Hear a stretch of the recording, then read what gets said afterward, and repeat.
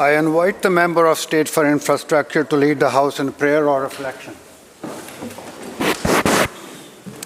Thank you, Honourable Speaker. I think it's no secret to anyone that when you gather 87 politicians into one place, you get a lot of talking. And so I hope you all have a sense of humor, because I would like to read a passage about talking from poet Khalil Gibran's The Prophet. And then a scholar said, "Speak of talking." And he answered saying, "You talk when you cease to be at peace with your thoughts, and when you can no longer dwell in the solitude of your heart and live in your lips. And sound is a diversion and a pastime. And in much of your talking, thinking is half murdered, for thought is a bird of space that in a cage of words may indeed unfold its wings but cannot fly. There are those among you who seek the talkative through fear of being alone. The silence of aloneness reveals to their eyes their naked selves, and they would escape. And there are those who talk without knowledge or foresight or forethought, reveal a truth which they themselves do not understand. And there are those who have the truth within them, but they tell it not in words. In the bosom of such as the Spirit dwells, such as these, the Spirit dwells in rhythmic silence. When you meet your friend on the roadside or in the marketplace, let the Spirit in you move your lips and direct your tongue. Let the voice within your voice speak to the ear of his ear, for his soul will keep the truth of your heart as the taste of wine is remembered when the color is forgotten and the vessel is no more.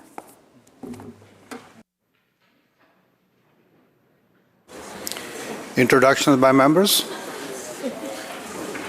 Leader of the Official Opposition. Well, thank you, Mr. Speaker. Not for long.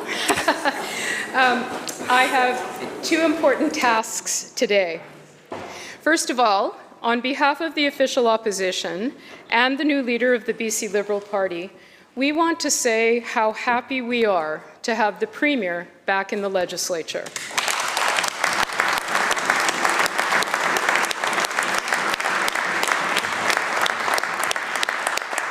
We, like all British Columbians, felt so very concerned about the diagnosis of cancer and the follow-up treatment that was necessary. We also recognize that the Premier wasn't the only one impacted by his healthcare challenges. His family, his friends, his colleagues in this place, and his staff. From all accounts, the Premier continued to work and face this difficult journey with a positive attitude and his sense of humor. Welcome back, Premier. Some things transcend partisan politics, and this is one of them. We wish you nothing but continued good health in the days ahead.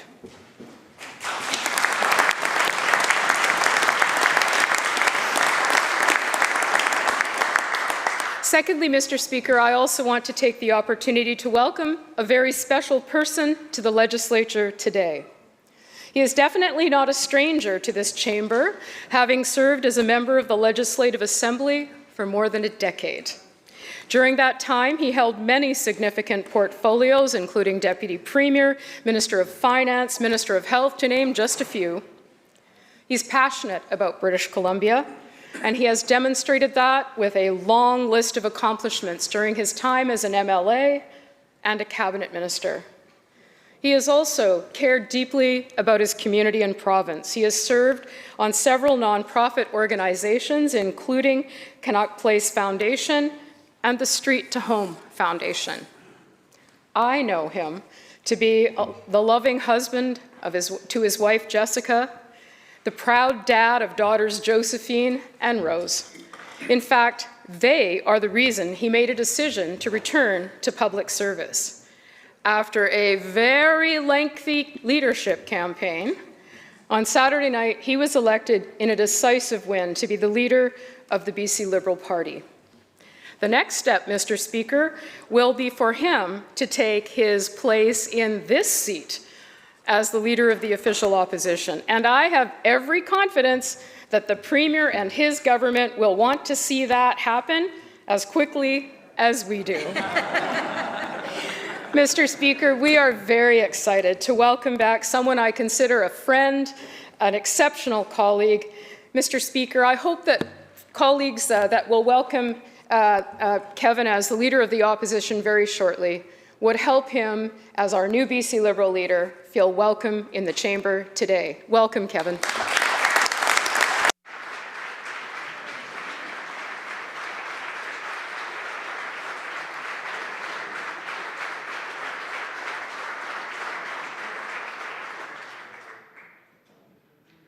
Thank you, Honourable Speaker. And I had something to say yesterday about my appreciation to all of you. I did not, at that time, say that there are other members of this House facing the same challenges right now that I am. And of course, we all know who those members are, and my thoughts go out to them and their families as they go through what I know is a very challenging time. Last Friday was World Cancer Day, and 85 people in British Columbia had a diagnosis of cancer. And the day after that, another 85, and the day after that, another 85. 31,000 people this year will be diagnosed with cancer. That's not just 31,000 individuals, but families and friends, as the Leader of the Opposition said. This is something that affects all of us, and I want to just say to those members who are in this House right now, grappling with this issue, we are all behind you, and as the member said, these types of things transcend the politics. And we have had many moments in the past 2 years where we have all stood and said those very things. And I appreciate that we're going to be going into the rock throwing session in about 15 minutes, and rocks need to be thrown, and they will be knocked back. But when we're doing that, we are all doing it with the sense of humanity that all of us come to represent. And with that, I thank the member for her intervention, and for those who almost brought a tear to my eye yesterday, I appreciate that sentiment. And with that, I want to also offer my congratulations to yesterday in a press conference. I said, minister, and I said, no, I mean member, and then I said, I mean citizen. So Citizen Falcon, I can call you that today, and of course, leader of the BC Liberal Party. Congratulations, welcome back. I know you're a row behind where you want to be, and we can work on that in the days and weeks and months ahead. So thank you very much.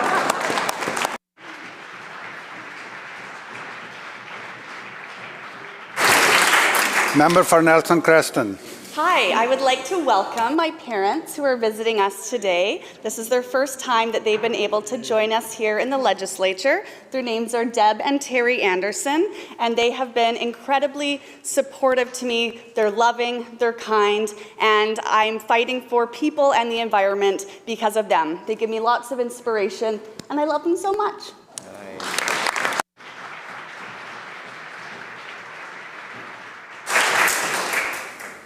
Member for West Vancouver, Capilano. Thank you, Mr. Speaker. Today I'd like to welcome to the House Elena Lawson and Nancy Walton, two very passionate advocates for young people with autism, and thank you so much for being here today.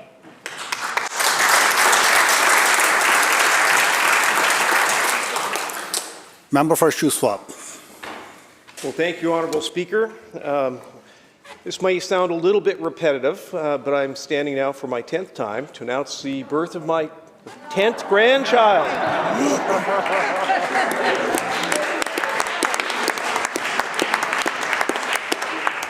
We were blessed with our 10th grandchild, our 4th grandson, Noah Glenn Hansma, who was born on the 29th of January, and just want to give my daughter Samantha and Michael all the congratulations, and his older brother Harvey, who's now 3, and quickly realizing that he's no longer the center of the universe with little Noah here. But would the House please make Noah Glenn Hansma feel very welcome?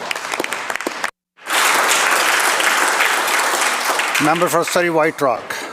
Thank you, Mr. Speaker, and I often see them at pickup and drop-off at White Rock Elementary, but today I am proud to recognize two constituents of mine that have joined us to speak about their concerns regarding autism funding, Roseanne Peterson and Dion Castone. I welcome you to the House today.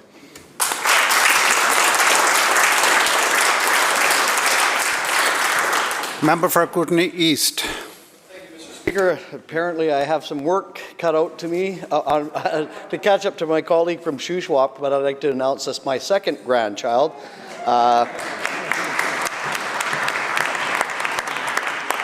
Nina Akiko Shapitka was born on January the 23rd, and I'd love to give big congratulations out to my son Dustin, his wife Julie, and Nina's brother Hudson. So please welcome Nina.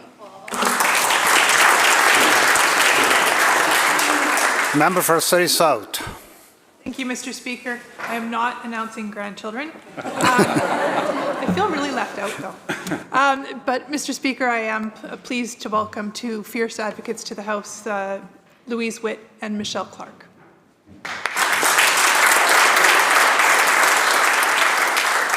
Member for Kelowna Mission. Thank you so much, Honourable Speaker. I rise today actually with some sadness, and I want to rise to acknowledge one of my constituents who sadly lost her life 10 days ago. Sarah Mcdonald was a passionate advocate against and for the end to ALS. So today I'm going to use her words, published in a Vancouver Sun article just over a year ago. I try very hard to stay positive and be proactive concerning all aspects of my health, including my emotional state. But it's hard, and it's getting harder. It is a struggle to stay upbeat when my body is incrementally losing function in a way that greatly impacts quality of life. Simple tasks like dressing and moving around are becoming exhausting. Since losing the ability to speak, it has become a challenge to stay connected to others. I had the privilege of meeting with Sarah and her daughter, who helped her to communicate as I was serving as health critic. But today I rise to honor Sarah's life and to vow that I will continue her fight to end ALS. Please join me in.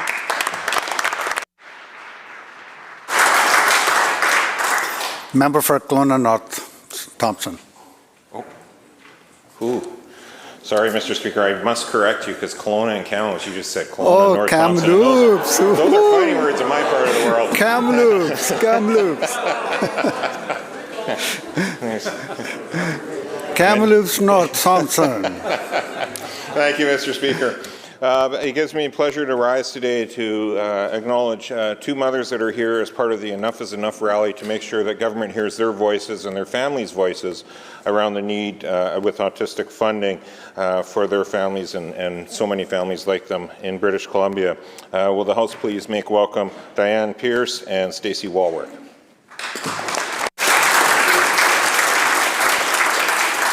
Member for Peace River South. Well, thank you very much. Unlike my colleague from a few members ago that spoke, I'm actually doing what I can to catch up to the member from Shuswap. So I'm very excited for my son, Trevor, daughter-in-law, Caitlin, who also just had my 4th grandchild, Kian Robert Douglas Bernier. If the House would please help me congratulate them.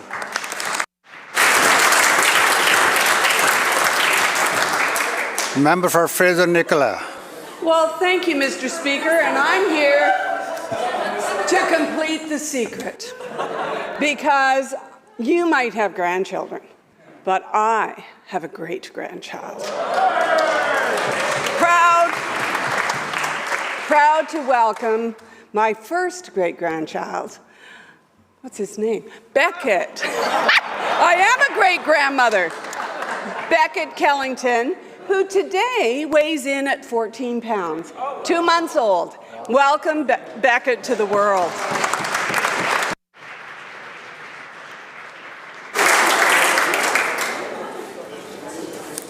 All right, Madam Clerk. Introduction of bills.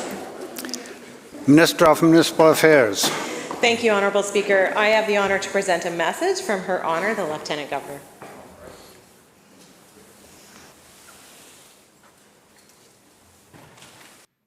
Her Honour, the Lieutenant Governor transmits herewith Bill number 2, Entitled Municipalities Enabling and Validating number 4, Amendment Act 2022, and recommends the same to the Legislative Assembly. Minister. Thank you. I move that the bill be introduced and read a first time now. I'm pleased to introduce Bill number 2. This bill amends the Municipalities Enabling and Validating number 4, Amendment Act 2022, or MIVA. These amendments are intended to support the Village of Lytton with the recovery process, Mr. Speaker. As members are all aware, the village suffered a devastating fire on June 30th, 2021. As a result of the fire, the village lost many of their records and server backups, including copies of bylaws needed for governance and administration. The amendments being introduced today will support the village as they rebuild their suite of bylaws that were destroyed in the fire.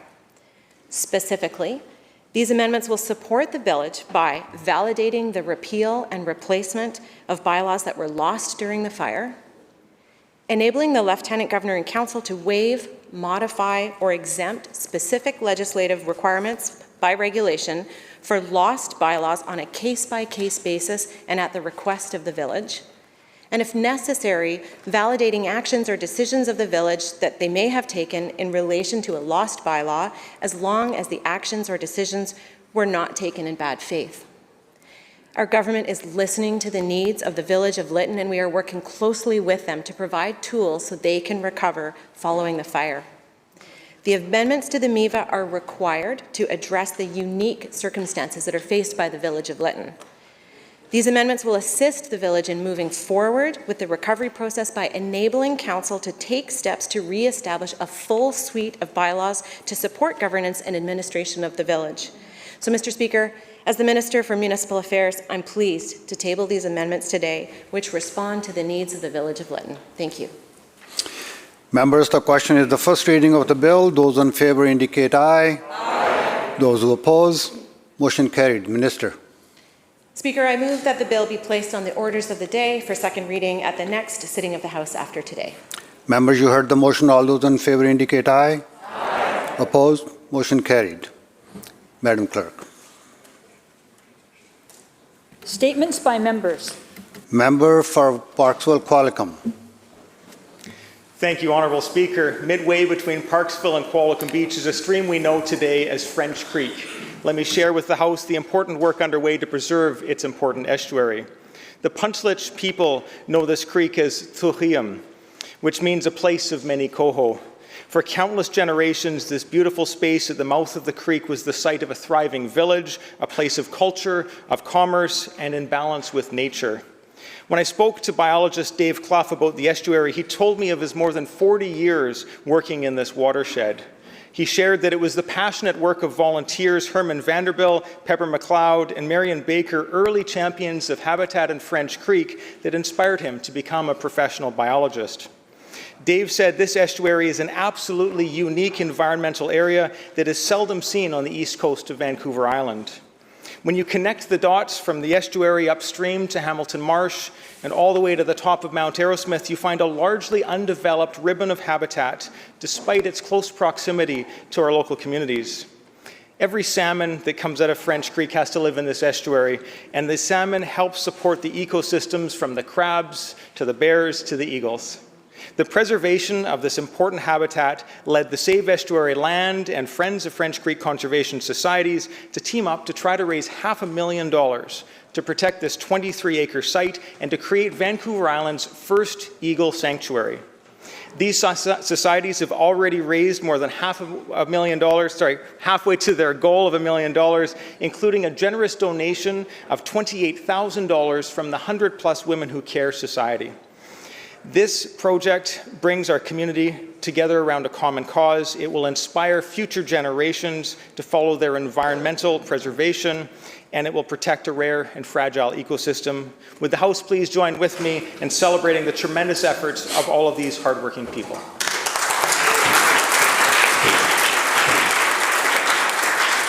Member for Richmond North Centre. Thank you, Mr. Speaker. You have probably noticed my shirt this afternoon. I'm wearing it today to honor the Lunar New Year and to help bring all of us good luck and good fortune, including the Canucks. On February the 1st, Asian communities across BC joined the more than 2 billion people around the world who celebrate the Lunar New Year every year and welcome in the Year of the Tiger. Although the traditions and celebrations vary, the overall message stays the same. This is a time of renewal, a time to give thanks, to prepare for the challenges ahead, and to celebrate the successes of the year behind us. To join with friends and families and wish prosperity and good fortune to those around us.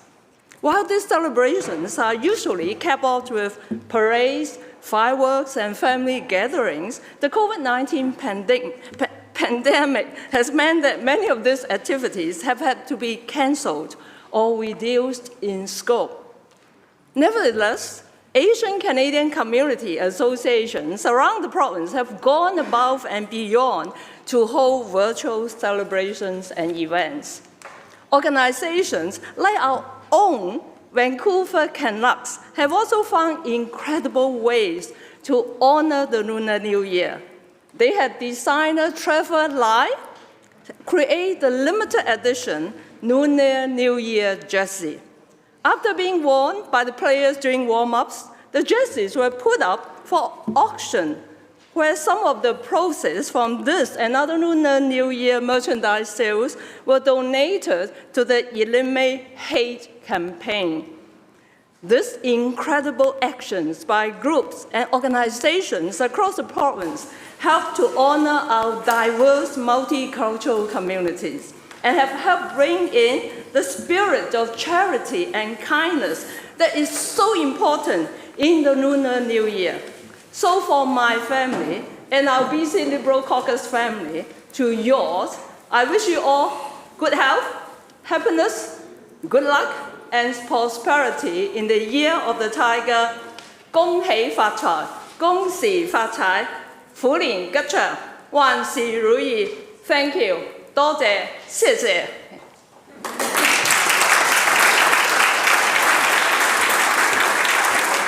Member for Vancouver Hastings. Thank you, Mr. Speaker. Today I rise to acknowledge the loss of Catherine Ludgate and send our thoughts to her family and friends. Catherine will be remembered for the impact she made on the lives of some of the most vulnerable people in our province through her community leadership.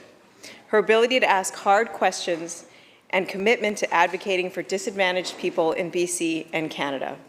Her work contributed to BC and Canada's first poverty reduction strategies. She served with great integrity and commitment as chair of the Poverty Reduction Advisory Committee, the Poverty Reduction Advisory Forum, and the Canadian Ministerial Advisory Committee on Poverty. Catherine worked at Vancity for 14 years, most recently as a senior manager for community investment and economic inclusion. This is where I had the privilege of seeing her dedication, creativity, and drive firsthand. Through her work, Catherine was persistent in pushing government to rethink how we approach social services. It is no small task to bring together 13 people with different backgrounds and have them work as a cohesive unit to advise on some of the most challenging issues our province faces. In 2020, Catherine tragically shared with the ministry staff that she was diagnosed with a terminal illness. But she was eager and willing to continue chairing the committee as long as she could, because that is who Catherine was. For those of you who know Catherine, I encourage you to make a donation in Catherine's name to the Welcome Centre at the Immigrant Services Society of BC. The centre serves over 600 people a day and provides a variety of crucial services for vulnerable populations. Rest in peace, Catherine. Your impact on the lives of British Columbians will be felt for years to come. Thank you, Mr. Speaker. Member for Caribou-Chilcotin. Thank you, Mr. Speaker. Today I rise with a heavy heart as I recognize a significant and somber discovery in my community. Just a few weeks ago, the Williams Lake First Nation announced the results from its first phase of their investigation of the land surrounding the site of the former St. Joseph's Mission residential school. Tragically, their work uncovered evidence of 93 potential burial sites, each representing lives that were cut short. It was an emotional moment to be present in the gymnasium at the Williams Lake First Nation as they made their announcement, surrounded by survivors of the St. Joseph Mission and their families. I heard the stories of what generations of students had to endure every single day at the mission, further examples of the terrible legacy of residential schools and the pain and the loss they have caused for Indigenous people across our country. As leaders in British Columbia, we cannot hide from or ignore this dark legacy. Instead, we must all take action and work together toward a better future. We cannot let the injustice that allowed this to happen in the first place continue. That continues to impact generations of Indigenous families in so many ways. In this chamber, we must reaffirm our steadfast commitment to meaningful reconciliation, and as a society, we must genuinely listen to survivors and their families better than we have ever listened before. And importantly, we can never forget the children who lost their lives. Each death is an irreplaceable loss, the loss of a person who was loved, who mattered, who deserved a long, free, and equal life, but had it taken from them. Thank you. Member for Langley. Thank you, Mr. Speaker. I recently had the pleasure in December of attending a few Brookswood Secondary School classes in my constituency of Langley, notably Katie Glover and Katie Tressel's grade 10, 11, and 12 political studies, social studies, and economics classes. And I'll confess, Mr. Speaker, I made a rookie mistake that I don't think would befall any senior member of this House, which is I was trying to talk to these students about getting involved in politics and, getting involved on the issues you care about, irrespective of the party or where you stand, when I found myself asking them, well, how old do you guys think I am? And I realized my error when the first student, who I think was a grade 10, shouted out 60. And then I got a chorus of guesses, around that age mark. And, it quickly dawned on me that maybe I wasn't asking the right questions. So I'm 36 for the record, Mr. Speaker. But I think, and I don't even have grandchildren. So I think, I made my point, and they asked some great questions about hospital staffing and nursing, about taxes on vaping. There was a whole discussion between two of the students about nuclear power, and I'm not sure how applicable that is to the province of British Columbia, but they were interested. ICBC and gas prices, housing, and the excitement around SkyTrain to Langley with young people in Langley is palpable, Mr. Speaker. And we had probably a half-an-hour conversation about everything to do with SkyTrain. I also got asked the same question I always get asked when I speak to young people, and I don't know why I get asked this. I think it's out of a sense of irony. But what hair product do I use? So I'll cut the suspense. I buy whatever's on sale at Shoppers. And I was also asked what my biggest regret is, and I still don't know if I have an answer to that. So I just want to give a shout out to the kids at Brookswood, and especially to the teachers, Katie Glover and Katie Trussell, because they're doing something right. Thank you, Mr. Speaker.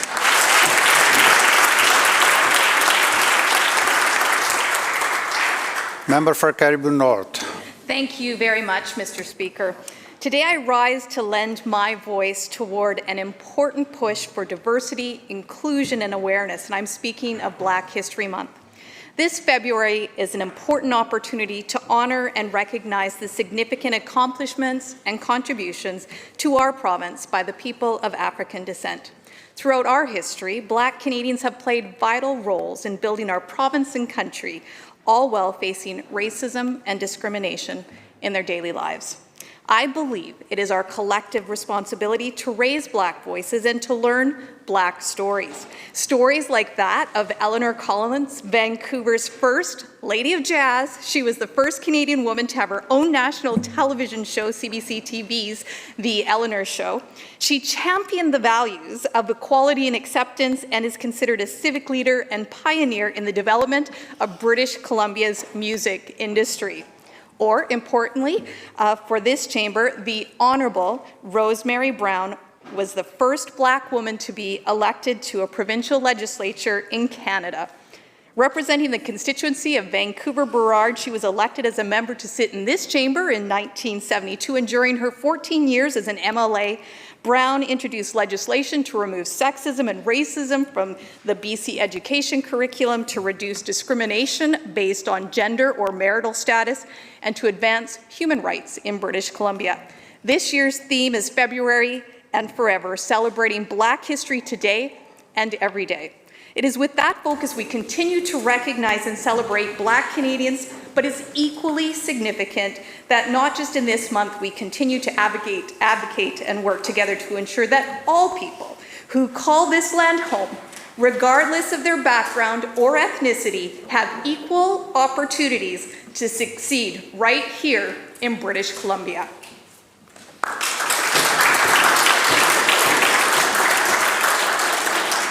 Minister of State for Lands and Natural Resource Operations to make a ministerial statement. Thank you very much, Mr. Speaker.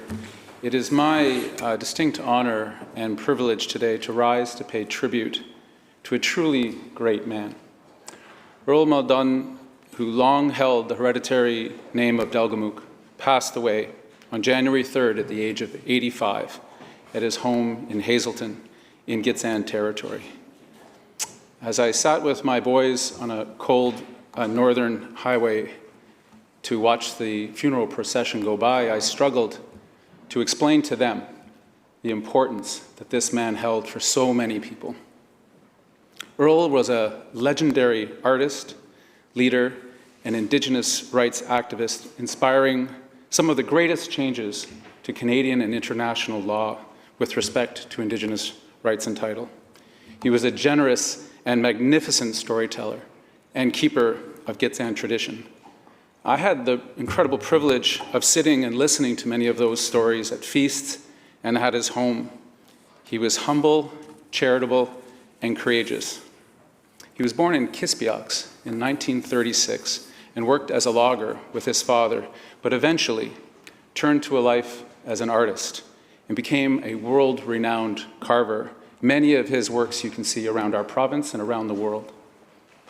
The high name of Delgamuukw, of Wilp Delgamuukw, was bestowed on Earl on April 12th in 1990, following in the footsteps of the late Albert Tate and his brother Kenny. When he stood with Gisteway, the late Alfred Joseph of the Wet'suwet'en Nation, in the landmark case of Delgamuukw versus the Queen, he won not only an historic victory for the Gitxsan and all Indigenous people, but I and many would argue for all people of this province and country.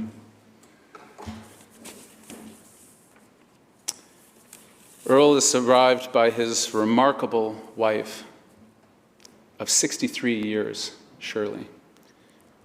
His children, Cheryl, Brian, Charlie, and Terry, and his many grandchildren and great-grandchildren. Earl Muldoon was loved and admired by many, and many, many more that he never knew or met.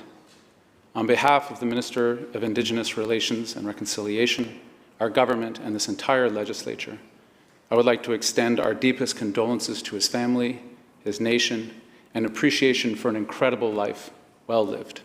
Thank you, Mr. Speaker. Member for Vancouver-Langara. Thank you, Mr. Speaker. I also rise on behalf of the official opposition to pay tribute to Chief Delgamuukw. On January 3rd, 2022, our nation lost a very important individual who played a critical role in helping to transform Canada's legal system. Chief Delgamuukw was a long-time Gitxsan hereditary chief who was influential in confirming Aboriginal rights and title in British Columbia. His courage and resilience changed the way Canadians understand Indigenous rights, and his work has paved the way for generations in protecting their rights. As the members opposite has said, Chief Delgamuukw was a renowned carver and artist who preserved and sought to preserve Gitxsan form and culture.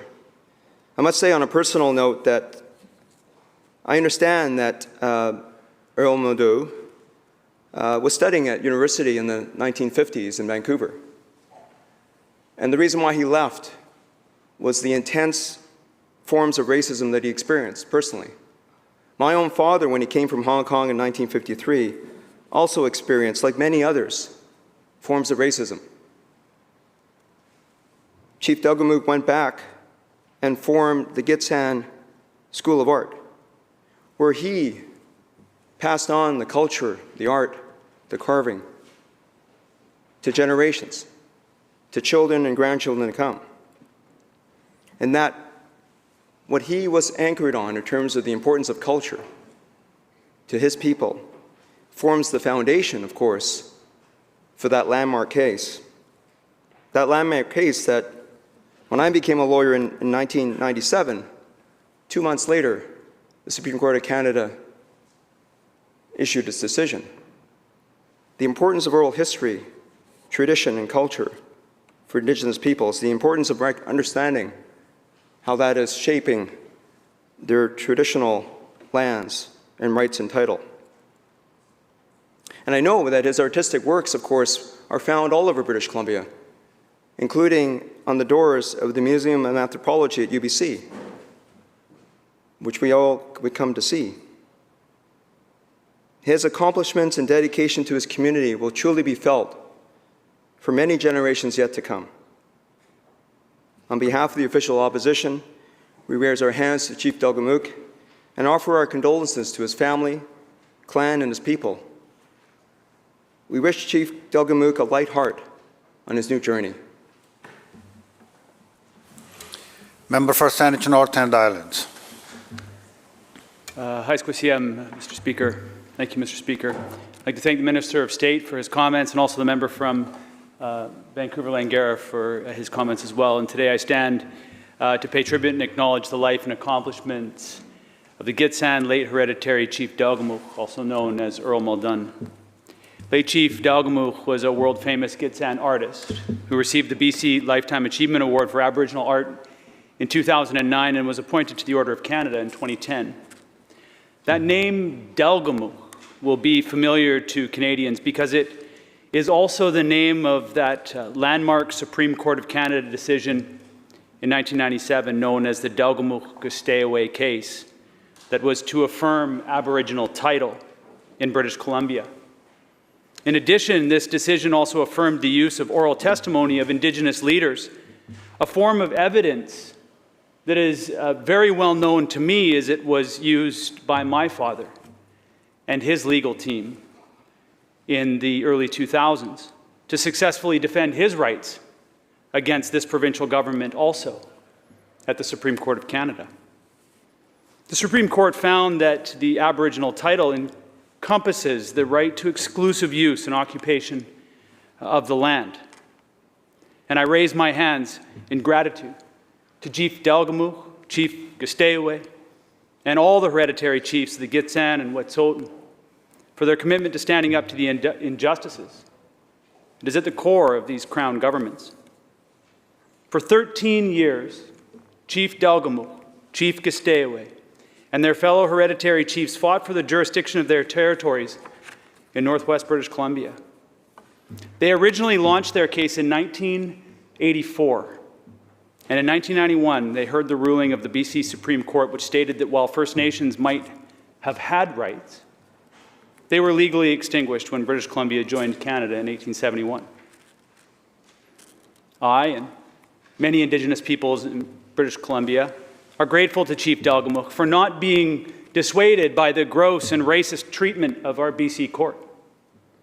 A report I read outlined Chief Justice McEachern, who described the pre-contact life of the Gitxsan and Wet'suwet'en as, quote, nasty, brutish, and short, while ignoring Indigenous systems of governance that existed on the land since time immemorial and devaluing Indigenous cultures by saying, quote, they more likely acted as they did because of survival instincts, end quote. Despite these awful racist comments and this unjust treatment, Chief Delgamuukw continued to demand justice for his people. As a result, all Indigenous people, including the Husaitnich, where I'm from, now know that Aboriginal title has not been extinguished. It exists. It is meaningful. Oral testimony is legitimate. Indigenous rights include land, but also the economic value can be derived from the land.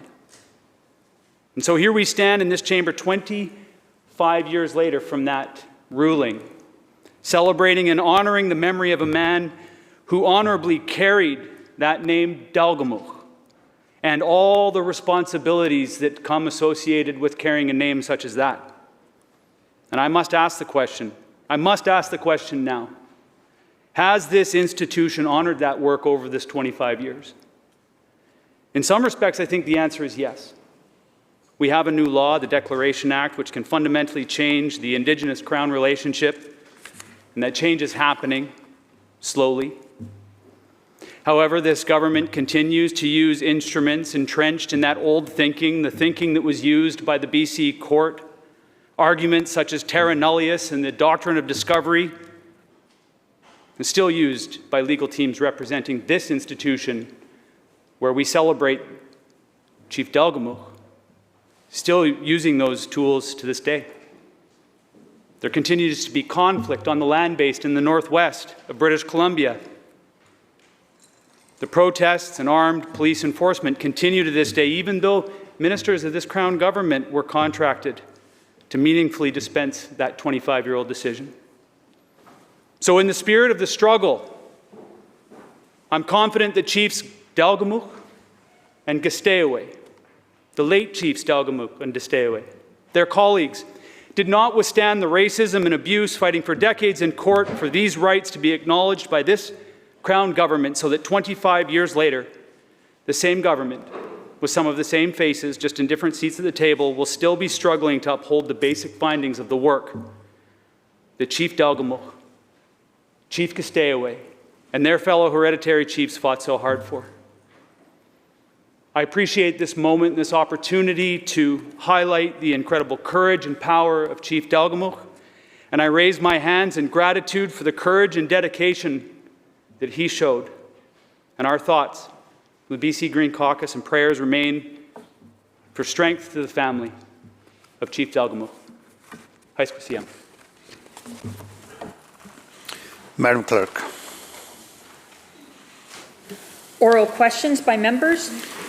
Leader of the Official Opposition. Well, Mr. Speaker, it is another devastating, heartbreaking day in British Columbia. The overdose numbers that were released today by the coroner confirm that 2,224 people lost their lives last year alone. More than 6 people every single day. That is a 25% increase over the previous year. Every month, the numbers get worse and worse and worse, and there is no real action to halt the deaths. Chief Coroner Lisa Lapointe says, and I quote her words, "Our province is in a worse place than it has ever been." End quote. So will the minister admit today that she has utterly failed in the primary goal of saving lives in British Columbia? Honourable Premier. Thank you, Honourable Speaker, and I too want to acknowledge with sorrow the findings of the coroner and the loss of over 2,000 British Columbians to a toxic drug supply. We have been discussing this issue in this legislature for coming on half a decade and more. On both sides of this House, there's a sense of loss of people in our community who have succumbed to addictions and have been taken down by a drug supply that is more toxic today than it has ever been. Also, part and parcel of the findings of the coroner. And although there is much more work to do, I think it's also important to acknowledge that all of us collectively have been passing legislation in this House, working to ensure that budgets are increased year over year, $500 million last year, Honourable Speaker, so that we can double the number of treatment beds for youth. We can put over 195 treatment beds for adults in place, as well as building on the work that has been going on since the advent of our first public health crisis, that of a toxic drug supply. But what startles me, and I think what we've all been grappling with, wherever we sit, whoever we represent, is that the vast majority of fatalities have been males between the ages of 30 and 59. There is a perception, and all of us know that this isn't correct, that this is a Vancouver problem, a part of Vancouver problem. It is not. It is a British Columbia problem. It is a national problem.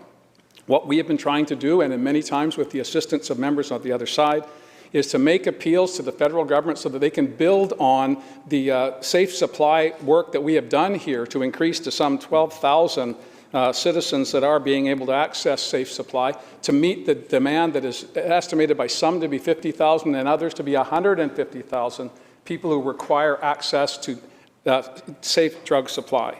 I also want to say, while I'm on my feet, and I think there'll be unanimity to this, to just condemn those who prey on the vulnerabilities of others, those who are making a fortune out of bringing fentanyl and other toxic drugs into our system with no regard whatsoever for the consequences of that action.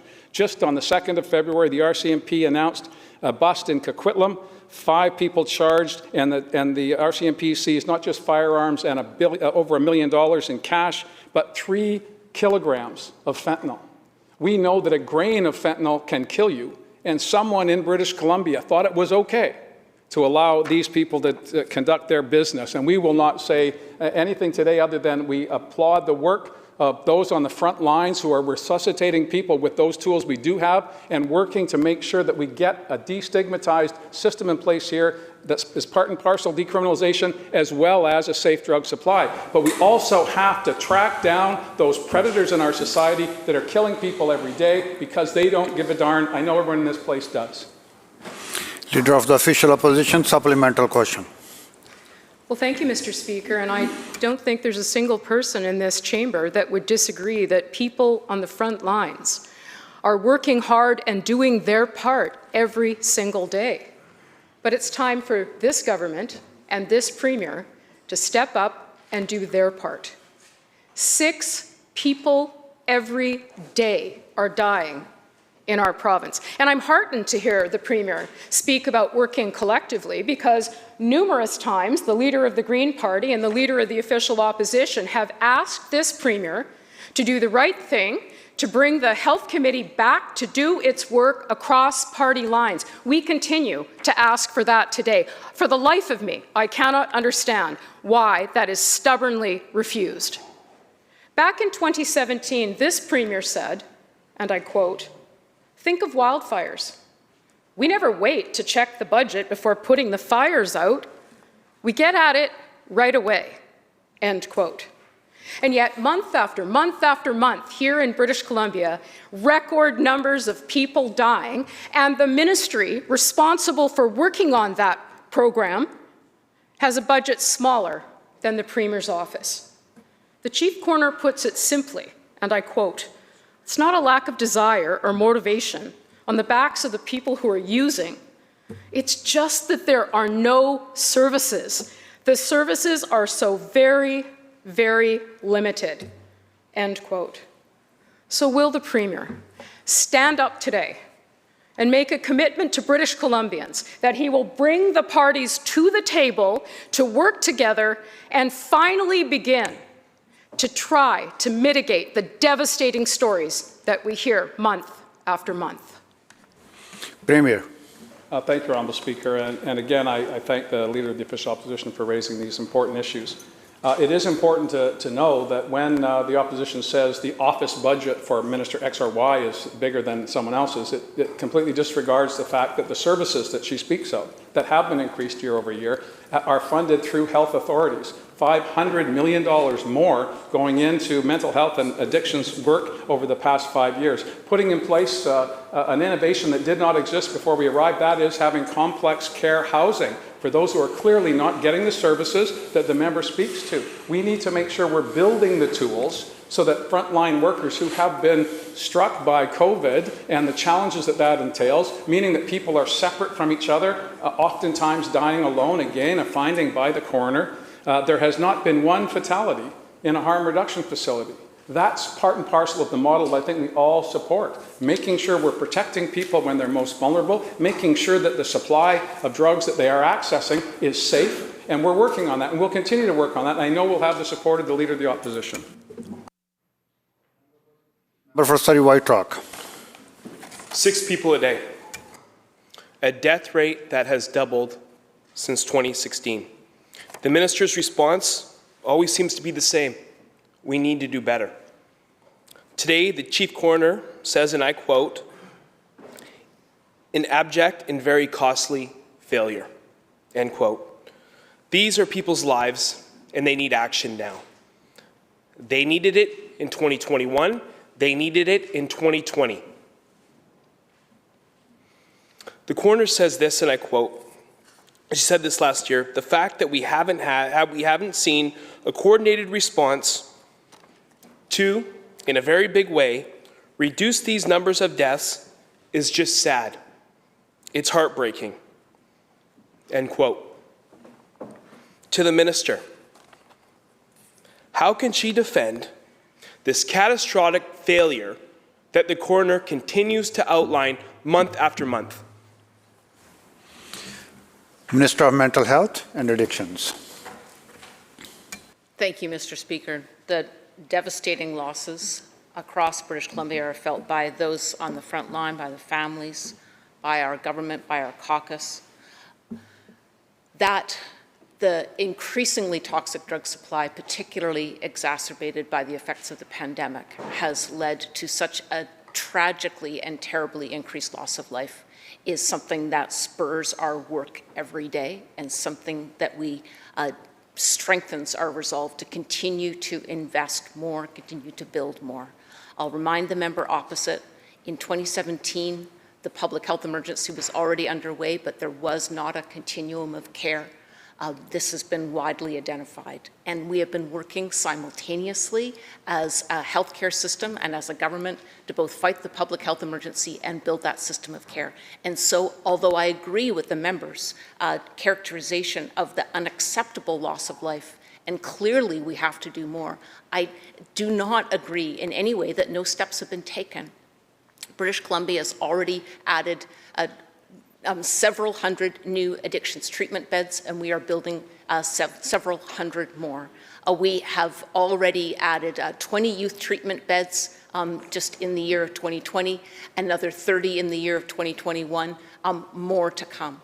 Integrated child and youth teams coming across the province, from one supervised consumption site in 2016 to 42 today. 16 of those inhalation sites were innovating across the continuum.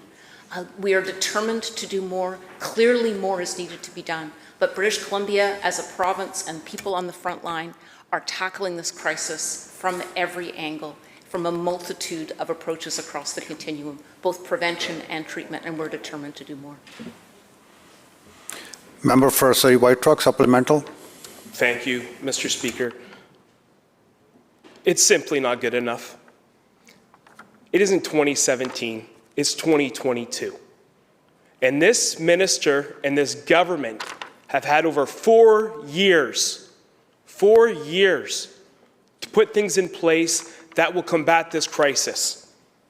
When it comes to recovery, it's a failure. It's a failure to provide the support that this province needs.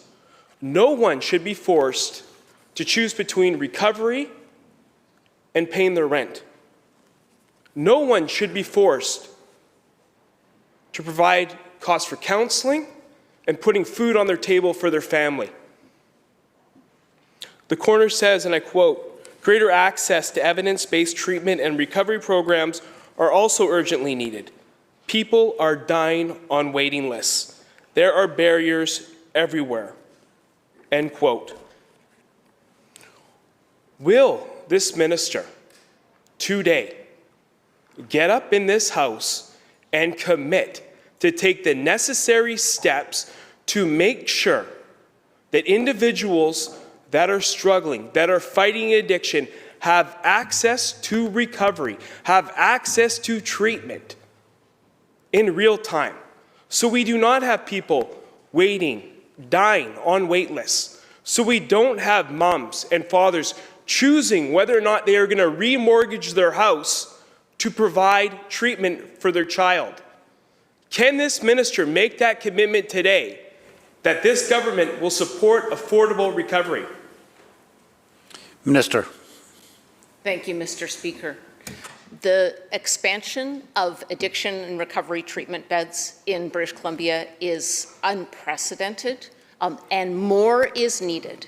The addition of another $132 million that we announced this fall to fill gaps in the treatment and recovery system, meeting people where they are in their recovery journey, whether it's care before detox, whether it's the step in between detox and treatment where people often fall through the cracks, whether it's after leaving treatment, having the post-recovery counseling and community support, that people on the front line, people with lived experience, have told us these are the gaps in the continuum of care that we are building up every day.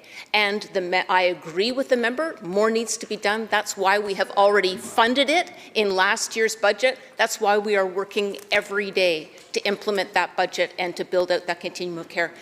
More needs to be done. There is no question. The loss of life is testament to that, and our government's commitment to continue to build out that system of healthcare response to the overdose crisis continues in every way. But anybody listening, I want you to know there is every week we are adding new supports, and then the weeks and months ahead you will see announcements again and again in every part of the province, building that system of care that should have been in place to care for people and to finally bring an end to this overdose crisis. Member for West Vancouver, Capilano. Oh, sorry. Leader of the third party. Well, thank you, Honourable Speaker. I'm going to follow the lead of the Canadian women's hockey team and keep my N95 mask on for these proceedings. And I want to echo the words of the Leader of the Opposition, and on behalf of our caucus, we are very happy to see the Premier back and well and doing his job. Thank you very much, Premier, for your strength, and we are very happy to see you well again. Honourable Speaker, more than ever, we need governments that public feel confident about, and I'm afraid that we're not there. People are confused by health policies. They're confused by what is guiding directions. What are the outcomes trying to be achieved? How are we measuring success? We have 2 devastating health emergencies in BC right now, and we need this more than ever. To restore that crucial confidence, governments have to be able to acknowledge mistakes and be willing to improve. They need to explain what is informing their decisions and how they are transparently measuring the outcomes of their policies. Right now, across BC, patients, healthcare workers, teachers, and others are not being provided a critical tool to protect themselves against an airborne virus, an N95 mask. Nurses in Fraser Health have filed a human rights complaint against their employer for denying them access to N95s in their workplace. I commend the Premier, and by my count, about a dozen members of the government caucus for protecting themselves and others and wearing an N95 mask. My question is to the Premier. Does he recognize and acknowledge that COVID-19 is an airborne virus? Minister of Health. Thank you very much, Honourable Speaker. With respect to the COVID-19 pandemic, and the member will know this, in British Columbia, our efforts in this area and in all others have been guided by the science, guided by an outstanding team of public health leaders led by Dr. Bonnie Henry, an internationally regarded expert in these areas. And her position in BC is enshrined in statute to provide independent advice to the government. With respect to mask wearing in BC, what the strength of that approach has been over the course of the pandemic to adapt to the science and the circumstances, something Dr. Henry has consistently done, and why overwhelmingly in BC, people have supported that effort because they know it's based on the evidence and they know it's based on the best counsel and will continue to be. With respect to PPE in general and N95 masks in particular, part of my task has been to ensure with the healthcare system that people have the masks in the healthcare system that are required, where they're required, to protect themselves and to protect their patients, and that has happened. We have built an inventory, for example, in the healthcare system of 7.7 million N95 masks to do so. And our work and our guidance will continue to be based, as it has been from the beginning, on the advice of public health professionals, on Dr. Henry and her team, an internationally regarded group of experts. Leader of the Third Party Supplemental. Thank you, Honourable Speaker, and thank you to the Minister. However, he invokes internationally regarded. The WHO has acknowledged that COVID is airborne. The Canadian Public Health Agency has acknowledged that COVID is airborne, has recommended that people wear N95 masks. We are internationally regarded at this moment of being out of line with a lot of the consensus around the airborne transmission, and people are being told they cannot wear their own N95 masks into health facilities in this province. Yesterday, the BC Children's Hospital was tweeting that N95 is not an airborne virus. This is on top of many statements being made by public health authorities in this province doubling down on droplet transmission of this virus. My question again is to the Minister of Health. Why will he not stand up and acknowledge this is an airborne virus and the best protection that people can have in this room? 100% of people in this room are vaccinated, and we are all wearing masks, doing the right thing to reduce transmission of this virus. We need the leadership to recognize it's time to acknowledge this is an airborne virus. Minister of Health. Well, Honourable Speaker, Dr. Henry and I, but in particular Dr. Henry, but also Dr. Gustafson and our team of experts at the BC CDC, has briefed on the question of transmission repeatedly over the last 2 years, including on this precise issue of transmission.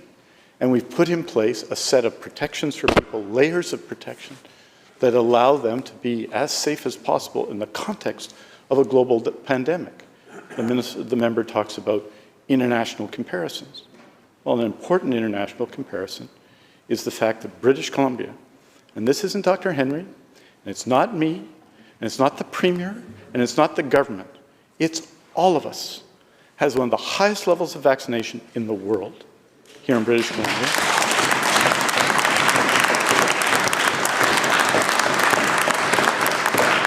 One of the highest levels of compliance with public health guidance, and that is, I think, pretty significant. And we have, and this is our success, all the members of the Legislature, all the people of BC, one of the lowest levels of mortality in comparable jurisdictions anywhere in the world. And that's because Dr. Henry has given clear advice based on the evidence, and the people of BC, to, I think, an enormous degree, have followed and supported that effort because they want to keep each other safe as well.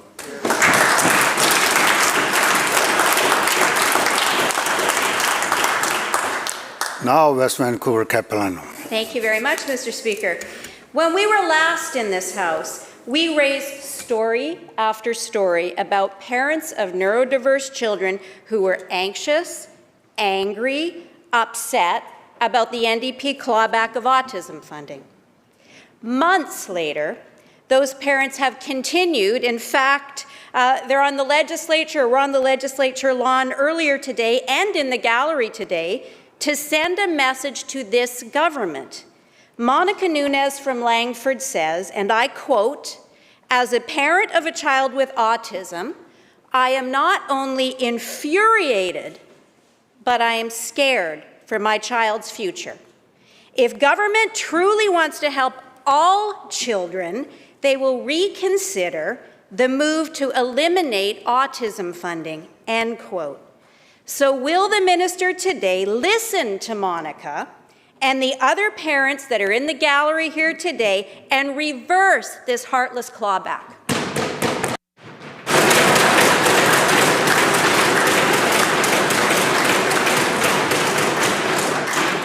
Minister of Children and Families. Thank you, Honourable Speaker, and thank you to the member for the question. Thank you to the parents for being here today as well. Honourable Speaker, for many years my ministry have been hearing from families that their children have been left behind. There's a patchwork of programmes that's available for some of the community of children and youth with support needs. We did consultation in 2019 with over 1,500 individuals, and Honourable Speaker, just in the month of December last year alone, we engaged with about 850 families as well. It is important to listen to families. We are actively doing that. The next sessions of engagement with families start on February the 28th. We're committed to listening to families and to make this transformation as successful as it can possibly be for the children and youth in our province. We are committed to working with families to make it right and to make sure that all children and youth receive the services for their unique needs as early as possible. Member for West Vancouver Capilano, supplemental. Thank you, Mr. Speaker. Groundhog Day was last week, Mr. Speaker, but I feel that it is today because we continue to get the same answer to different questions, and it's never a real answer. The NDP's cold-hearted clawback affects all neurodiverse children. The minister is ignoring this broad coalition opposed to her clawback. She is ignoring the parents in the gallery today. She's even ignoring her friends, her political allies. The president of the BCTF said this morning, and I quote, "It's heartbreaking to think that government would knowingly subject disabled students to significant emotional, physical, and psychological distress. It's time for government to listen," end quote. So will the minister listen to parents, listen to the BCTF, and stop the clawback? Minister of Children and Family Development. Well, thank you, Honourable Speaker, and thank you to the member for the question, because it is very important to listen to people with expertise and with experience and with knowledge. And for many years, the ministry has been listening. And the ministry, Members. The ministry has been listening to families and to advocates and to very experienced service providers as well, Honourable Speaker. The community of children and youth with support needs is diverse, and so are the people who serve them as well. We need to listen to them and to be working very closely with them, which is what we are doing. We did over 2,000, just in December of last year, we had engagement sessions with over 2,000 people from families and from service providers. We're continuing that engagement, Honourable Speaker, as we implement this really important transformation.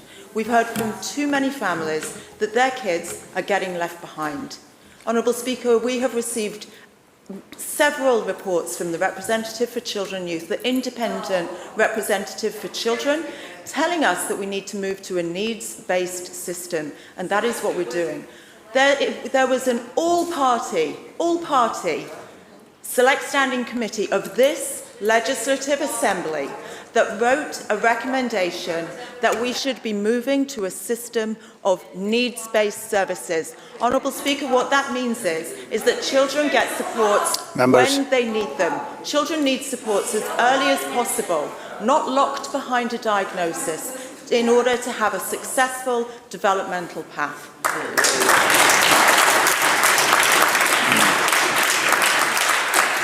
Member for Kamloops North Thompson. Well, thank you, Mr. Speaker. It's very clearly the minister that is not listening and failing to communicate with these parents, failing to talk with them, failing to engage with them in any way. In fact, this is likely the closest most of these parents will ever get to actually feeling like they've had any discussion or communication with this minister.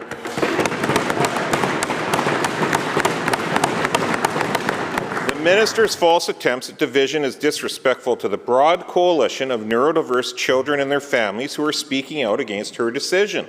Absolutely nobody recommended clawing back individualized funding, but that is what this NDP government has chosen to do. The message from even their political allies like the BCTF is clear, and I quote, "Stop the planned clawback of individual funding for children with autism. Government must stop with the political pandering and do what's right for the kids," end quote. So again, will the minister do what is right and stop the clawback? Minister. Honourable Speaker, thank you. Thank you to the member for the question.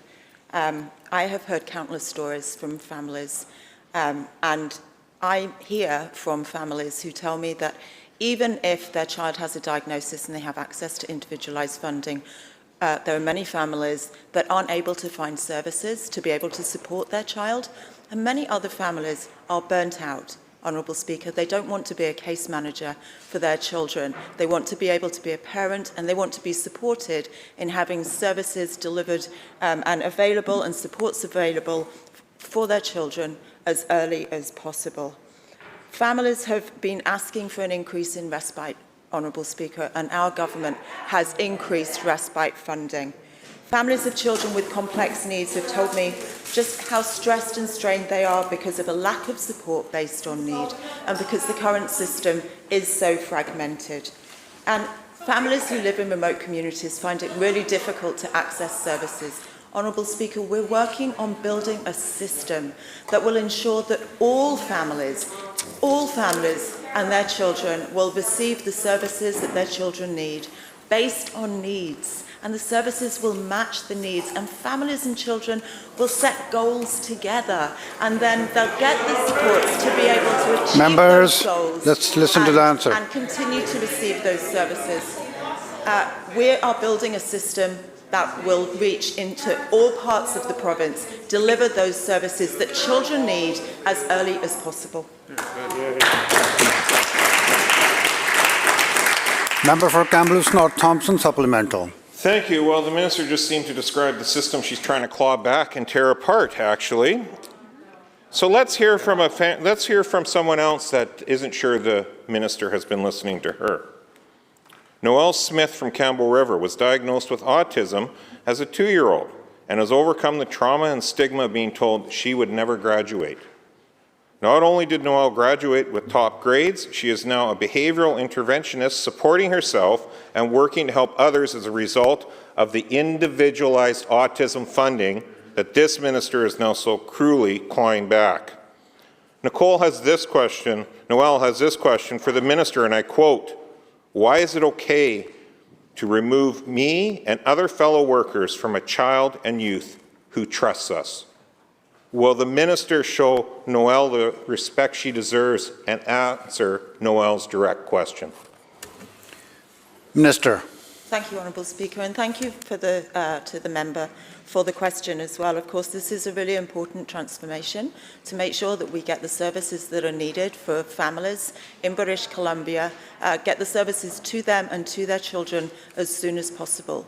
We're engaging with families. We want to hear from families about how they envision their children being served in the new system, how we can work in partnership with them, co-create that package of services, putting the child and youth at the centre, working with the circle of care that's so important to that child and youth, making sure that there's a package of services that are there to meet the needs of that child. So we're working with families and listening to families. We're working with service providers, listening to service providers, advocates in the community as well. Honourable Speaker, we're going to continue those conversations to make sure that all children in British Columbia get the services that they need as soon as possible. The bell ends the question period. Member for Burnaby North. Thank you, Mr. Speaker. I have the honour to present the third report of the Select Standing Committee on Finance and Government Services for the second session of the 42nd Parliament, titled Annual Review of the Budgets of Statutory Offices, a copy of which has been deposited with the Office of the Clerk. I move that the report be taken as read. Members, the question is the report to be taken as read and received. All those in favour indicate aye. Aye. Those who oppose, motion carried. Member. Mr. Speaker, I ask leave of the House to move a motion to adopt the report. Is leave granted? Aye. Proceed. Thank you, Mr. Speaker. I move that the report be adopted, and in doing so, I would like to make some brief comments. This report summarizes the committee's recommendations for the budgets of the province's 9 statutory officers. Committee members met with each of the statutory officers last fall to review and consider their budget proposals for 2022-2023 fiscal year. Funding lifts for the offices generally arose from expanded legislative mandates and increased caseloads and inflation related to salaries and building costs. The committee is sensitive to the broader financial pressures facing our province as a result of the COVID-19 pandemic, devastating wildfires and floods. We appreciate the statutory officers' commitment to ongoing prudent fiscal management. The committee will continue to encourage statutory offices to track caseload and metrics, highlight efficiencies and internal savings, and ensure their 3-year budget proposals incorporate the inflationary costs, internal savings, and anticipated needs as much as possible. The committee is grateful to the statutory officers for their continued dedication and work in serving all British Columbians, and we look forward to meeting with them again in the spring. I also want to acknowledge the staff in the Parliamentary Committee's office who supported the committee. Thank you to Jennifer Errol, Jonathan Hamilton, Mary Newell, Karen Riar, and Ron Wall. And I appreciate the diligent and thoughtful work of all committee members throughout this process, and particularly recognize the Deputy Chair, the member for Kelowna West, for his collaborative approach and advice. Thank you. Member for Kelowna West. Thank you very much, Mr. Speaker, and thank you to the Chair of the Select Standing Committee on Finance and Government Services. I just wanted to add a few comments about the opportunity to work with the member from Burnaby North and the importance of this work in meeting with the statutory officers and the roles that they play here in the Legislature to each and every one of us and the British Columbians. The report introduced in the House today is a result of months of work and many interviews with the various statutory officers. I'm thankful for the thorough dialogue and discussion we had during these meetings and the thoughtful questions from members of the committee on all sides of the House, and equally thoughtful answers from those we interviewed. We look forward to more productive discussions in the future, and we are planning to meet again shortly. I have to say that the whole process of putting this report together was an enlightening experience in which we all learned more about the statutory offices and the important work that they do every day, as well as the many pressures that they face, both dealing with the COVID pandemic and the fact that there is increased added responsibility to many of the offices. I also look forward to their creativity in finding savings in their roles in the service of British Columbians. And last, and most definitely not the least, I just want to say a sincere thank you to all the legislative staff who helped us complete this task. Without their hard work and patience, we would not have had this report today. I want to extend my sincerest thanks to Jennifer Arl, Karen Rihar, and Ron Wall, Jonathan Hamilton, and Mary Newell. Thank you very much, Mr. Speaker. Members, the question is the adoption of the report. All those in favor say aye. Aye. Those who oppose say nay. Motion carried. Member for Vancouver Kensington. Thank you, Mr. Speaker. I have the honor to present the report of the Special Committee to review the Personal Information Protection Act for the second session of the 42nd Parliament, entitled Modernizing British Columbia's Private Sector Privacy Law, a copy of which has been deposited with the Office of the Clerk. I move that the report be taken as read and received. The question is the report be taken as read and received. All those in favor indicate aye. Aye. Opposed? Motion carried. Member. Mr. Speaker, I ask leave of the House to move a motion to adopt the report. Is leave granted? Aye. Please proceed. Thank you, Mr. Speaker. In moving adoption of the report, I'd like to make some brief comments. The Personal Information Protection Act came into force in 2004 and aims to balance the protection of individual privacy with the need of private sector and non-profit organizations to collect, use, and disclose personal information responsibly in order to provide services and conduct business. The Act also gives individuals the right to access their personal information and to ask that their personal information be corrected. As we all know, new technologies have transformed the economy, as well as the delivery of many services we rely on in our daily life. British Columbians' personal information is now being collected and used in new ways, and this raises questions about the protection of their information. Over the past 2 years, the committee met with stakeholders and experts who provided input on how the Act is working and areas where it could be improved. They were clear that significant changes to the Personal Information Protection Act are needed. The committee's report makes 34 recommendations to modernize the Act, including aligning it with provincial, federal, and international privacy legislation and strengthening safeguards to reflect the current technological landscape. I'd like to express the committee's sincere appreciation to everyone who took the time to provide us with input, and I'd also like to thank all committee members, including the MLA from Surrey-Guildford, Port Moody-Coquitlam, Richmond-Stevenson, Vancouver-Kelowna, Saanich North and the Islands for their hard work and dedication through the process, and in particular the Deputy Chair, the member for Penticton.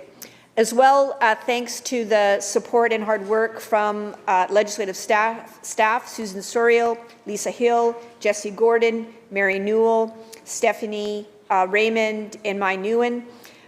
Thank you very much, Honourable Speaker. Member for Penticton. Thank you, Mr. Speaker, and through yourself, sir, many thanks to a great chair, the member from Vancouver, Kensington, always fair, tolerant, and a very good listener. Thank you to all the tri-party members on the committee, an important job well done, and special thanks to the member from Vancouver-Kelowna for his legal mind that did on occasion help us come to a compromise. A real heartfelt thanks, Mr. Speaker, through yourself, to the clerk of the committee staff, exemplary as always.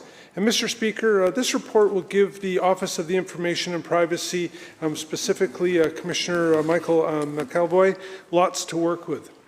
But in closing, Honourable Speaker, this Act is reviewed every 6 years, and with the advances in technology and the use of such, I would ask the government keep a keen eye in case a review is required earlier.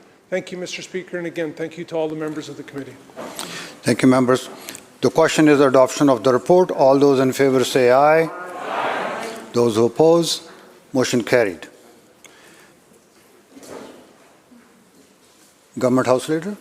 Thank you, Honourable Speaker. I seek leave to move a motion.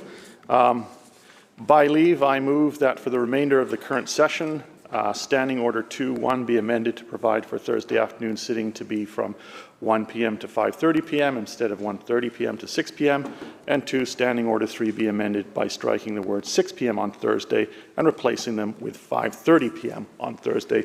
And the both opposition caucuses have been supplied a copy of the motion.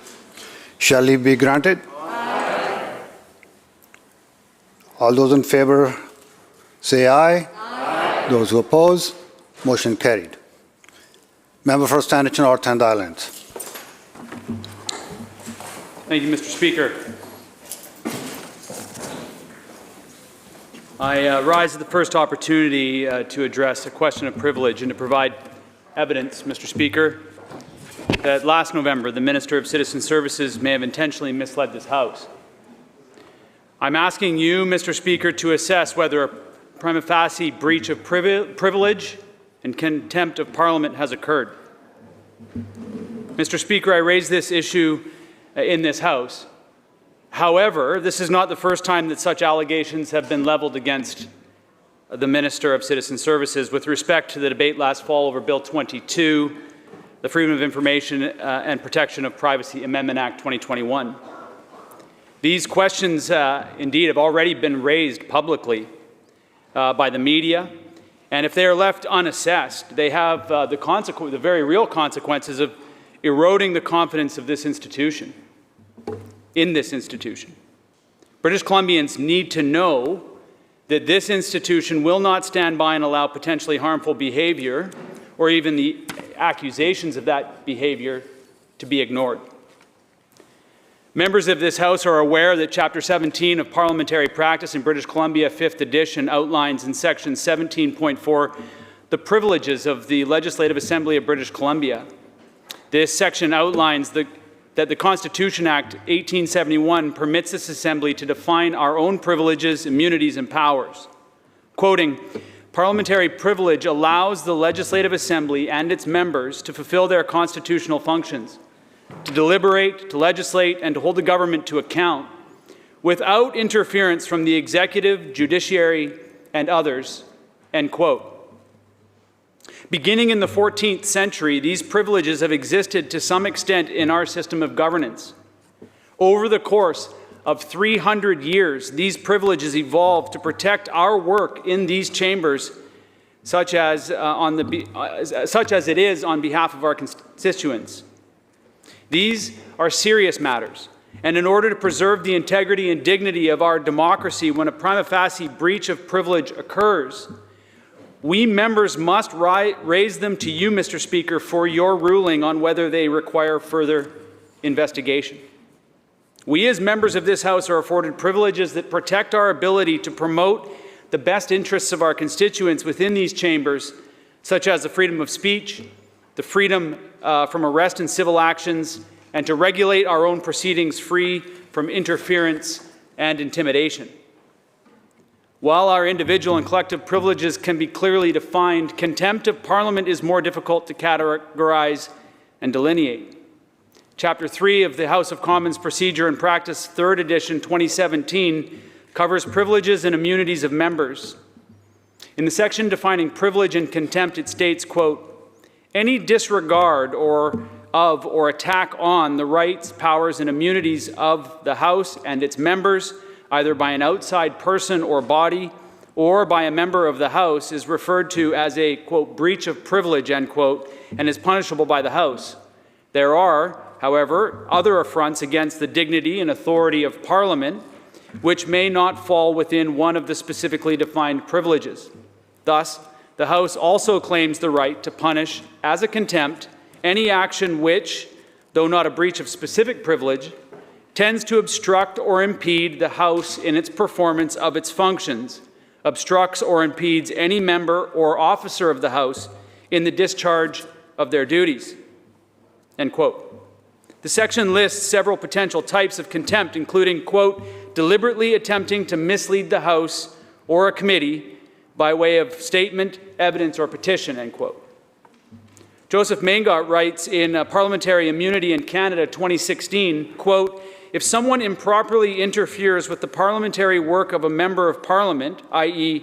any of the member's activities that have a connection with a proceeding in Parliament, that is a matter involving parliamentary privilege. An offence against the authority of the House constitutes contempt," end quote.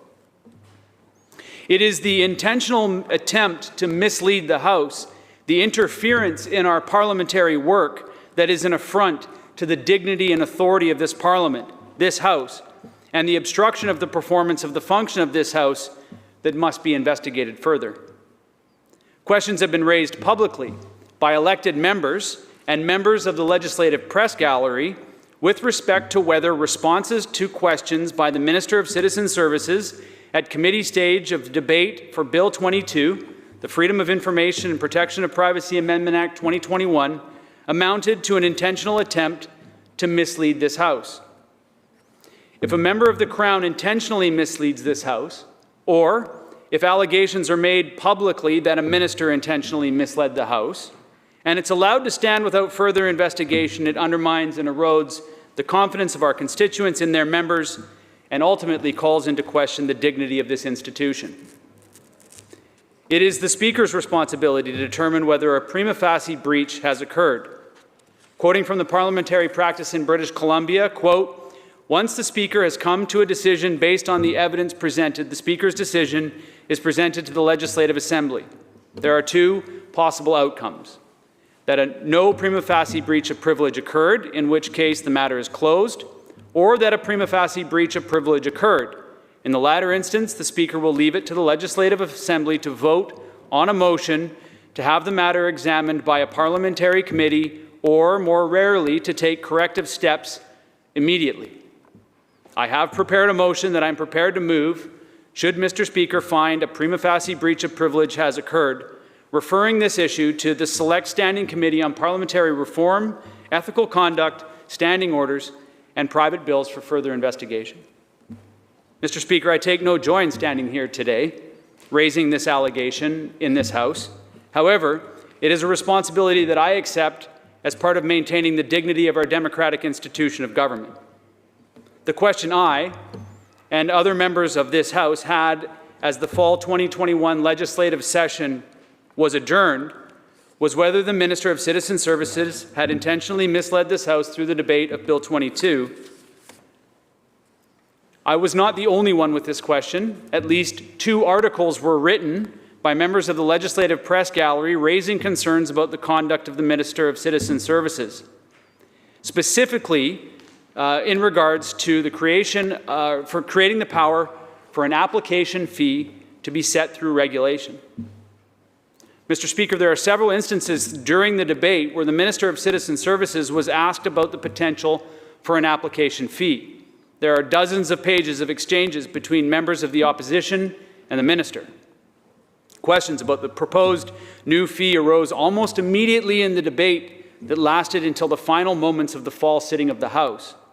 I will note that for most of the questions, the minister stated that the clause being debated did not apply to the proposed fee, as the legislation was only creating the power to create an application fee, while the actual fee is set in regulation. Starting in early November and continuing throughout the debate, the Minister of Citizen Services suggested to British Columbians that there would be more analysis and further consultation on a potential fee.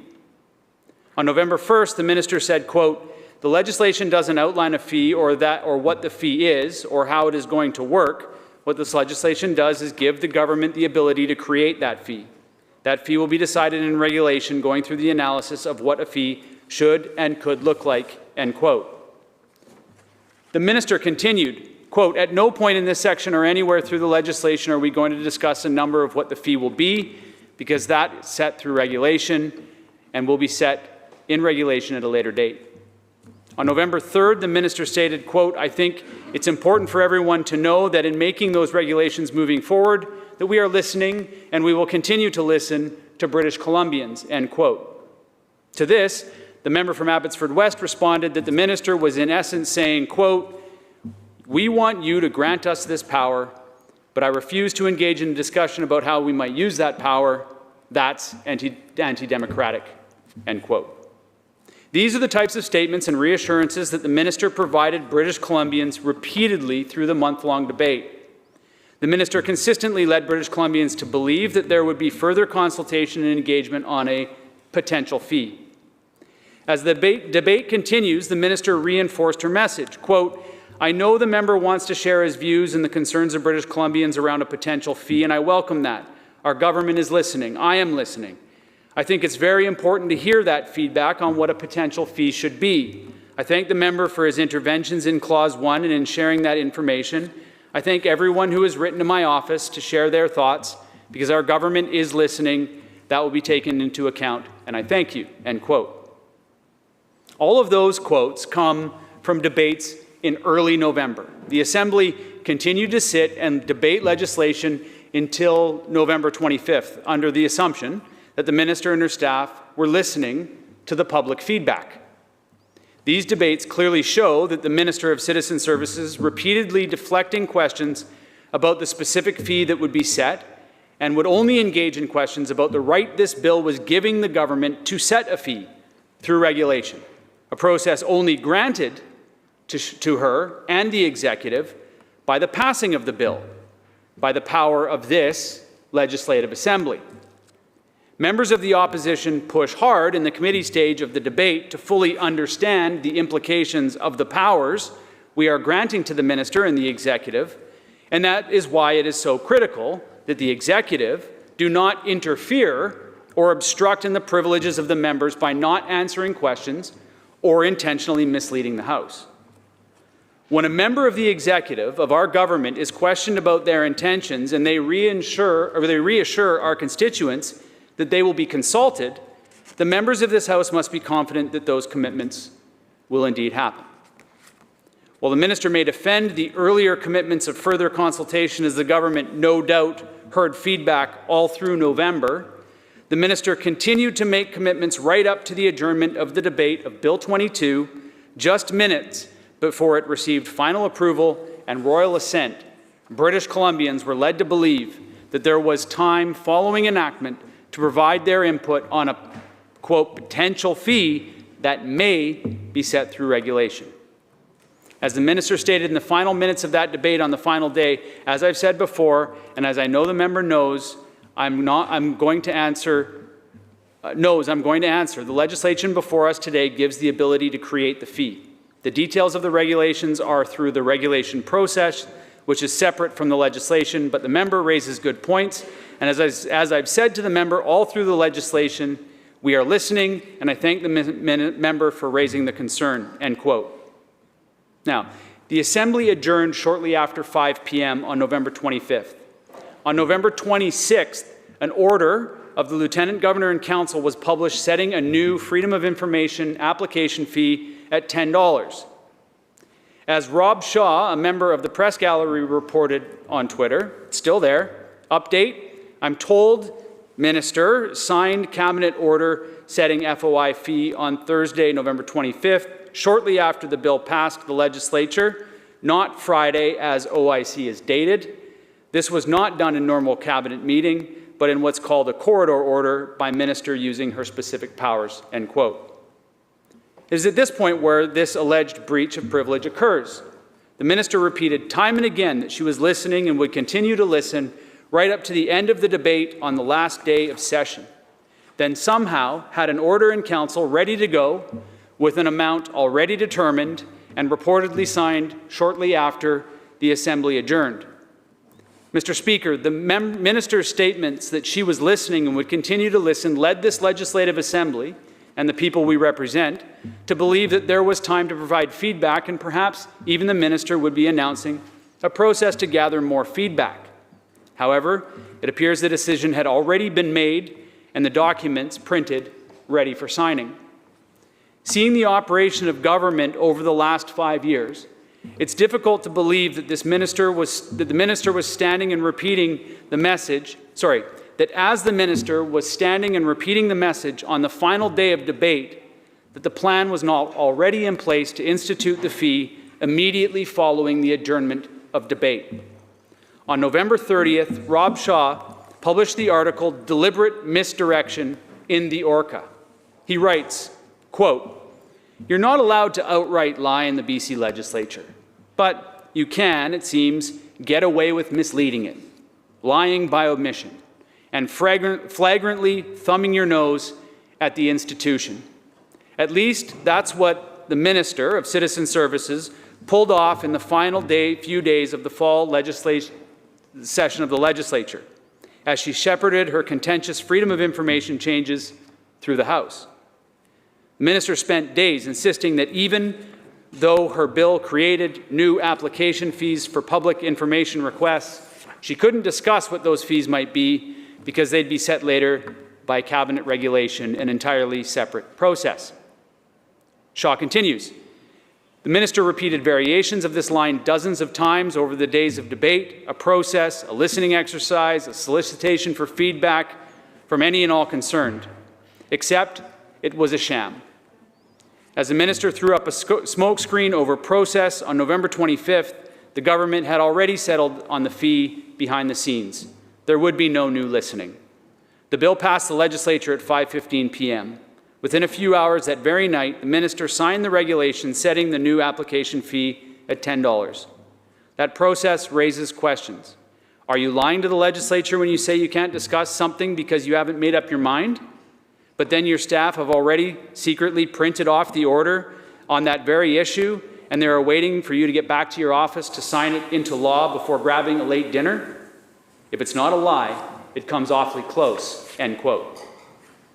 On November 29th, 2021, Vaughn Palmer published an article in the Vancouver Sun titled, "BC's Minister of Misinformation Strikes Again." He writes, quote, "The details of the legislation are through the regulation process, which is separate from the legislation. But I'm listening, and I will consider these concerns as part of the process," end quote, quoting the Minister.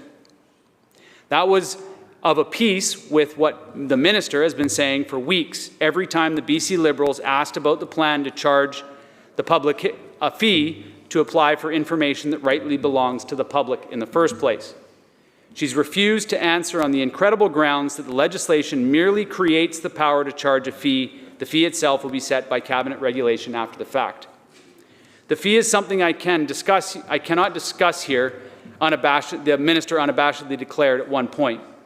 At no point anywhere in this legislation are we going to discuss a number of what the fee will be because it's set through regulation, end quote.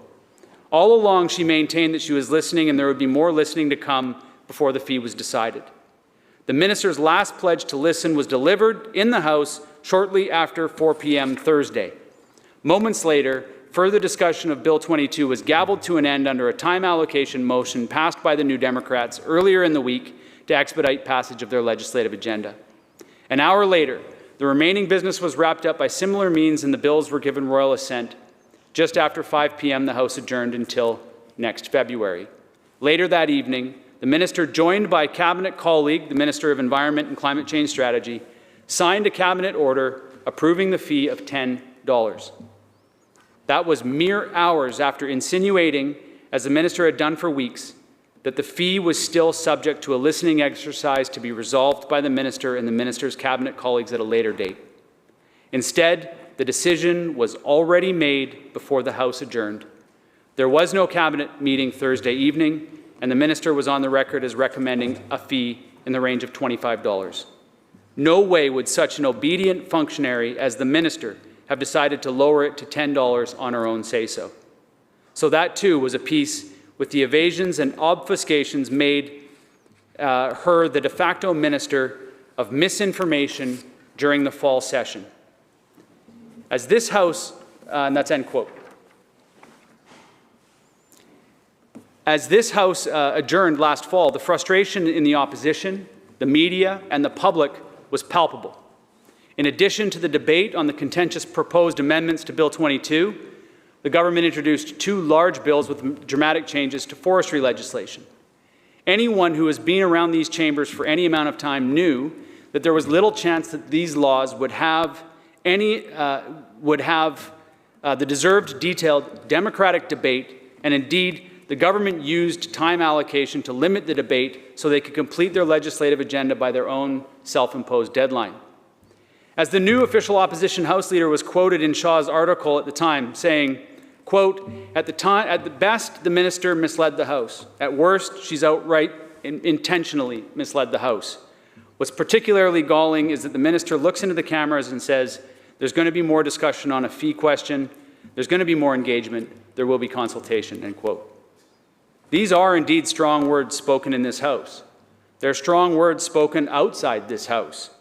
Strong words written by respected members of our press gallery, published in respected publications in this province for all to read. And so the public record must be addressed, Mr. Speaker. Maintaining the public confidence in their institution of government relies on the members of the executive not interfering or obstructing in the work of members in holding government accountable, and that all our work protects the dignity and integrity of this House.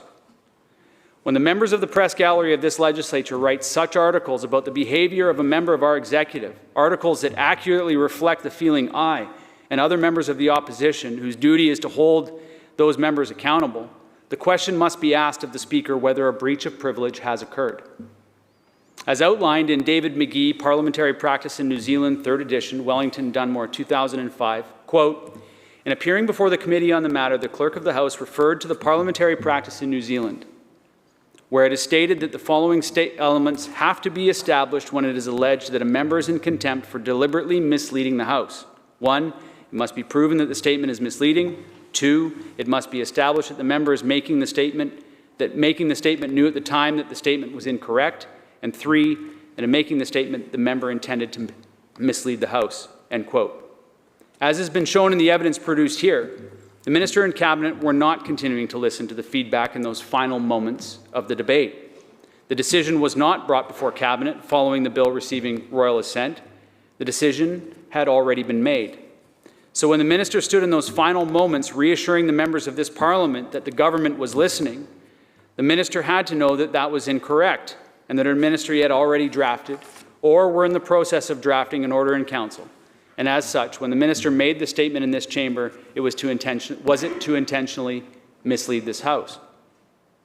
Majority governments wield exceptional power in this institution. They must, however, remember that each one of us is elected to represent our constituents, and the privileges earned over generations by our predecessors must be maintained, and they're only maintained by the members in this House exercising those powers and those privileges. To maintain the confidence of British Columbians, the checks and balances that have been created through our standing orders, procedures, and protocols must be upheld. The people of British Columbia must be satisfied that the government they elect through democratic processes is transparent in their dealings on our behalf, and that they will be held accountable by the members of this Legislative Assembly should they break that trust. As we have seen, the public allegations against the Minister of Citizen Services must be investigated further, and that is why I'm asking you, Mr. Speaker, to assess whether a prima facie breach of privilege has occurred. If it has, I'm prepared to move a motion that the issue be referred to the Select Standing Committee on the Parliamentary Reform, Ethical Conduct, Standing Orders, and Private Bills for further investigation. Mr. Speaker. Member for Abbotsford West. Thanks, Honourable Chair, and may I say I am cognizant of the fact that you have afforded my friend from Saanich North and the Islands an extensive amount of time to make the presentation. I think that was appropriate given the gravity of the matter before the House. I won't require a similar amount of time, but I'm obliged, and I think most members are obliged to the chair for affording members this opportunity. I thought it was interesting yesterday we received a useful reminder from the Attorney General via the introduction of Bill 1 of all things that sometimes it's important for us not to take things for granted, and we just heard the member of Saanich North from the Green Party refer back to 1400, the year 1400. So there are history lessons that are appropriate to take. And in as much as the accusation being made against the Minister of Citizen Services is a very serious one, I thought it appropriate to briefly reconsult the authorities that guide the chair on matters such as this. And I think for this chamber and for this parliament, the clearest authority that I can find derives from Speaker Schroeder, Harvey Schroeder, in his ruling on April 13th, 1982. It's found at pages 351 and 352 of Parliamentary Practice, and I must confess I have the 4th edition. With apologies to the table, but it's the last one I have with my name embossed on it, Mr. Speaker. So I have a certain nostalgic attachment to this edition. But here, in all seriousness, is what Speaker Schroeder said, because the test here is an onerous one. Onerous indeed, and for good reason. He writes, quote, unless there is evidence that a member has deliberately misled the House, a matter of privilege has not been established. And then later in the same ruling writes, again pertaining to this assembly, quote, in this chamber, by its very nature, countless disputes relating to allegations of fact will arise, and with great frequency.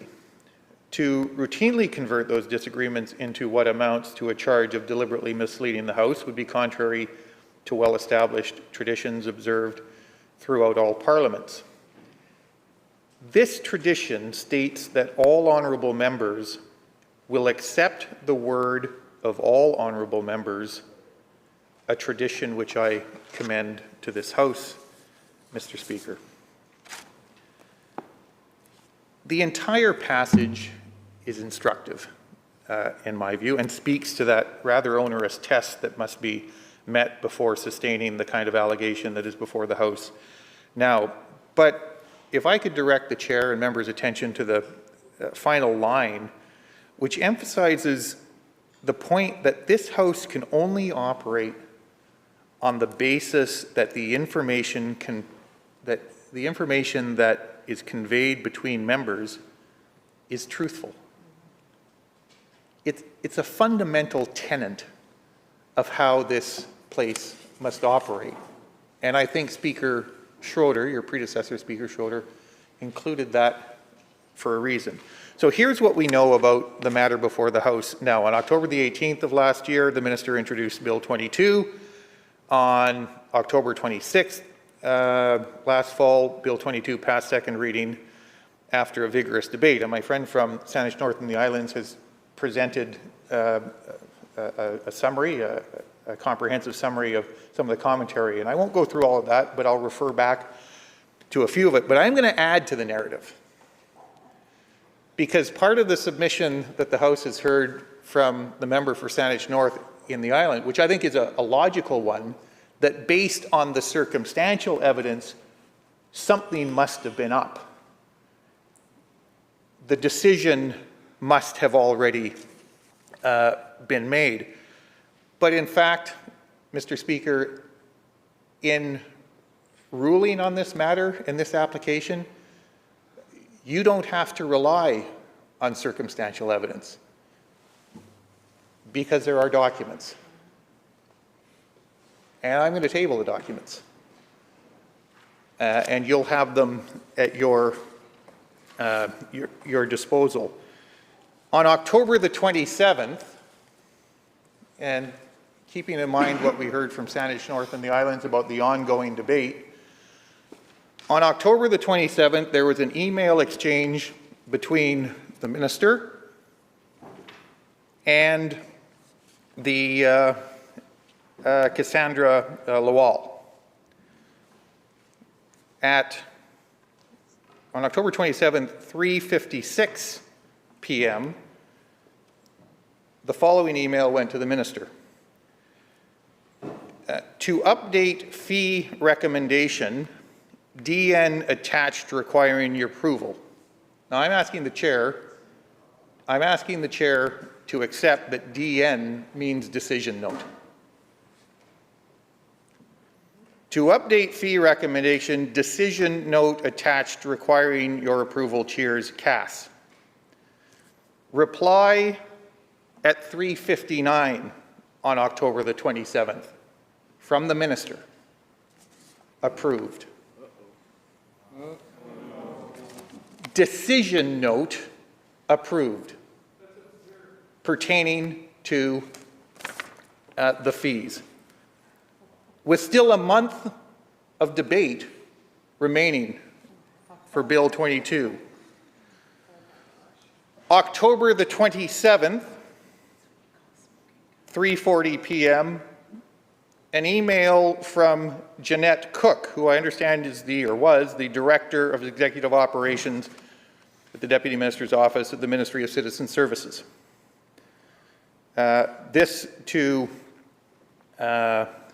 This as follows. Hi there. Attached is the Minister's decision note for Minister's approval. Thank you, JC. Then from the Minister's office, from Cassandra Lowell, the following. October the 27th at 4:14 p.m. MLB approved. Please apply e-signature. That's a cabinet shuffle. Now, Mr. Speaker, in replying to this, the government may want us to believe that MLB refers to Mr. Lyndon Baines Johnson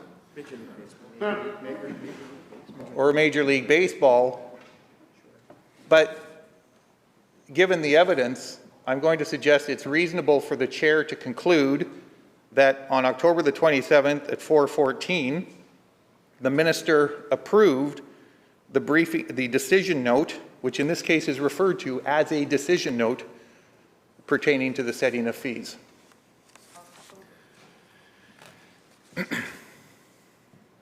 On October the 29th, Mr. Speaker,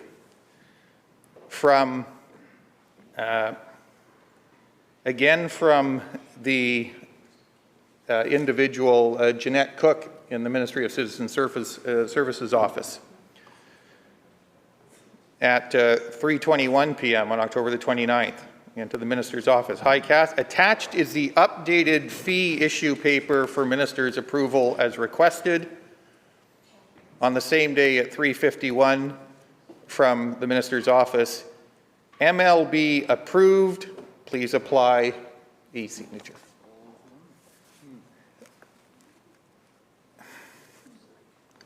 Mr. Speaker, as we have just heard, while all of this was taking place within the minister's office, within government, within her ministry, the minister was pretending and conveying to the House that no decisions had been made. After she had signed the decision notes making the decision. Mr. Speaker, she purposely sought to create the impression that no decision had yet been made. She said, and there is a litany of commentary from Hansard. She said on November 3rd, government is considering applying fees. She had made the decision about what those fees would be. She talked on the same day about that, as we've heard from my friend for Saanich North and the Islands, about this entirely separate process that might one day take place. Except it wasn't just taking place, it had already taken place. She and the government had settled the matter, and the documentation that I will leave with you, Mr. Speaker, confirms that.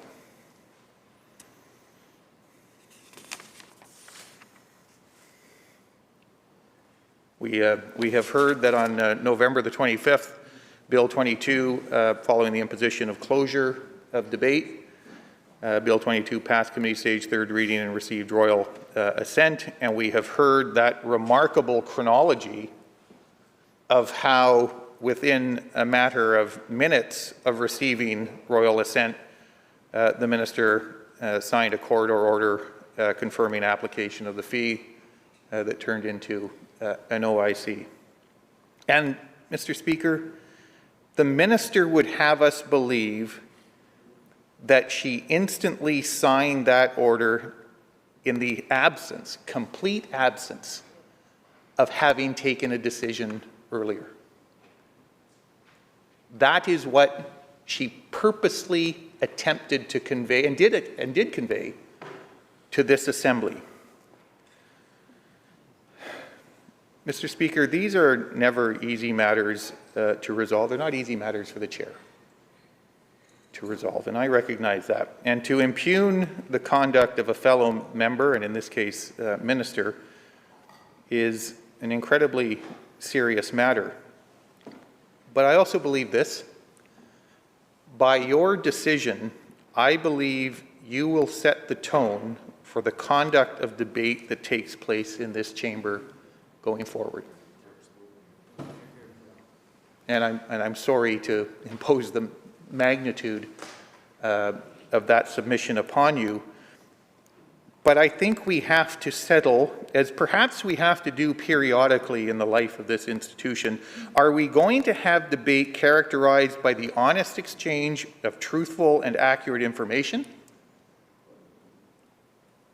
Or are we to have debate where members use trickery or sharp practice to deliberately leave an impression in this House that was entirely false and inaccurate? You know, believe me, I have learned over the years that upholding the traditions of this House as articulated by Speaker Schroeder isn't always easy, and it's not always politically convenient. But in finding a prima facie case to explore further the conduct of the Minister of Citizen Services, I believe, Mr. Speaker, you have an opportunity to remind all of us of the importance of those standards and traditions, and on the strength of the documents and evidence that has been presented to you today, I urge you to find that prima facie case. Thanks. Minister of Citizen Services. Thank you, Honourable Speaker. I reserve my right to reply. Thank you, members and Minister. Member for Abbotsford West. I should formally table the documents that I referred to in my submission. That's fine. Okay. Members, the chair has heard all the comments made by the member from Saanich North and Islands and the member for Abbotsford West, and I wait to hear from the minister's comments hopefully soon, and I take it under advisement, and the chair will get back to the House at the first opportunity. Thank you. Madam Clerk. Orders of the day. Government House Leader. Thank you, Honourable Speaker. I call address and reply to the speech from the throne.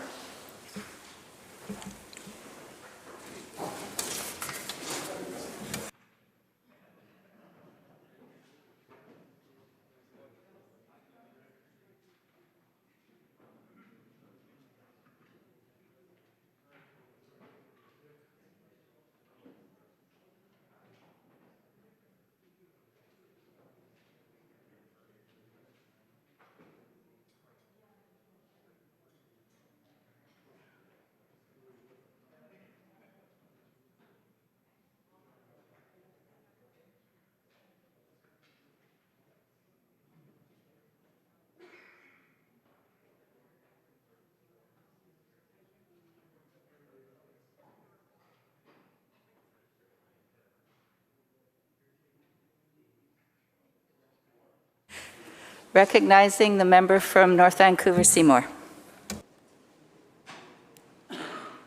Thank you, Madam Speaker. I move, seconded by the member for Chilliwack, that we, Her Majesty's most dutiful and loyal subjects, the Legislative Assembly of British Columbia in session assembled, beg leave to thank Your Honour for the gracious speech which Your Honour has addressed to us at the opening of the present session. And I thank you, Madam Speaker, for the opportunity to address the members of this House in response to the throne speech.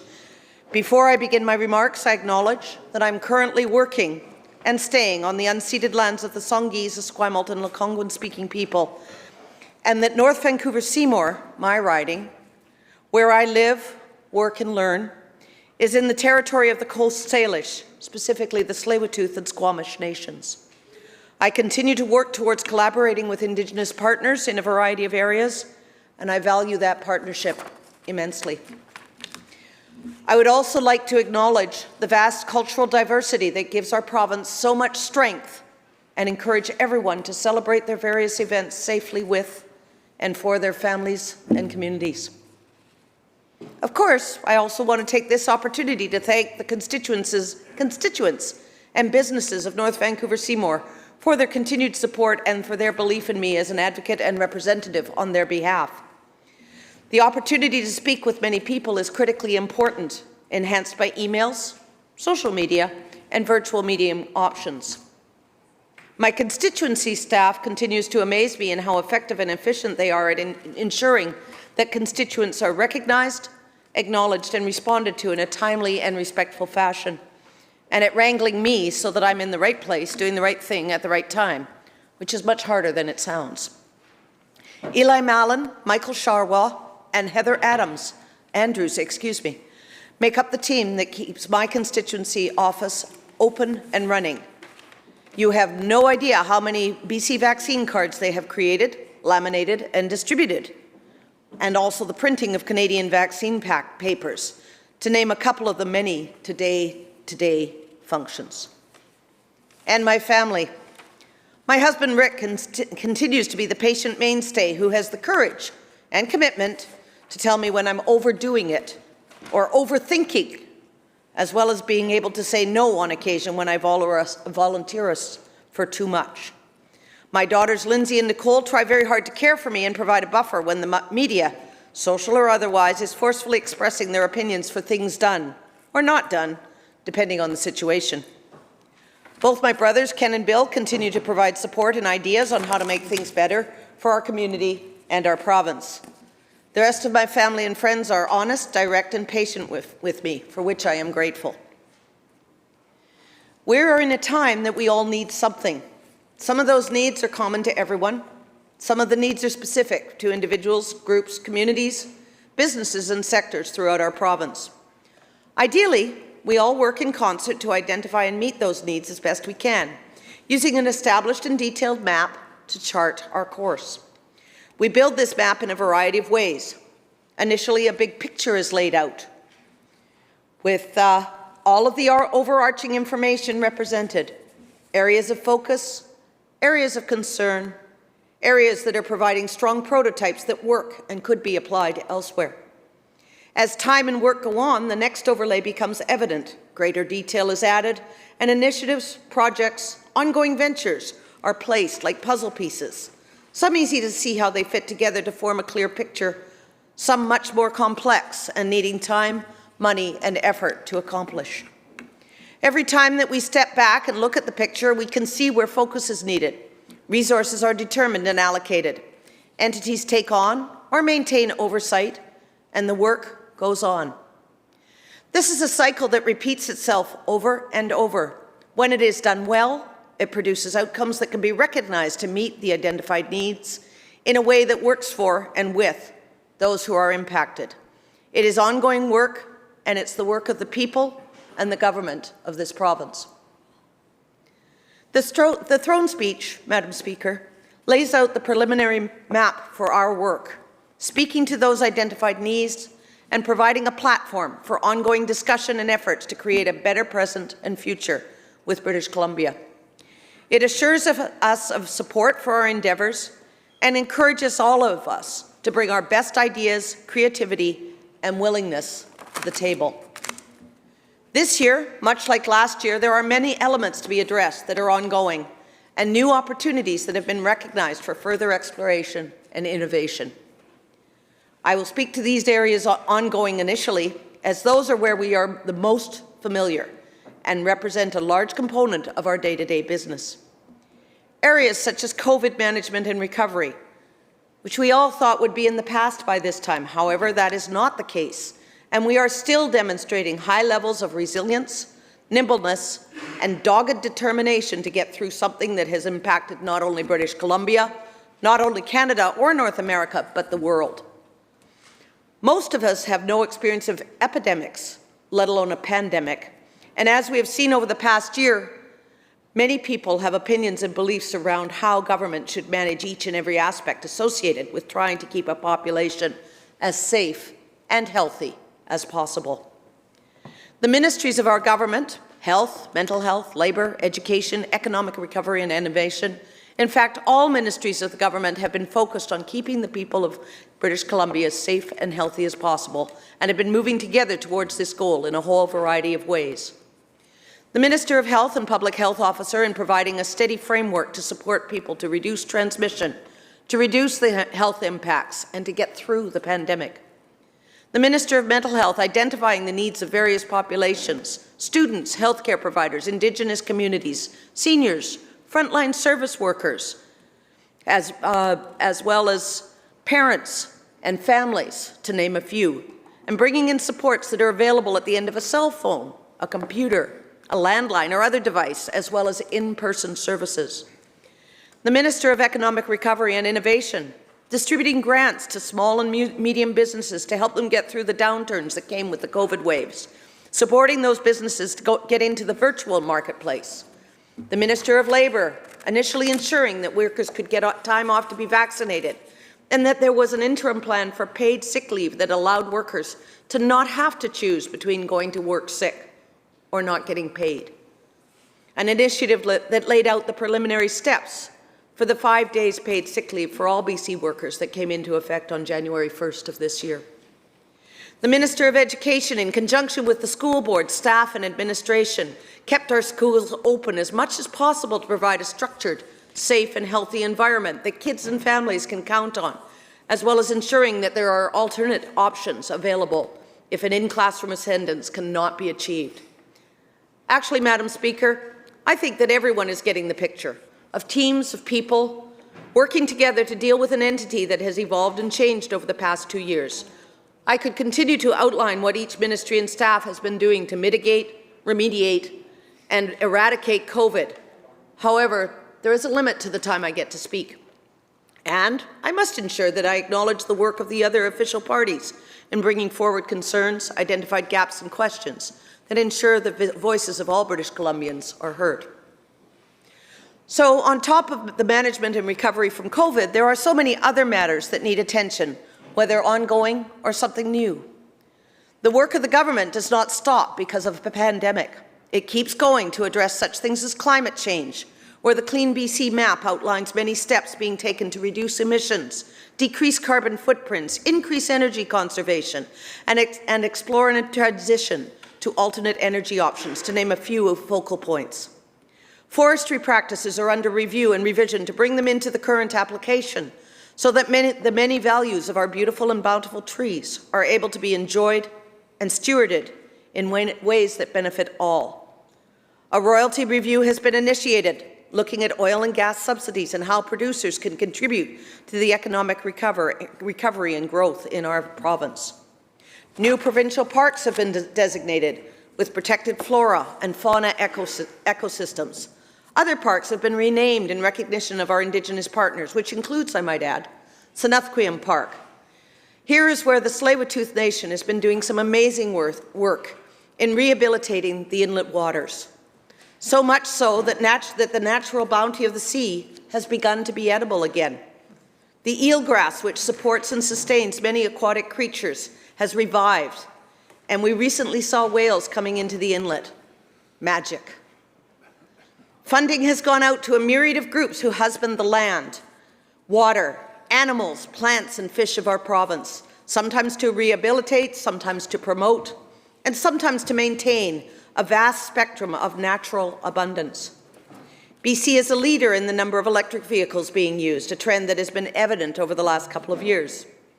Support of local initiatives such as banning single-use plastics, recycling fishing gear that's been taken out of the ocean, clearing the coastal beaches of flotsam and jetsam accumulated over the years, establishing a temporary ban on the use of rodenticides, streamlining the process to return bottles and cans, starting this month to be able to return milk containers for a refund. All of these things contribute towards our efforts to manage the environmental aspects of climate change. Then, we have to look at how to manage the impact this climate change is having on our lives overall. With temperature fluctuations beyond the norms established over the past 150 years, heat, cold, fires, floods, winds, and the subsequent effects of these extremes provide a task of Herculean proportions to save lives, save livelihoods, keep supply chains moving, or help rebuild.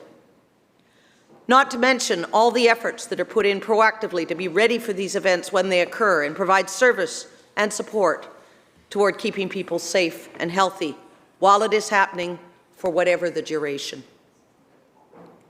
Madam Speaker, I would be most remiss if I did not speak to the ongoing and extraordinary work of the BC healthcare system, with its multitude of aspects that are all concentrated not only on getting us through COVID, but on the ongoing aspects of promotion, protection, and maintenance of health of people across the lifespan.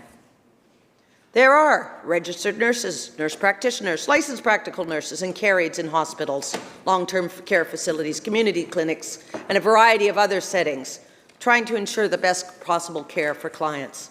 That care includes things like personal care, symptom management, wound care, and palliation, to name a few foci. There are physicians in public care settings and clinics in their own offices, seeing patients either remotely or in person, also aiming to keep the population as healthy as possible or achieve a manageable quality of life. All the other clinicians, occupational therapists, physiotherapists, respiratory therapists, dietitians, imaging technicians, phlebotomists, lab technicians, and more, all of whom have specialized education and are there to provide the best possible care. Our housekeepers and maintenance crews, critical in maintaining clean, safe environments for patients to recuperate and staff to work safely. Dietary aids is ensuring that the appropriate and nutritious meals are able to be consumed. And the clerical staff who make sure the administration and communication flows as smoothly as possible. The first responders out in our communities, our fire and police who re-establish community safety, and our emergency medical technicians who assess, stabilize, and transport sick and injured people to a higher level of care. All of these links are critical and in place, COVID or not. And again, Madam Speaker, I offer the gratitude of this House towards the dedication, commitment, and determination of the folks in this sector who continue to serve this province through the most difficult of times. How to speak to the overdose crisis that is terrifying and terrible in the loss of life, grief, guilt, and profound impact on those touched by its unpredictable presence. So many things have been done to stem the flow of death, and so much more that can and will be done. Access to services, treatment, care for all ages, all walks of life, all communities. Increased awareness of the poison drug supply combined with increased access to safe drugs or alternatives. More education in schools, in businesses and workplaces, on construction sites, and a variety of other settings. Talking about drug use, reducing and eradicating the stigma, not using alone, how to recognize overdose, and be able to use antidotes such as naloxone. Efforts to update the criminal code so that possession for the purpose of personal use is no longer a criminal offense to be dealt with by the police and judicial system. Bringing the concept of addiction into the world of health and illness rather than that of crime, shame, or stigma. Creating safe spaces for using or rehabilitating. Spaces that are accessible and useful to all those who do access them. The trajectory of this type of preventable death will change as we all work together to identify and create the information, tools, services and resources that are needed for people to not only survive, but thrive. Economic recovery and stability are vital to the future of our province and population. There are no cookie-cutter plans that can be applied to all sectors or even to all components of any given sector. That is why all of our ministries have been creating and implementing a full spectrum of support options for our businesses. Tourism operators have pivoted to do environmental cleanup of our coasts, supporting the vaccine clinics and a variety of other functions. Many of my constituents work in the film industry. After a worldwide shutdown of film production, Hollywood North and our burgeoning tech sector are on the rebound because of stringent COVID protocols that serve to create and maintain a healthy and safe workplace. Artists and arts and culture organizations have pivoted really well to online creation and distribution so that even in times of isolation and lockdown, we can still turn to our storytellers for solace and entertainment. My office is currently showcasing works from a group called Art Thanks, who have done artwork to give to healthcare providers as a gesture of thanks from the art community to the healthcare community. A significant number of businesses have applied for and received small and medium business grants, circuit breaker and closure grants to help them maintain staff and continue to provide services. 5 days of paid sick leave for those who have never had it in their work contract to reduce the transmission of infectious diseases, COVID, flu, colds, many other things. Increasing the numbers of $10 a day childcare spaces to enable families to make choices about their work-life balance that are not solely driven by childcare needs. These are but a few examples of the last year's work and products of our own government. However, as been said by a number of times, there is still lots to be done. Helping some of our bigger companies and investors transition into new ways of working and managing the natural resources, promoting the work that our Indigenous partners are already doing in supporting the recovery, rehabilitation and renewal of our waterways and lands. Conversing with communities on what they need to thrive post-COVID, supporting non-profit organizations in the amazing work that they do in so many critical areas: housing, supply chain, food safety, socialization, crisis counseling, childcare, healthcare management, building community gardens, organizing events that can be enjoyed safely, and so many more things that I could outline, all of which contribute to the strength, resiliency, and viability of our communities. Reducing household costs is an ongoing target of our government. ICBC rebates and reduced costs for insurance, no cost for MSP, increasing the minimum wage, $10 a day childcare and the Child Opportunity Benefit are all examples that provide a template for further efforts towards safe, affordable home life, employment, and environment for all of us. This is just a short list of the things that will continue to occur in order to support recovery and stability for British Columbia, for people, business, and industry. The other thing that we must keep high on our radar is full inclusion of all members of our British Columbia society.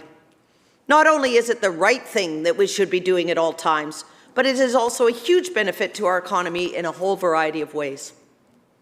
Over the past year, our job creation has moved steadily upward, currently reaching a point similar to pre-pandemic numbers.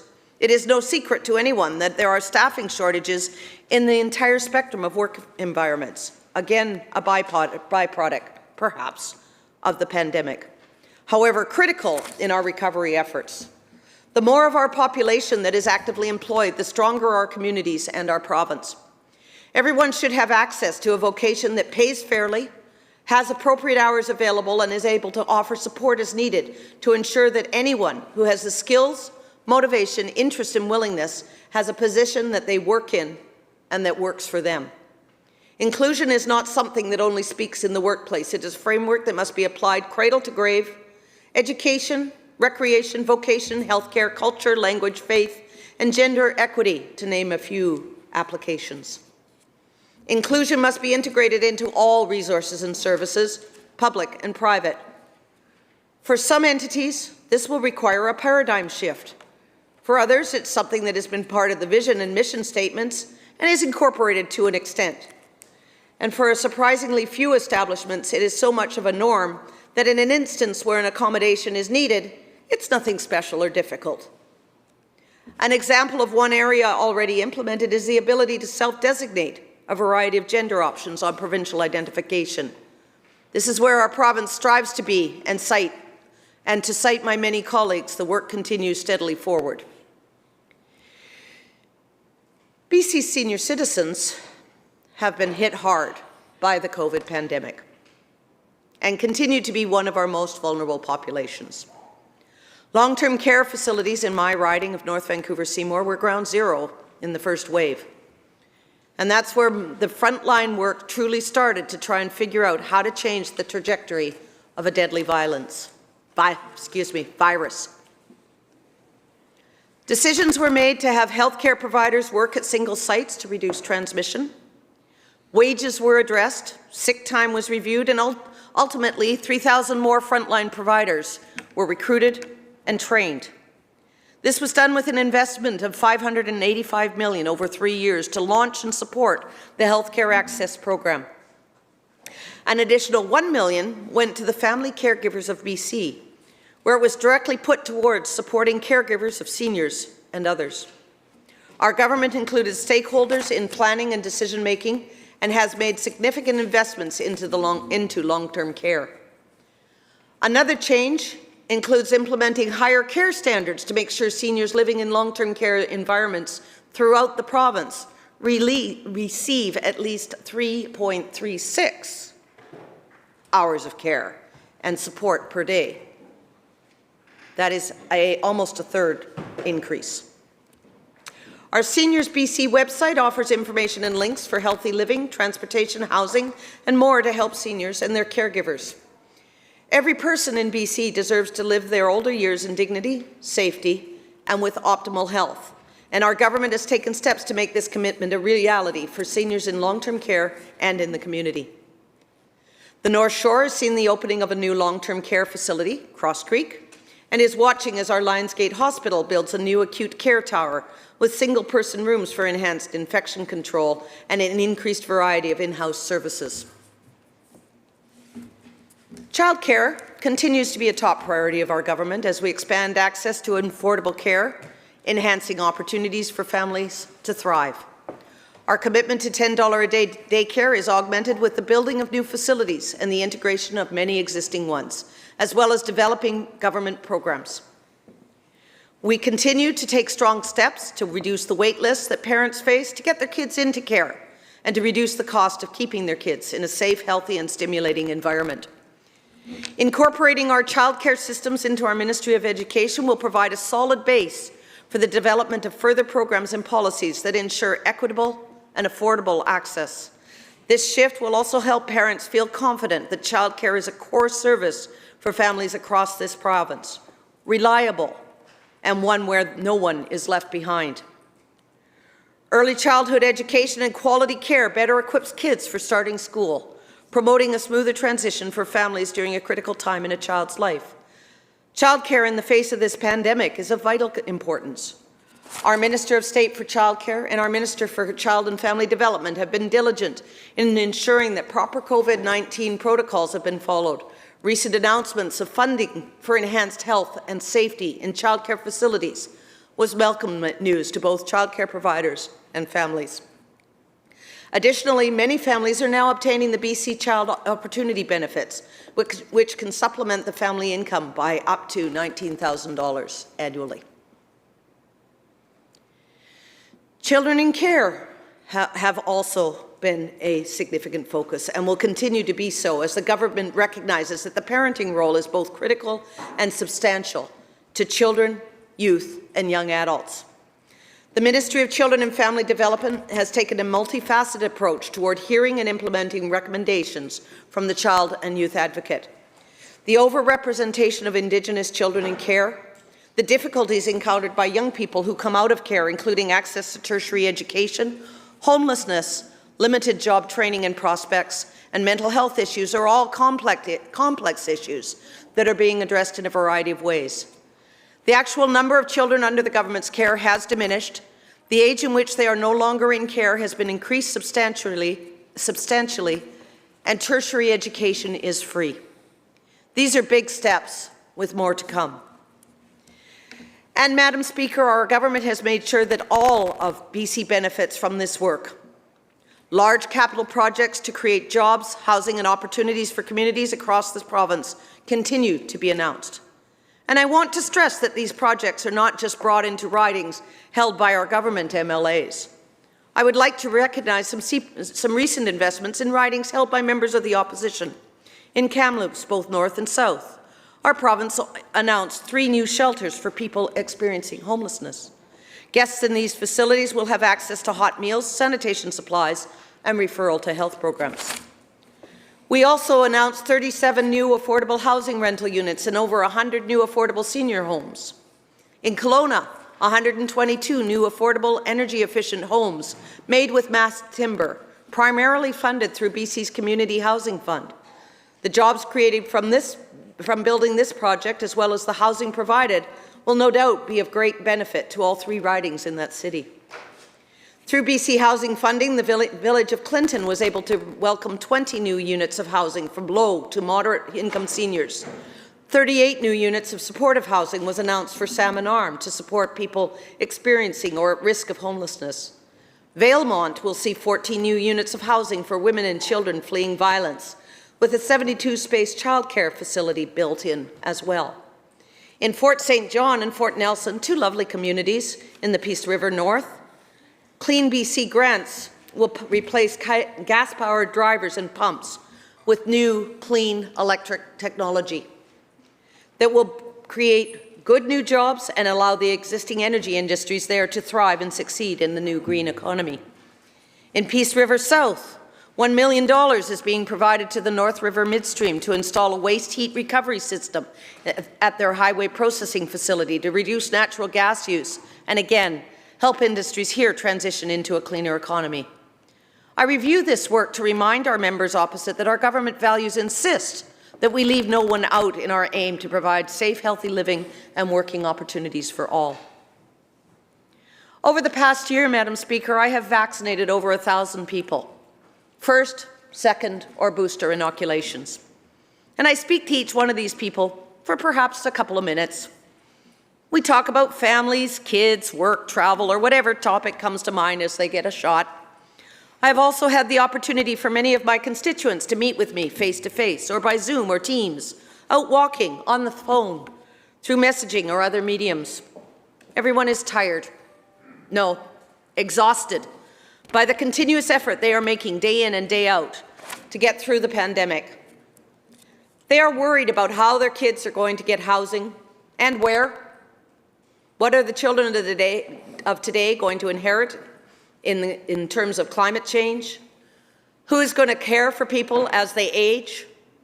Why is the traffic congestion so bad? Mr. Speaker, Madam Speaker, my apologies. Those people and the people throughout our province take assurance that their government is made up of people who worry about the same things and are working towards making things better in a myriad of ways.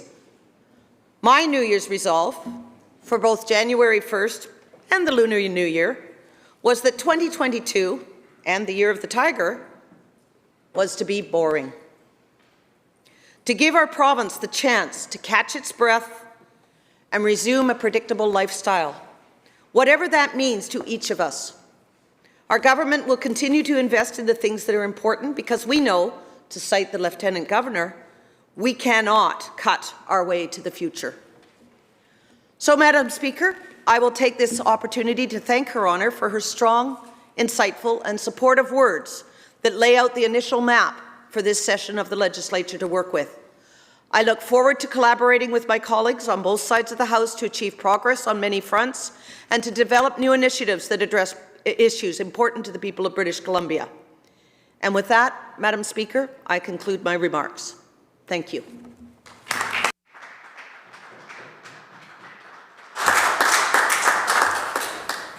Recognizing Chilliwack. Yes, just straight Chilliwack. Thank you, Madam Speaker.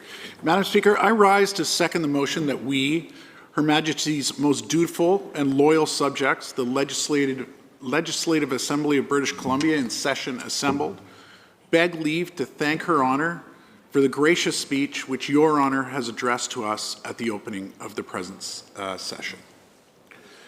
I'd first like to begin by acknowledging that I'm on the traditional territory of the Lekwungen-speaking people, in particular that of the Songhees and Esquimalt First Nations. I'd also like to take a second, Madam Speaker, to congratulate you on your appointment. It's very nice to have your steady hand in the chair and your wonderful mask. It's wonderful to look at while I'm speaking. So I'd just like to say, Madam Speaker, that this is the best job I've ever had. In fact, it will probably be the best job I'll ever have. And it is an incredible honor to serve my community and bring their perspective and concerns here to Victoria. It's an immense privilege to be in this chamber and able to speak on behalf of my community. So, as is customary, I guess I have to do some thank yous in my speech about the throne speech. So I'll begin by thanking my parents. I know they're watching today. My mother was furiously texting me and wanted to be able to see me on the legislative channel, which is very nice and sweet and brings a tear to my eye. Well, my parents earned every single gray hair that they have from raising my brother and myself. And I can't thank them enough for everything they've done to me. I know I've tortured them in some way, in small ways, so I have to thank them.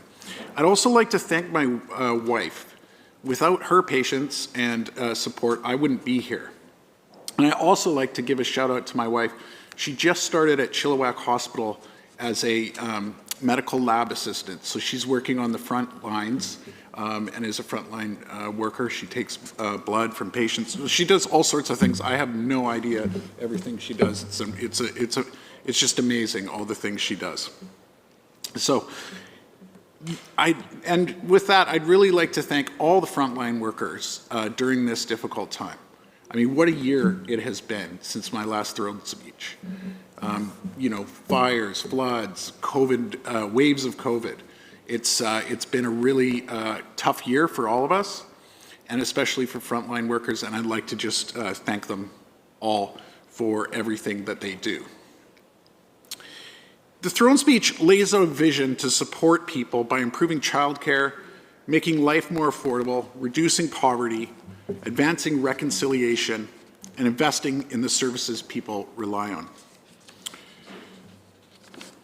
You know, government plans to continue to support people, whether that's to rebuild after the fires and floods or getting through this wave of COVID. And I think it's fair, Madam Speaker, to have empathy for folks who are, I guess, sick and tired of all of these measures and vaccines and the rest of it. I think we shouldn't talk about them with derision. However, COVID-19 is a disease and it just doesn't go away just because you want it to. So I encourage and I thank all the citizens in my constituency for getting vaccinated. You know, people say, oh, well, society's divided.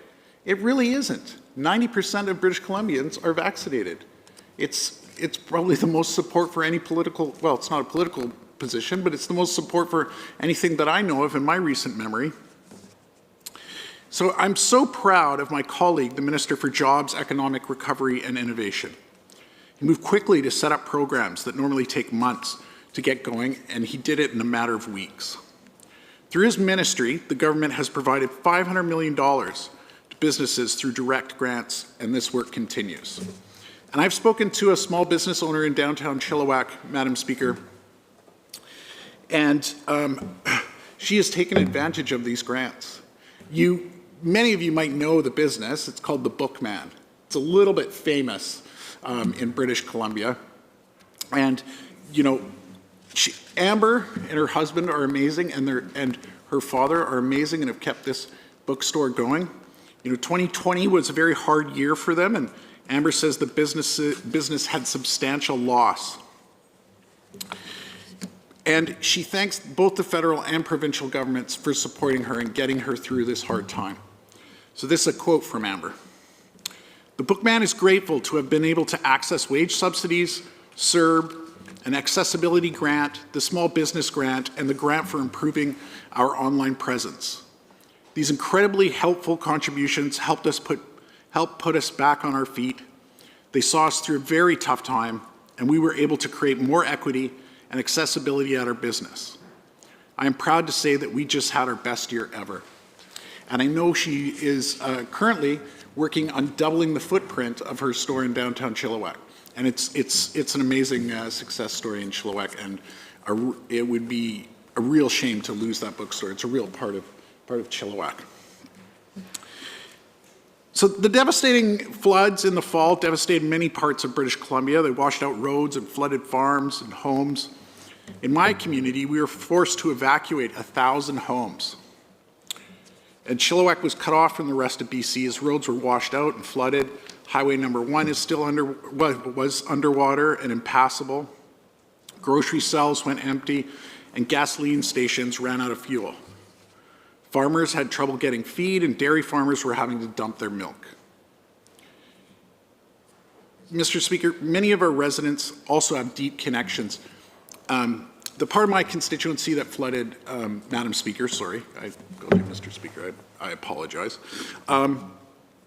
The part of my constituency that flooded is called Yarrow, and it really is part of the Sumas Prairie. And so the residents in that part of my constituency have a deep connection with the Sumas Prairie and people who live on the Sumas Prairie. And we've developed a resiliency center. I don't know if anyone knows where the Yellow Barn is. Yes. So I've been working with Chilliwack Community Services, the Mayor of Chilliwack. It is outside of Chilliwack. However, we've been working and helping set up this resiliency center. The United Way has been involved, several local churches, the Mennonite Committee, Central Committee. So it's been an amazing success story. You know, farmers used to go to the Yellow Deli every morning to have coffee and interact, and they've really been missing that in their lives. And so this is an amazing success story, and I'm very happy about it. So on Monday, the Minister of Agriculture and her federal counterpart announced significant new supports to help farmers get their farms back up and running. The government is also continuing to have conversations with the federal government to let them know what the province needs to build back our communities. This includes cleanup, housing, rebuilding highways, and repairing infrastructure. Outside of building back better, the speech from the throne also included some great things on housing. Chilliwack is the second fastest growing community in the province. In fact, it actually has the highest in-province migration, mostly from Metro Vancouver because of, and I'm going to use quotes here, cheaper house prices, because I'm going to tell you about some shocking house prices now. House prices went up 43% this year. And, you know, it's amazing. I talked to a young constituent of mine, a young woman. Her and her husband have saved up a substantial down payment that, you know, a year ago probably would have been a 25% down payment. Now it's not big enough. The house she rents and lives in now was sold for $600,000 just before she rented it. 8 months later, it was sold for $980,000. And the current owner didn't want to sell it, but people were coming to him. He didn't even have to list the house, and he sold it for $1.3 million. That's an incredible price jump over the course of a year and a half or 2 years. It's amazing, actually. It's shocking. Yes, and so her family is going to have a very hard time ever getting into the housing market. So a cooling off period introduced by the finance minister is desperately needed. You know, some houses are selling for $500,000 above asking. Having a cooling off period would be an excellent start to making home ownership affordable again. The pandemic has been a shock to the housing market, and if it were not for actions that the BC NDP government took when we took office, the impacts would be far worse. The opposition had no plans to address out-of-control housing prices in 2017 when they left, and they don't have any ideas now. The only idea I've heard is from their new leader, who said that he would scrap the speculation and vacancy tax, which would take 18,000 rental homes off the market. Doing that is only good for people who have second homes that are vacant. That isn't good for most of British Columbia, and that's really helping out the well-connected and wealthy friends that you have. I don't think you're taking the problem seriously if that's your idea. Madam Speaker, I'd like to talk a little bit about the accessibility legislation that we introduced last spring, and just maybe tell the House where we're at with it. So as everyone knows, in the accessibility legislation, it requires government to form a provincial accessibility committee.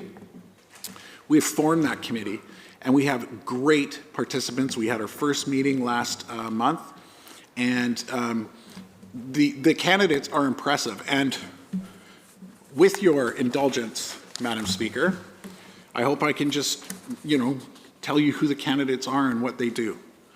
So we have Deborah Marie Abraham. Deborah Abraham, she's founded Unique Get-Together Society. She's of Caribbean Cree and Sioux descent. She has over 20 years of experience working in social services. Active in her community, she's a board member with Global Access Foundation, and she has also been a secretary for the Coquitlam Foundation. Cheryl Burns. Cheryl Burns is president of Canadian Union of Public Employees Local 1936. She's also worked as a legal advocacy program coordinator for the Battered Women's Support Services. Active in her community, she is an elected Persons with Disabilities representative on the BC Federation of Labour Executive Council. She's also a general vice president for QPBC and the QPBC representative for the City of Vancouver Joint Childcare Working Group. Vinu Abraham Chetaparakal. Vinu is deaf and works as a commercial banking analyst for an international bank headquartered in BC. Active in his community, he's a co-founder and co-chair of the Deaf Inclusion and Diversity Leadership Council BC under the Greater Vancouver Association of the Deaf. Spring Hawes, who is my co-chair, because I co-chair this committee, so I'm very excited to tell you that Spring Hawes is the co-chair. Spring Hawes, she incurred a spinal cord injury 15 years ago and is a tetraplegic. She is an entrepreneur and has served as a counselor for the District of Invermere. She's on the boards for the Interior Health Authority and Accessible Okanagan, and she's also a volunteer peer for Spinal Cord Injury BC. Ken Kramer, QC, TEP, is the founder and principal of KMK Law, and the law firm specializes in the areas of estates, trust, administration, elder law, estate litigation, and mediation. And he was actually a candidate and ran to be an MLA at one time. He's an excellent addition to the committee. Then we have Michael McClellan. Michael McClellan lives with a visual impairment and developmental disability. He's president of Empowering Self-Advocates to Take Action, where he teaches the course People Planning Together. He chairs the Self-Advocate Leadership Network Committee and co-chairs the Self-Advocate Committee for Inclusion BC. He's been a president of BC People First and a member of the Accessibility Comox Valley Committee, Madam Speaker. He works with Community Living BC and other community services. Maybe I should stop here too, because it's obvious that we are, nothing about us without us is really our guiding principle here, and that's why the minister, who is sitting in the chamber, appointed and chose these people. He did a great job. Kirsten Sutton is the Chief Technology and Information Officer at Vancouver City Savings and Credit Union. She's the chair of the Greater Vancouver Board of Trade and a director for Science, World, and BC Tech, and a member of the federal government's Task Force on Women in the Economy. She's also a member and past co-chair of the President's Group, which champions accessible and inclusive workplaces. She's a great addition to the committee. Rihanna Robinson. Rihanna Robinson is an Indigenous scholar of Métis ancestry and an assistant professor in the Department of First Nation Studies at the University of Northern British Columbia. She is a director and an ambassador for the Multiple Sclerosis Society of Canada. She's also served on the executive committee for ALS, SLA, Action Canada, and as vice chair for Carney Hill Neighborhood Centre, and as a director for the Prince George Métis Community Association. Rob Sleeth is a seminar facilitator with blind and sight-impaired consumers.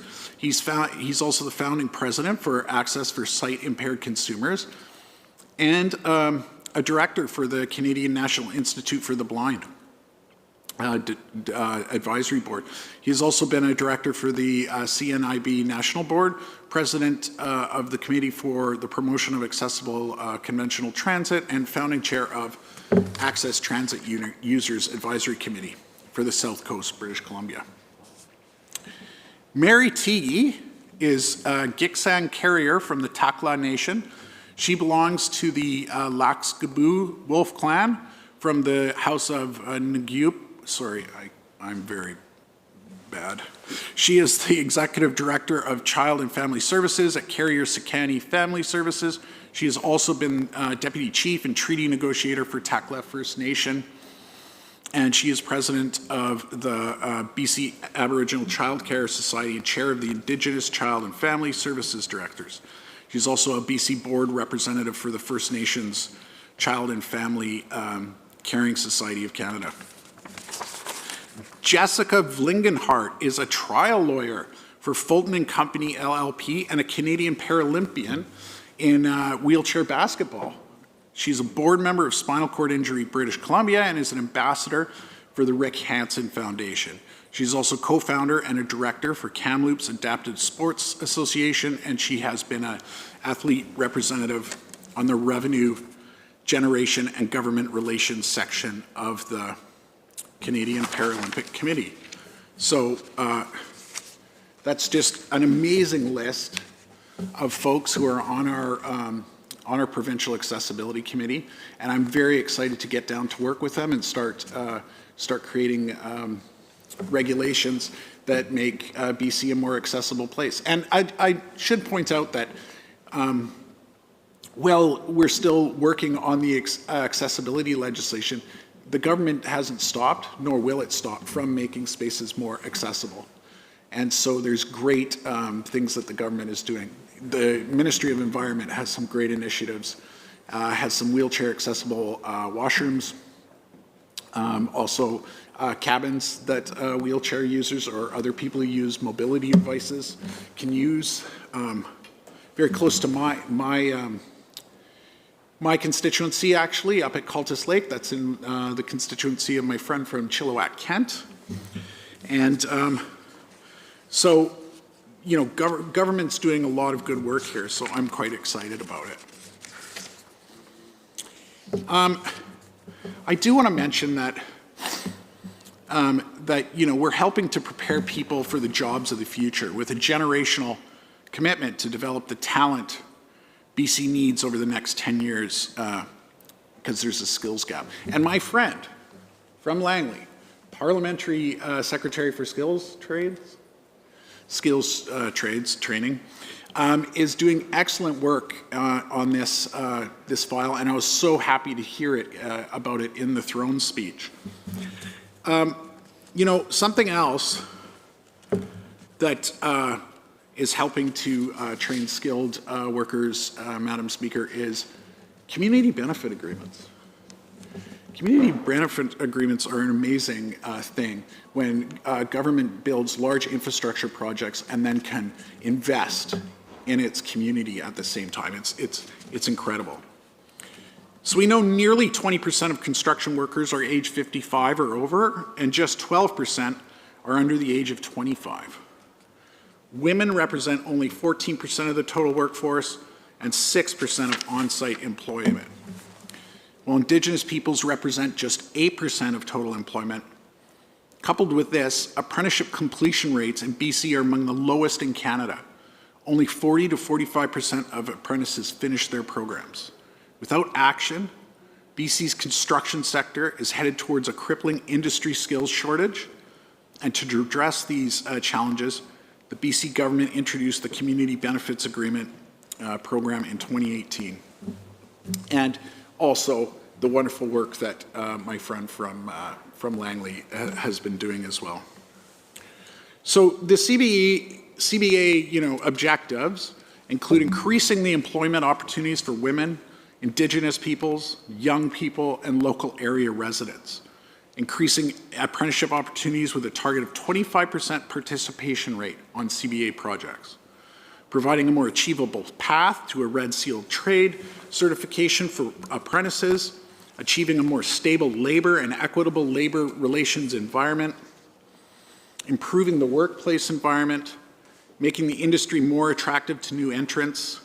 Developing a diverse and skilled construction workforce to meet BC's long-term future needs. I think I'm going to wrap it up here, Madam Speaker, to the delight of many, I'm sure. But I just have to say that I'm very excited for this upcoming session and the good work that we're going to do and help to rebuild our economy, our infrastructure, and help keep people safe the whole while we're doing it. Thank you, Madam Speaker.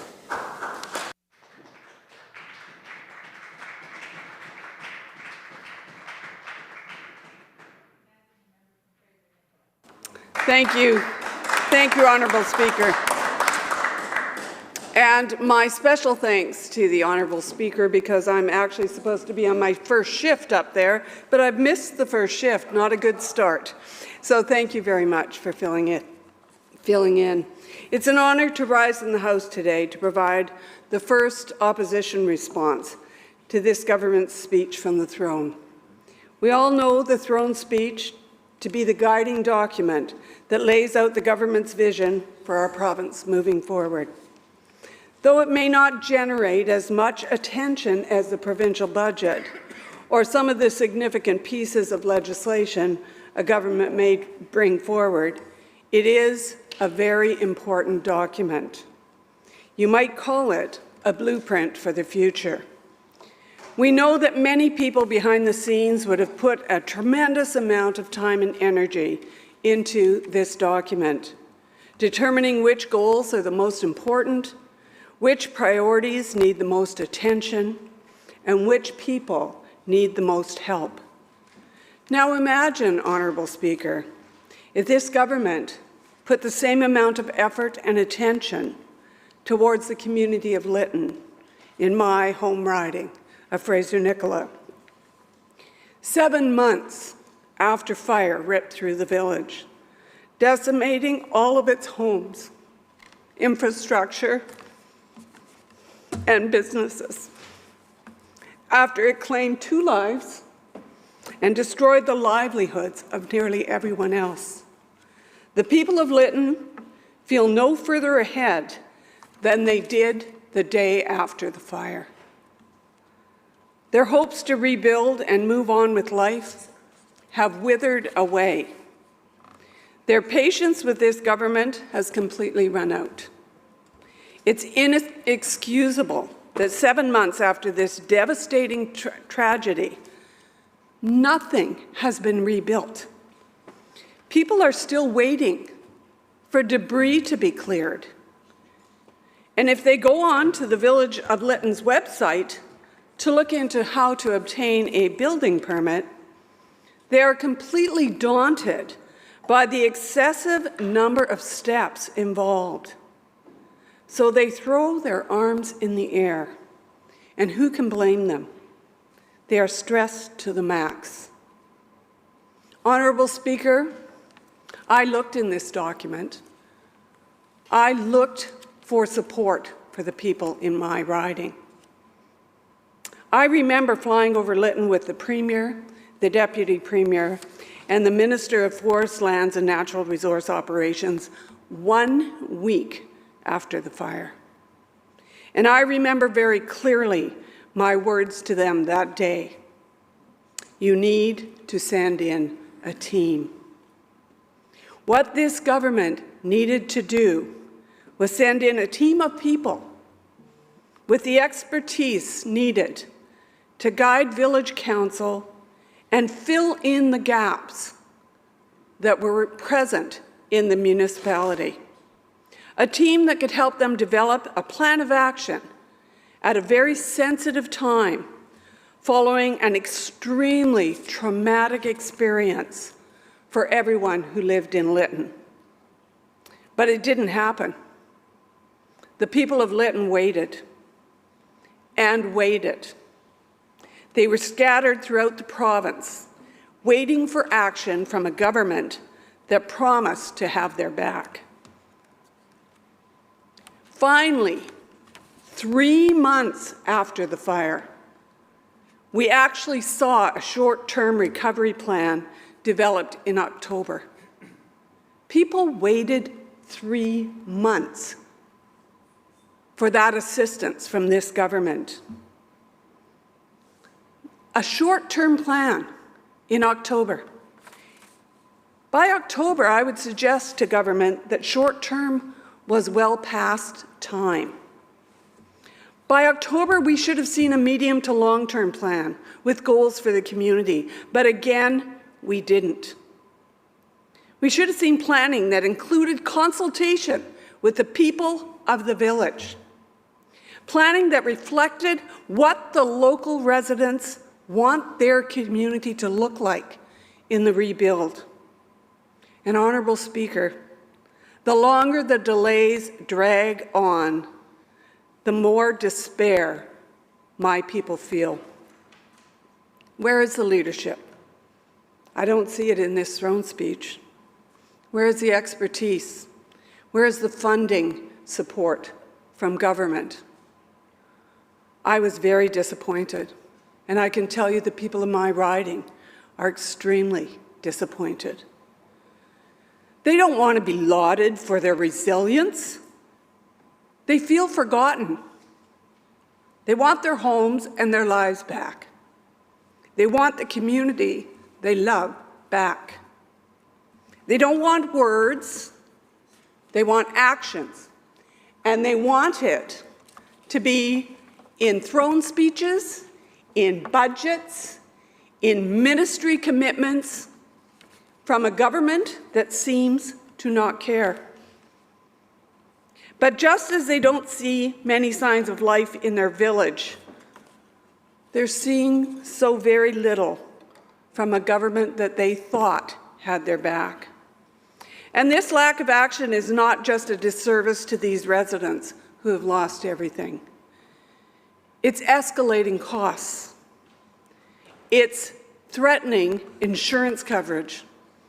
The Insurance Bureau of Canada has warned that insurance policies have limits, so people could be exhausting their insurance coverage due to lack of action. The Bureau also recently reported that while the insured costs of recovery and reconstruction in Lytton were originally estimated to be $78 million, they have now increased that cost to $102 million, due in large part to the reconstruction delays. So in addition to a growing emotional toll for residents and people who live in the area, and for those on the ground that are absolutely doing their very best to bring services back to the community, we see the financial toll growing as well because of this government's failure to execute. Honourable Speaker, this was an unimaginable situation for these residents. I've sat with them as they recounted the fear they felt that the wildfire put before them. They went in their houses and grabbed whatever they could. Many went in the house, came out to find their vehicle on fire. Many stopped and picked up friends.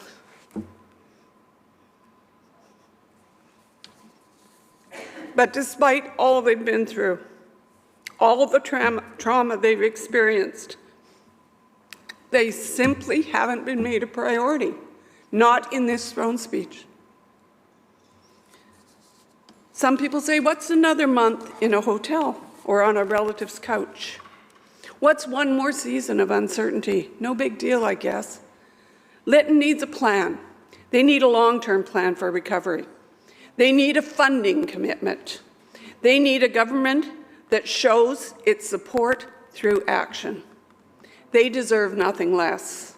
And sadly, Lytton isn't the only community in my riding that is suffering, that has questions for this government and are looking for direction in this blueprint of a throne speech. We saw First Nations communities, ranchers, and others cut off along Highway 8 thanks to November's slides and flooding. They expressed frustration with the government's slow response after they were forced to go it alone to get their community members to safety. Weeks went by without so much as a phone call from the province. How is that acceptable in an emergency and in a disaster where people's lives are at risk? Quite frankly, it's not good enough. At the time of each and every one of these disasters, the Premier, the Deputy Premier, the government have all said the right things. But I can tell you, Honourable Speaker, people are still waiting for the action that follows those words.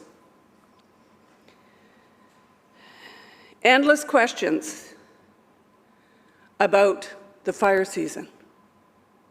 My riding was on fire this summer. Numerous fires, numerous announcements from government. Everybody was at the ready. Don't worry, we've got your back. Well, I can tell you, the people of Fraser-Nicola have a lot of questions. We have endless questions about the difference between managing fires versus fighting fires. People of Highway 8 want to know how a fire that started 70 kilometers away burned their properties out. When a government stood up in public and said, we've got every piece of equipment, every request has been answered, and don't you worry, we're there for you. Well, as they evacuated cattle, as they evacuated their homes, as they watched them burn to the ground, let me tell you that people aren't feeling that government has their back. And as I look in this throne speech, I see very little to give them comfort. Then we go to Merritt. And the people in Merritt continue their massive cleanup and efforts to rebuild following November's devastating flooding. Not only were they flooded out, now they're frozen out. The winter weather certainly hasn't made that job any easier. The stories of people who couldn't get back in their house in time before it froze. The number of homes that will never be lived in again as we try to get commitment and funding commitments from all levels of government. Critical infrastructure in the city of Merritt is needing to be rebuilt, but it's a long, slow process.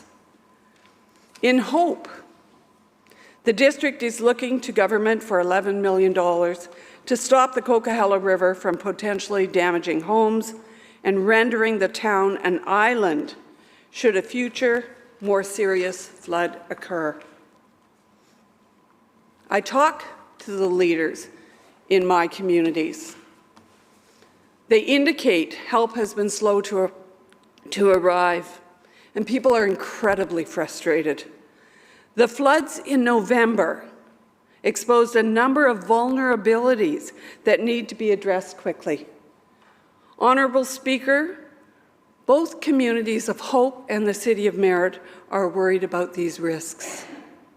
There is a feeling that the worst is yet to come, and more needs to be done to prepare for more serious flooding in the spring freshet.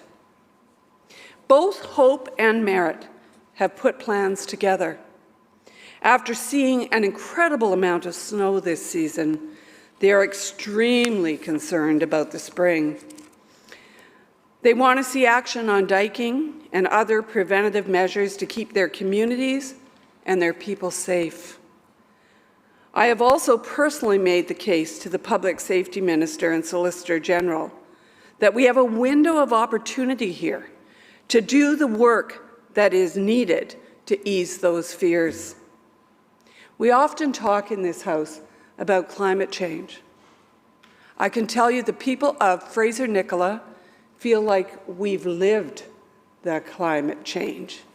We often talk about the commitment to risk mitigation. I can tell you the people of Fraser-Nicola are asking for support in that mitigation, because in 2 short months, we're going to be in flooding season again, and we know that we're not ready. And my 2 communities of Hope and Merritt have been at this government's door for months asking for the kind of support that is often said in words but is not shown in action. And I'll also note that on top of these concerns about people's safety and protection, we know that if we continue to let rivers spread out and become shallow and leave their traditional waterway, we are putting at risk our salmon and steelhead spawning grounds. We have an opportunity to take a look at the Nicola and the Coldwater watershed and do some significant work while the water is low. But it would take action, it would take vision, it would take partnerships, it would take someone standing up and saying, I'm going to take that on. And I've waited for someone from government to do that, but I haven't heard the words yet. Officials in my communities have not been encouraged by the response they've received from government, which appears to show an air of indifference to the serious risks they face. And that's incredibly disappointing. Nor are farmers and ranchers throughout the province very encouraged, and after finding it tremendously difficult to access recovery supports. People in my riding actually evacuated their cattle because of the fires. They barely got them back, only to face isolation because of the floods. Cattle don't like travel. That's not their dream, is to get in a truck and go to Vanderhoof for the summer. And it has an incredible impact on the economy for those ranchers.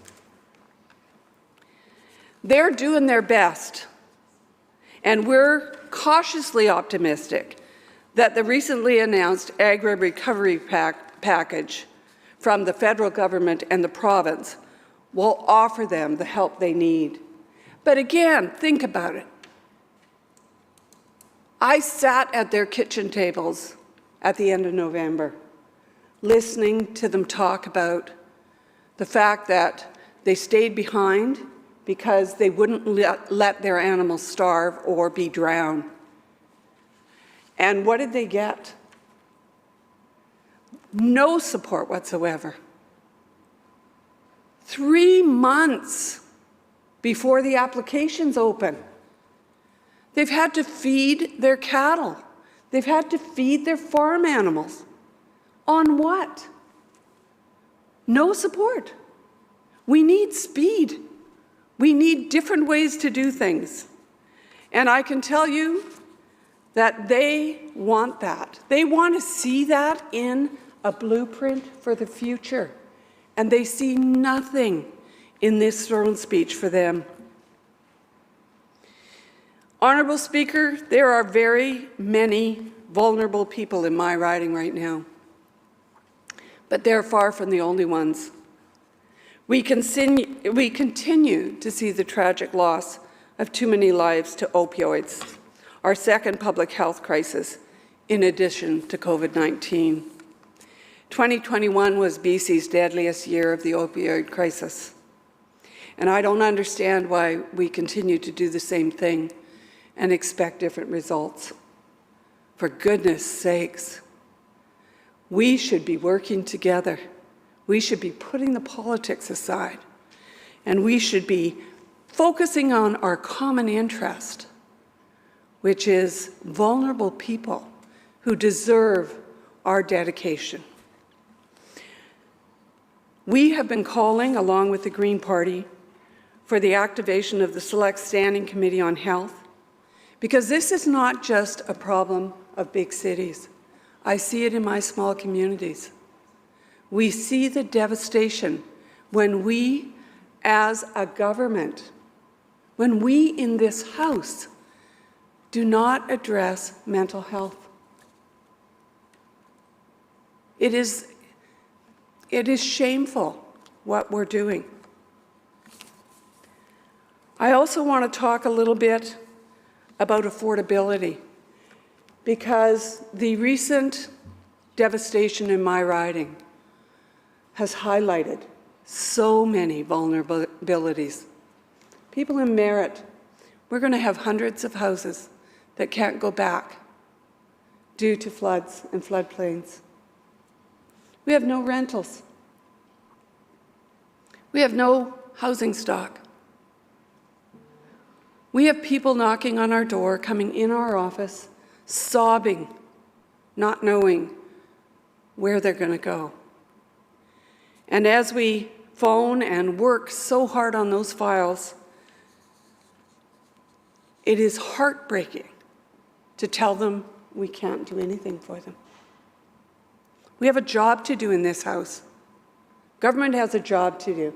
Their job is to give hope. It's to give hope to people of this province. And I can tell you that for my people in my area that are looking for homes, the people of Lytton, the people of Merritt, the people down Highway 8, I have people whose homes and properties have disappeared, and they're still paying a mortgage on it. What do you say to people who have had that kind of loss, and there is no housing available for them? People in my riding just want to go home, and it's our job to make sure they have a home to go to. And I can tell you, affordability is a huge issue in my area. And as COVID has pointed out over the last 2 years, many people in metro centres have realized that they can do their work anywhere. And they've realized the value of living in a much more rural area. And in my community, they knock on your door. Would you like to sell your house? So we're seeing a housing crunch across this province that's not just urban-centred. And I don't see a plan that's going to help my people, not anytime in the near future.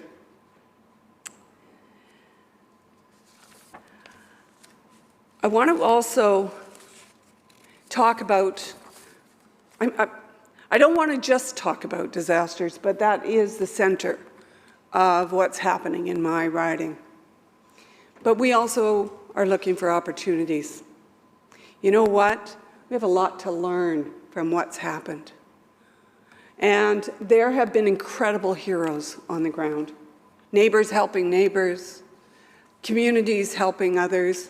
We think about Hope that was isolated and had so many people in their community and how that community stepped up. We think about the partnerships of people flying food in and how incredible those partnerships are. In my riding, we've got them helicoptering out vehicles because vehicles are isolated.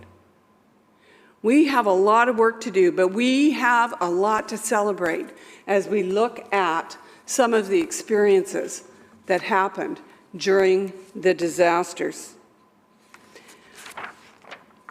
But I can tell you, when I talk to people in my riding,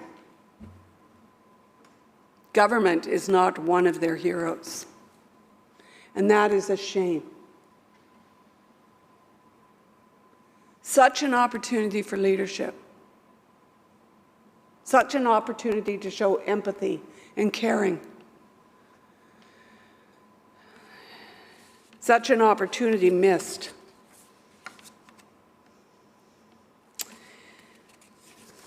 And as we look at the outcome of the disasters, I remind people that all 4 highways into the interior come through my riding.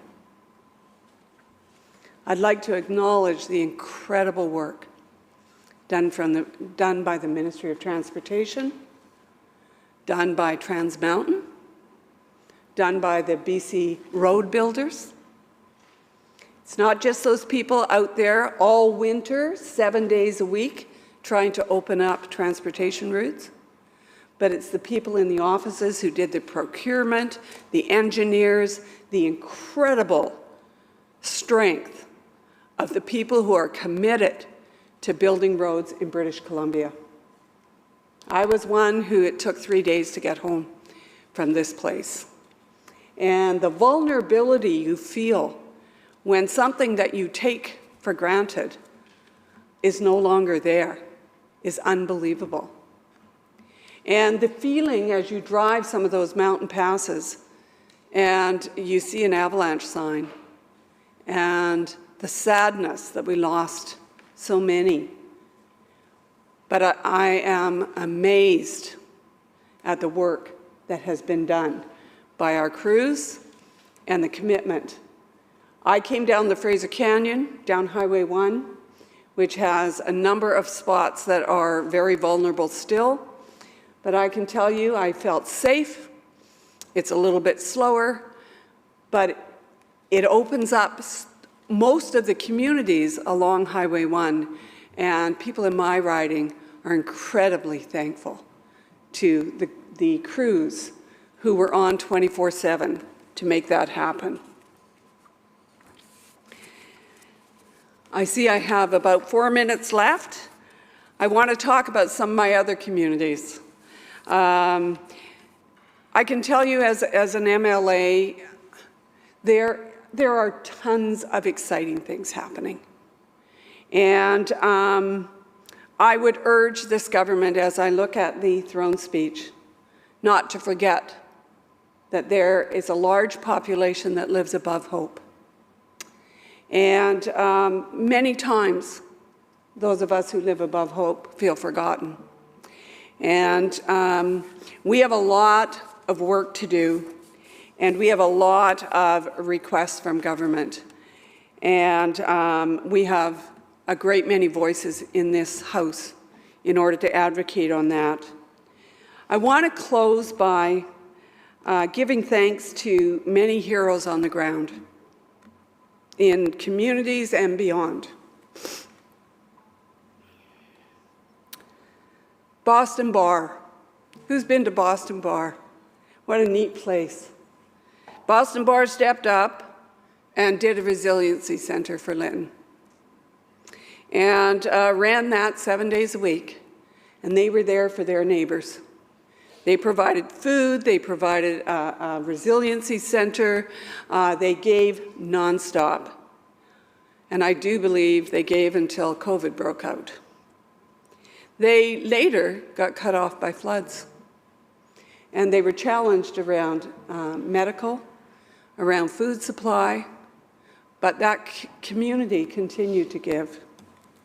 Lillooet stepped up, opened its doors to evacuees, gave them someplace to go, someplace close to home, somewhere to be with the ones they loved during the catastrophe.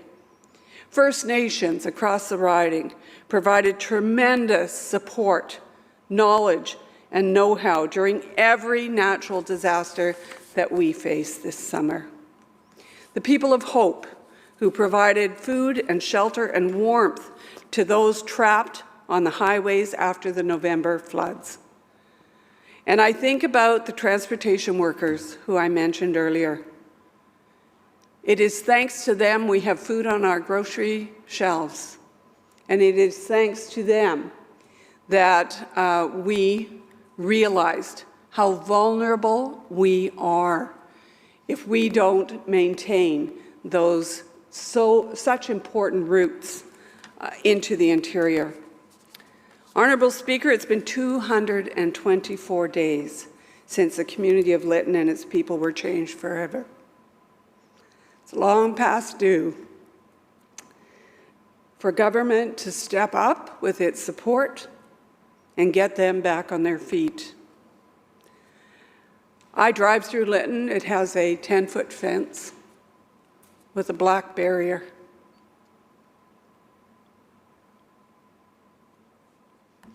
Thank you.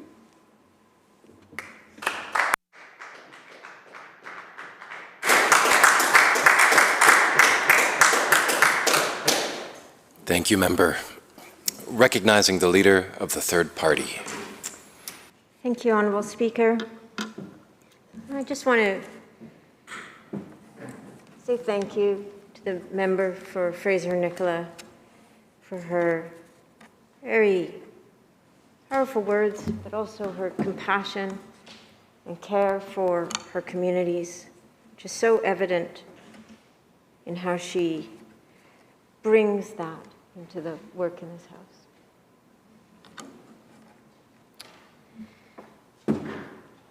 Brighter years ahead. I heard that yesterday in the speech from the throne. And I thought about how in January, my trusted friend and colleague sent me an article about the Stockdale paradox as a way for me to think about leadership in a time of overlapping crises. Admiral James Stockdale was a prisoner of war in Vietnam for 7.5 years. While many others in the same situation did not survive, he was able to endure the terrible conditions and the uncertainty. But he wasn't an optimist. He was a realist. His advice, quote, "You must never confuse faith that you will prevail in the end, which you can never afford to lose, with the discipline to confront the most brutal facts of your current reality, whatever they might be." Stockdale was interviewed by Jim Collins, who wrote the book From Good to Great, which introduced the Stockdale paradox. Stockdale focused on the end of the story of being a prisoner of war. Quote, "I never lost faith in the end of the story. I never doubted not only that I would get out, but also that I would prevail in the end and turn the experience into the defining event of my life, which in retrospect, I would not trade," end quote. But his faith should not be confused with optimism.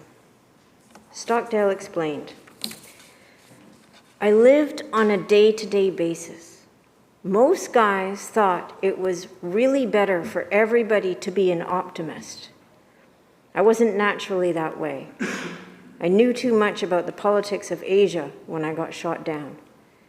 I think there was a lot of damage done by optimists. Other writers from other wars share that opinion. The problem is, some people believe what professional optimists are passing out and come unglued when their predictions don't work out. The optimists, they were the ones who said, we're going to be out by Christmas. And Christmas would come, and Christmas would go. And then they'd say, we're going to be out by Easter. And Easter would come, and Easter would go. And then Thanksgiving, and then it would be Christmas again. And they died of a broken heart. This is a very important lesson. You must never confuse faith that you will prevail in the end, which you can never afford to lose, with the discipline to confront the most brutal facts of your current reality, whatever they might be. The article about the Stockdale paradox in the Harvard Business School publication was published in August 2020. And it turns out that the authors, Boris Groisberg and Robin Abrahams, quite prescient about COVID. Or at the very least, they were not succumbing to the predictions that the optimists were passing out. They wrote, quote, "Your state, industry, organization, or unconscious mind may be pinning hopes on some other event or date after which some version of rescue will come. A vaccine, a cure, a reliable and cheap test, the acquisition of herd immunity. But to review the brutal facts, none of these developments are likely in the foreseeable short term. The possibility remains that there may never be a fully effective vaccine or cure. This virus may be something that we live with and manage for years to come. Doing so will mean changing elements of our social interaction in unprecedented ways that may well lead to irrevocable social changes." End of quote. I think about the stories that we have been told for the last 2 years. Of course, we wanted to be optimistic. Of course, we wanted to think this will be over by June 2020. Or it will be over when the vaccines come. Or it will be over in July of 2021. Or it will be over by Christmas of 2021. Or it will be over by Family Day 2022. It will not be over. We are being told it's time to live with COVID. But what does that mean? Right now, we have the highest number of hospitalizations. We have a still climbing rate of death in this province. We don't know how many people have COVID anymore because we've essentially stopped even trying to trace. We've stopped making testing available. We're operating pretty much in the dark.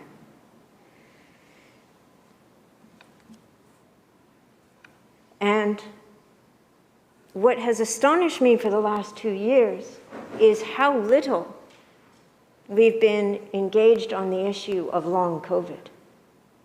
There are people who got sick in January or February or March of 2020, and their lives have not returned. They suffer from extraordinary numbers of health issues and problems. Studies in places where they are trying to map out how much long COVID is, consider it to be 10 to 20% of people who get COVID will have long-lasting symptoms, including children. Brain fog, fatigue, heart problems, vascular problems.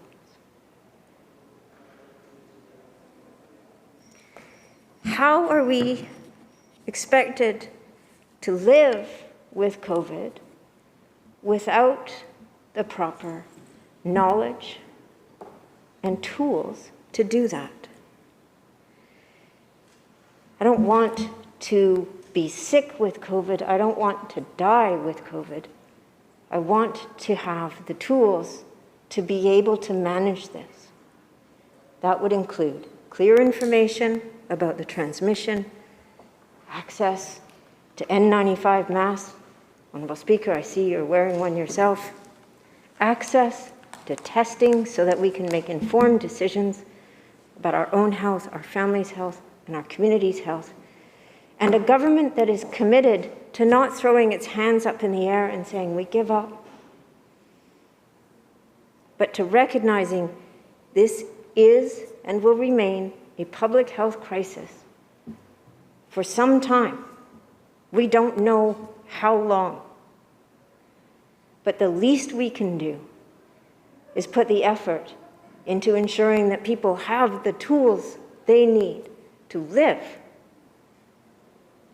through this health crisis. Just over 100 years ago, and I'm a historian, so this is fascinating to me, the flu pandemic rapidly spread around the world.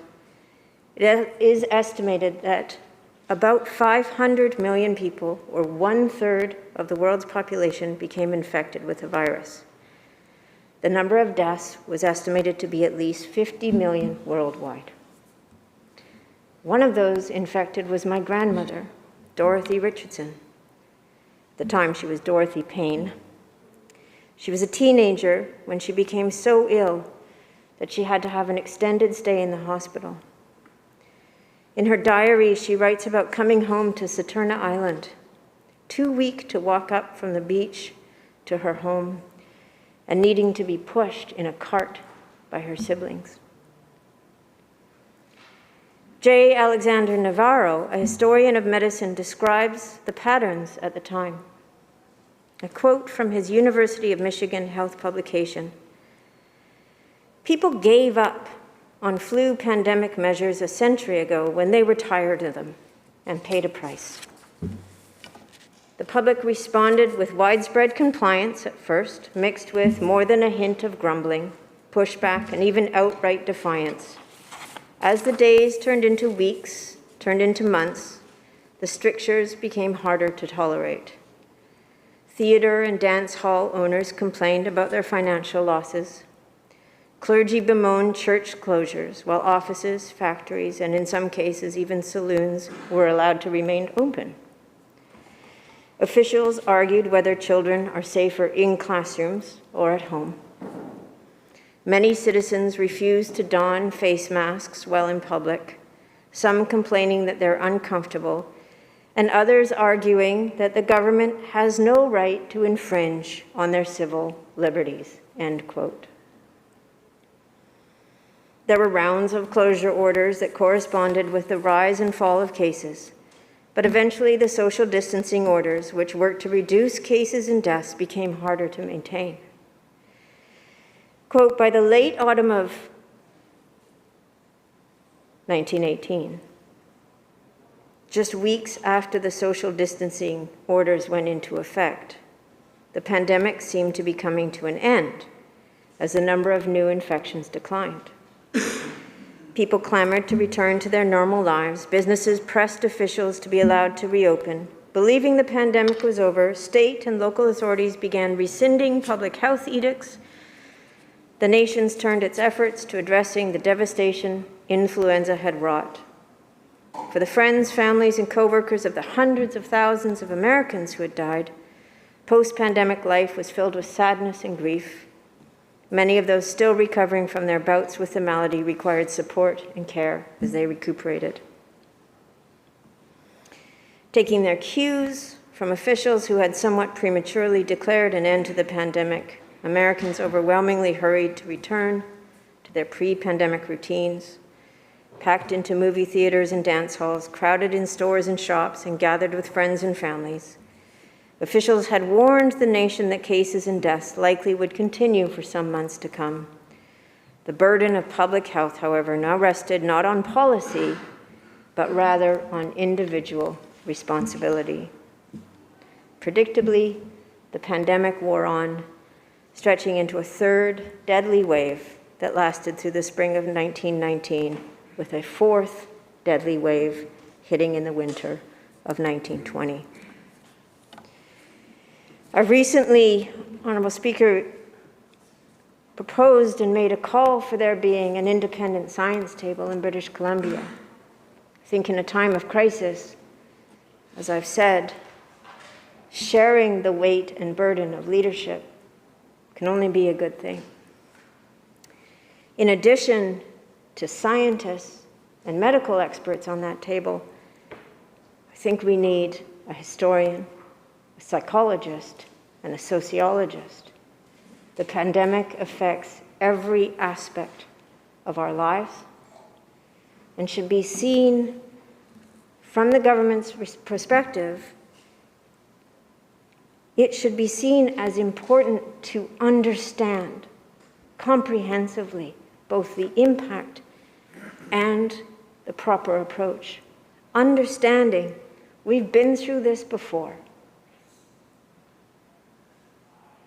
It's trite to say that history repeats itself, but we can see that we could have learned a lot of lessons from the pandemic 100 years ago.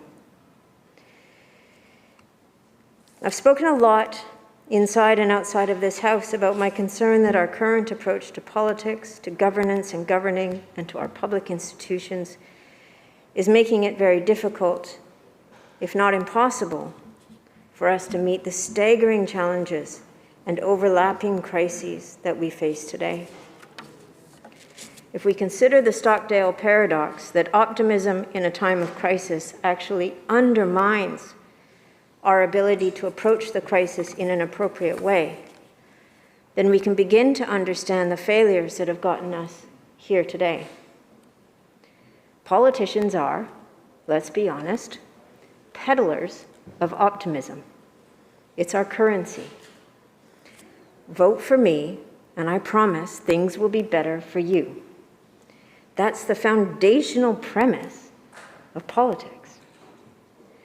What's concerning, however, is when politics, and especially the politics of optimism, interfere too much with the practice of governing.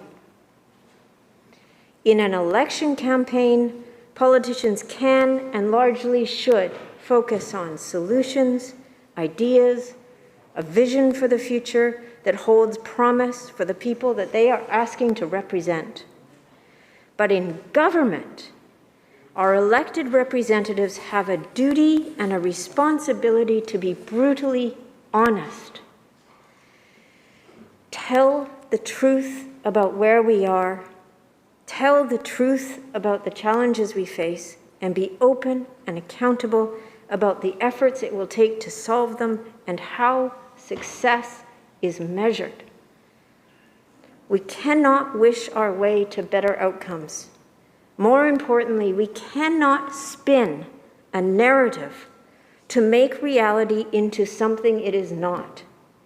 Until we confront the most brutal facts of our current reality, we cannot know how we will bring about these brighter years ahead.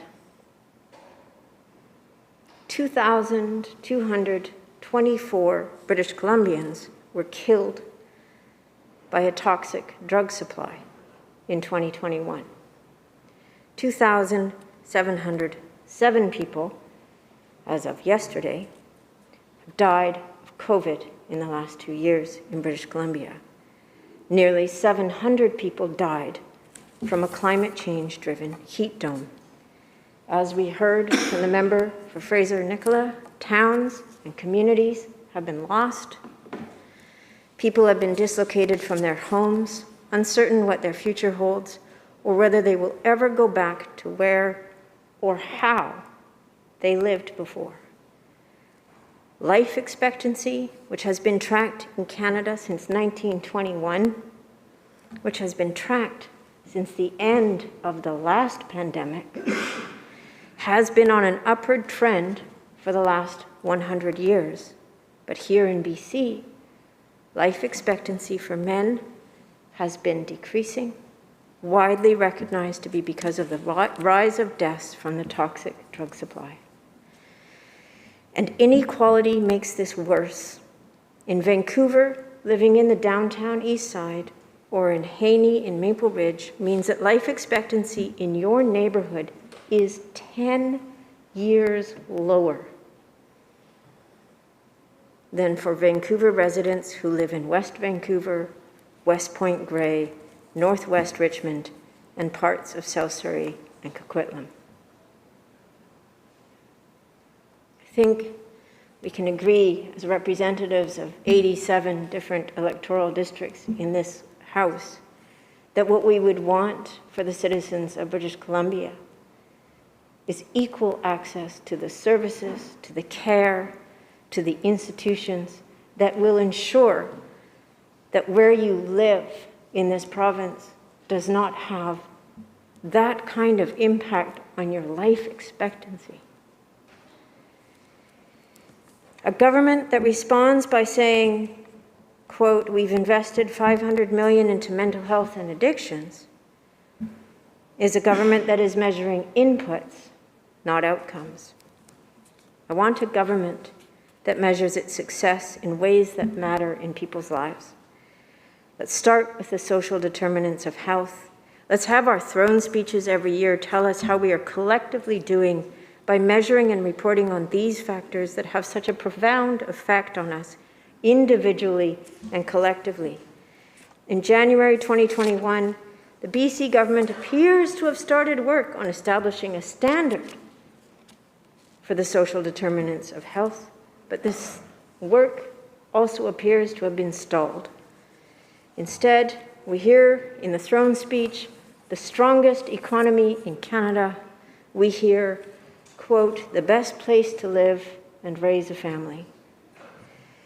That is not the experience for people who are looking for housing in Cowichan, or indeed almost anywhere in BC.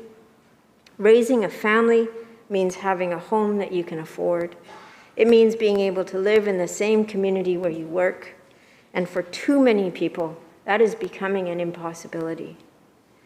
People who have worked their whole lives, who have never faced housing insecurity, are wondering where they will live if they are evicted or can't afford their mortgage payments. Small business owners are facing bankruptcy, and the loss of their life's work and investments will not tell us that BC has the strongest economy. That economy is not serving the people. We are not measuring the right things.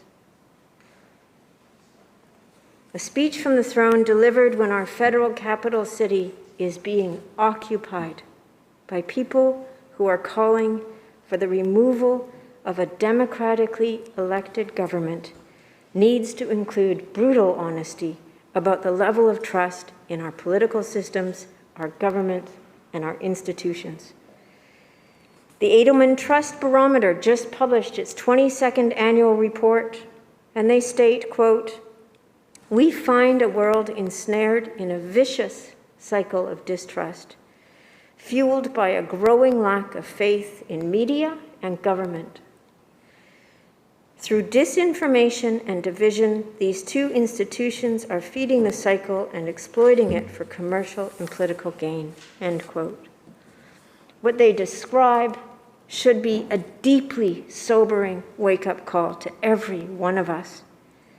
The summary of their January 22 report states, quote, the world is failing to meet the unprecedented challenges of our time because it is ensnared in a vicious cycle of distrust.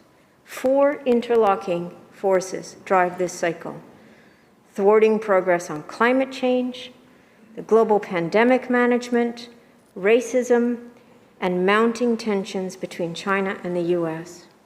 Left unchecked, the following 4 forces, evident in the 2022 Edelman Trust Barometer, will undermine institutions and further destabilize society. Government media distrust spiral, excessive reliance on business, mass class divide, and failure of leadership. How can this government, what role can we play in this legislature to restore trust and demonstrate the value and the need for democracy and healthy democratic institutions? We can put aside the hyper-partisanship between elections and instead focus on transparent, collaborative, accountable decision-making. Shine a light onto how decisions are made. Shine a light onto what is informing those decisions, what the intended outcomes are, and be accountable by measuring those outcomes. Parliamentary committees is one avenue to strengthen this, answering questions from opposition members in a direct, clear, straightforward manner during debate on bills and during estimates debate is another. Acknowledging when efforts are not working to achieve the outcomes that we are striving for, and being open about when and why it is time to change course. Ensure that actions match words. Do not say, on the one hand, that this is a government committed to tackling climate change, while on the other hand, continue to give billions of dollars in subsidies of public money to the oil and gas industry. Do not say that there is nothing more important than protecting the place we call home when we continue to allow clear-cut logging of some of the last old growth in the province, when over 1,900 species in BC are at risk of extinction. But this government has failed to bring in its promised species at risk legislation. When this government is going to go forward with flooding some of BC's most valuable agricultural land and most biodiverse regions by plowing ahead with a dam they knew was a mistake from the beginning. Do not tell British Columbians that they have better care, faster, and closer to where you live when over 800,000 people, including tens of thousands in the Capital Regional District who just found out that they are losing their primary physicians, do not tell them that they have better care, faster, and closer to where they live when they do not have access to a physician. Saying that there are brighter days ahead is not enough. We need to know what those days will feel like. We need to know how that will be measured. I've talked a lot about 4 objectives we should have for this province. 1, people's basic needs are met. We are a society that has enough wealth and resources to ensure that people have a place to live and food security. 2, the natural systems that we depend on for our health and our well-being, water, air, soil, are protected. 3, our communities are connected, safe, thriving. We have a sense of belonging. We protect culture. And 4, our government, our political systems, and our institutions are trustworthy. That's the vision that I have for British Columbia. And once we state a vision like that, then we can start to measure, are these policies getting us there? Are more people's needs being met? Are we protecting the natural systems we depend on? Have we proven to be more trustworthy? Do people believe in this mission, this fragile mission of democracy, more than they used to?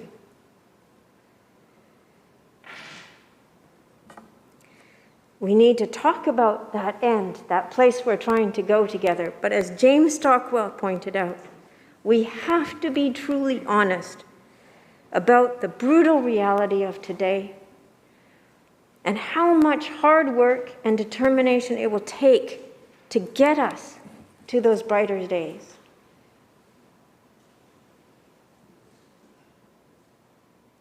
I think we can meet this challenge. I think we can demonstrate to British Columbians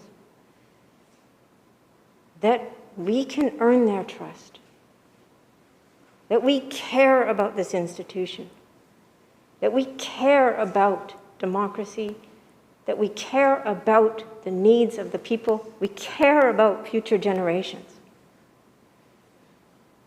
But we're not going to do that by continuing to do things the same way that we always have. We have to be able to imagine that we can govern in a way that inspires the hope and the trust of the people, no matter what party they support, what part of this province they live in. We all asked to be here. We all worked pretty hard to get here. I think we all take this very seriously. But I think we have to be brutally honest about where we are today. And we have to be utterly committed to getting to a better place. Thank you.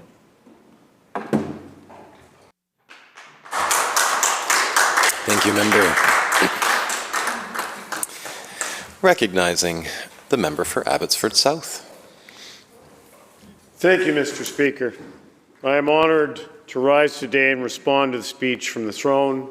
It is indeed a pleasure to see you back in the chair that you currently occupy. Well, this year's speech certainly followed a pattern of previous throne speeches, and it contained a slew of words and promises typical of a throne speech. The contents, however, are beginning to matter less and less to British Columbians.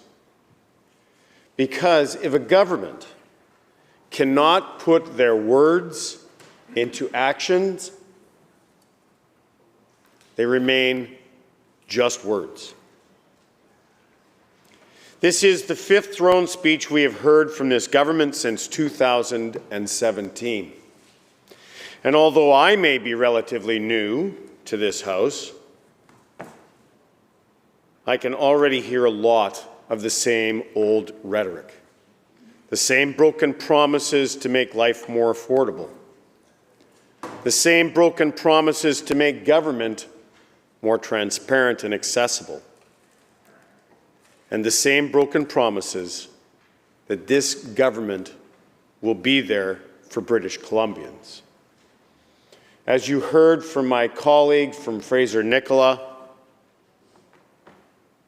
many of her constituents do not feel as if the government has been there for them. They're feeling abandoned and neglected.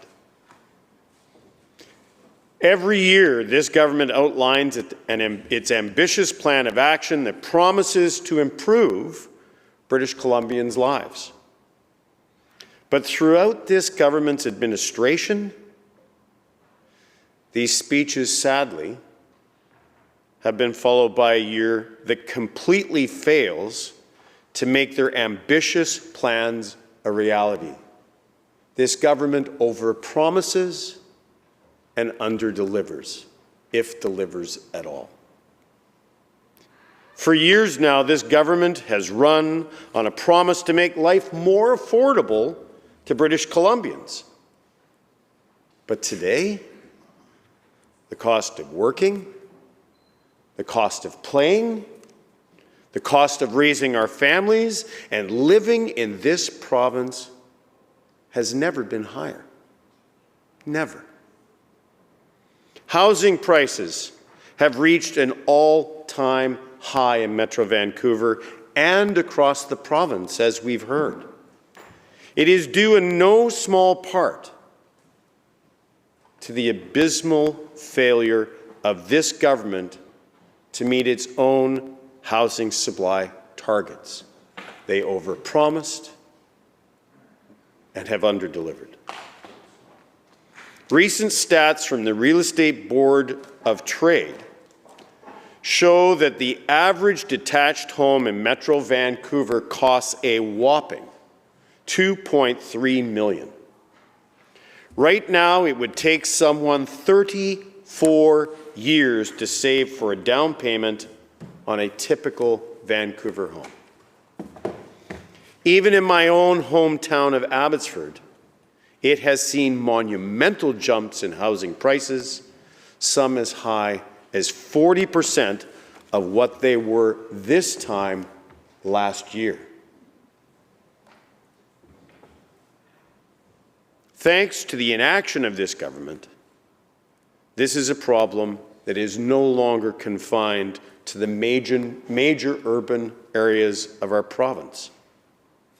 Skyrocketing housing prices are even hitting rural communities that have traditionally given young British Columbians the greatest opportunity to build their lives, to raise their families within their budget.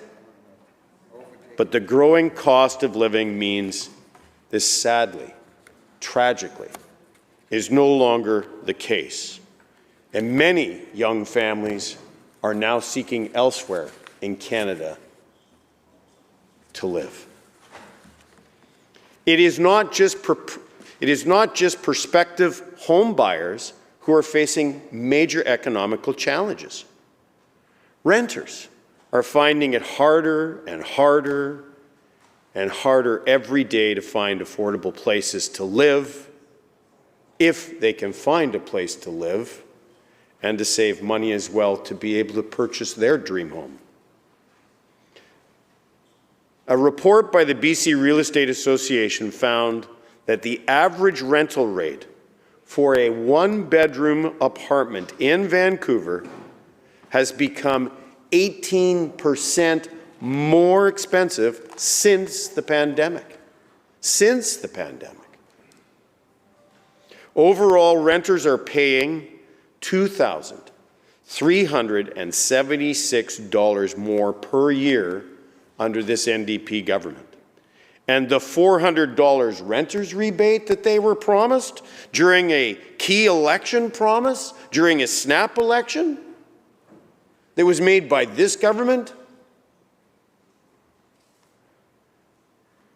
is nowhere to be found. They overpromised and as of yet have failed to deliver. How is this making life more affordable for the average British Columbian? The same British Columbians who under this government are now paying more in taxes, more in rent, more in gas, more for their groceries, and more just to live in this province.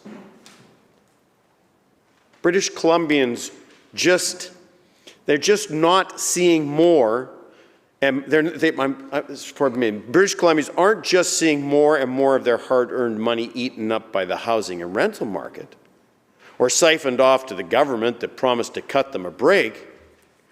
They are seeing it eaten up by the rising cost of basic necessities of everyday life. Despite promises by the Premier himself to address soaring gas prices, for instance, this government sat idle. It sat idle while prices at the pumps reached record highs. Early in January, gas prices in Vancouver set a whopping record at $1.76.9 per litre. And the experts? Buckle up. The experts are saying prices could soon reach a new staggering record, a new normal of $1.85 per litre. Gas prices in BC are more than 30 cents higher than this time last year, making people's daily commute, who are forced to live in places other than where they work because of affordability, they're forcing them, that daily commute, to be more costly every single day. And it's not just at the pumps where British Columbians are paying more, but in our grocery stores as well. A report by Dalhousie University Agri-Food Analytics Lab has forecasted an overall food price increase of 5 to 7% for 2022. This means BC households could be paying up to $1,000 more per year just to put the same food on their tables that they put on last year under this government's watch. British Columbians are getting tired. They're getting weary of recycled messages that government's going to make life more affordable when costs continue to go up year after year under this NDP government's watch. They're growing tired of the empty words and of the empty, broken promises filled in these speeches. Government has promised once again that they're prepared to tackle climate change, but they've proven that they're not even prepared to tackle the climate change emergencies that are upon us here and now. During the heat dome that swept our province last summer, this government failed to communicate the incredible real dangers and ignored warnings from ECOM that the emergency services were stretched far too thin. They were stretched far too thin to tackle the influx of 911 calls. As a result, 569 British Columbians died. They died due to heat exhaustion. Where was the government for their backs then? It's mind-boggling to hear this government insist that they're putting people first. Were they putting them first during the heat wave? Actions speak louder than words. This government insists that they're putting people first when there's still British Columbians from Lytton living in motels and on couches in friends' spare rooms, desperately waiting for the promised support. The promised support from government that will help them rebuild and restore their businesses, their homes, their lives, their neighborhoods that were destroyed by horrific wildfires. Does that sound like government has their back? They're abandoned in the deep of winter. They can't even find anywhere to rent. How much longer are we going to make them wait? Your words are meaningless without action. Last November, at the onset of the atmospheric river, the risk of floods was building for several days. The experts were clear on this. And yet the Alert Ready system was not used. Not one single time. Not once to warn British Columbians of the oncoming dangers. It's just completely unacceptable that our neighbors to the south had 48 hours more warning than we did. 48 hours were lost so that people of the Sumas Prairie could save their valuables, could move their animals, could move their equipment. We knew that the Nooksack was going to flood. How has that government got their backs? The Nooksack flooded the Sumas Prairie. Thousands of farmers and residents were left stranded as they watched their livelihoods, their homes, their animals literally wash away before them.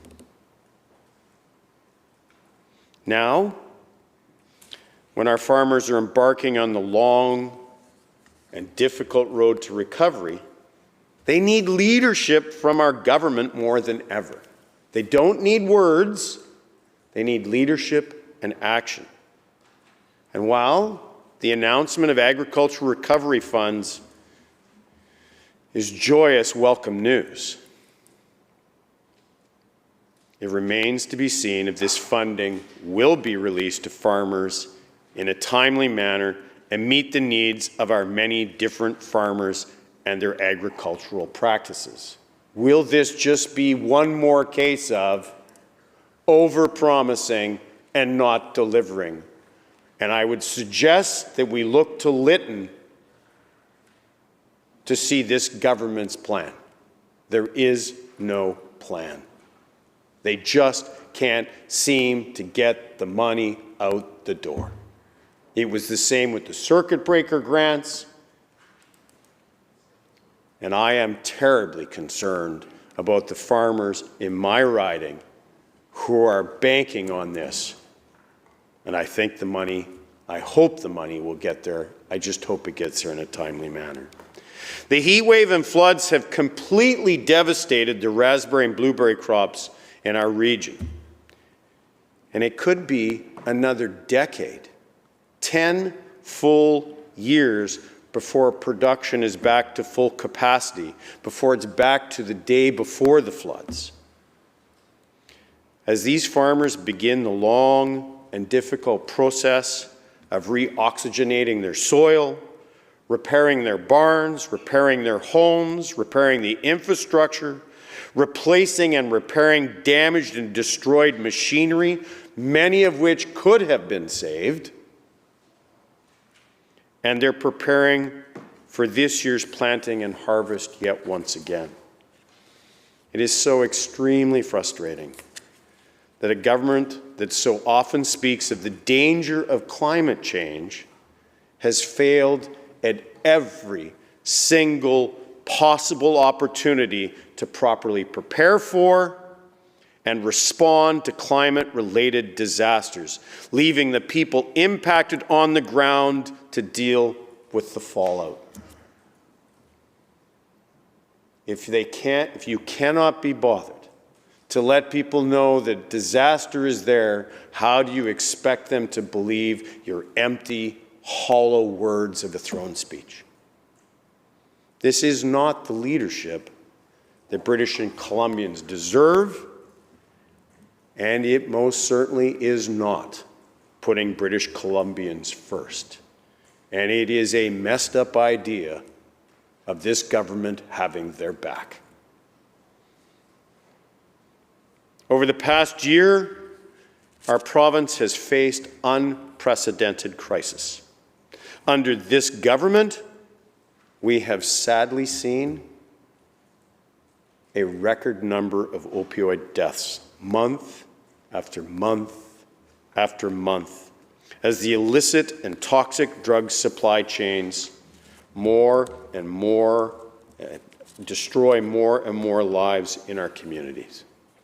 Opioid deaths in 2021 were 24% higher than in 2020. And this year is lining up to be just as horrific. Overpromised, underdelivered. Despite promises for more action and support from this government, it baffles many of us how the budget for the Premier's own office continues to be larger than the Ministry of Mental Health and Addictions. We know the science is clear that there is a direct link to mental health and opioid addictions and drugs and deaths. Yet the Premier's office continues to be larger than the Ministry of Mental Health and Addictions. Doesn't sound like that's got any of those people's backs to me. The time for words, it's over. It's not enough to add a handful of treatment beds here or there and call it a day.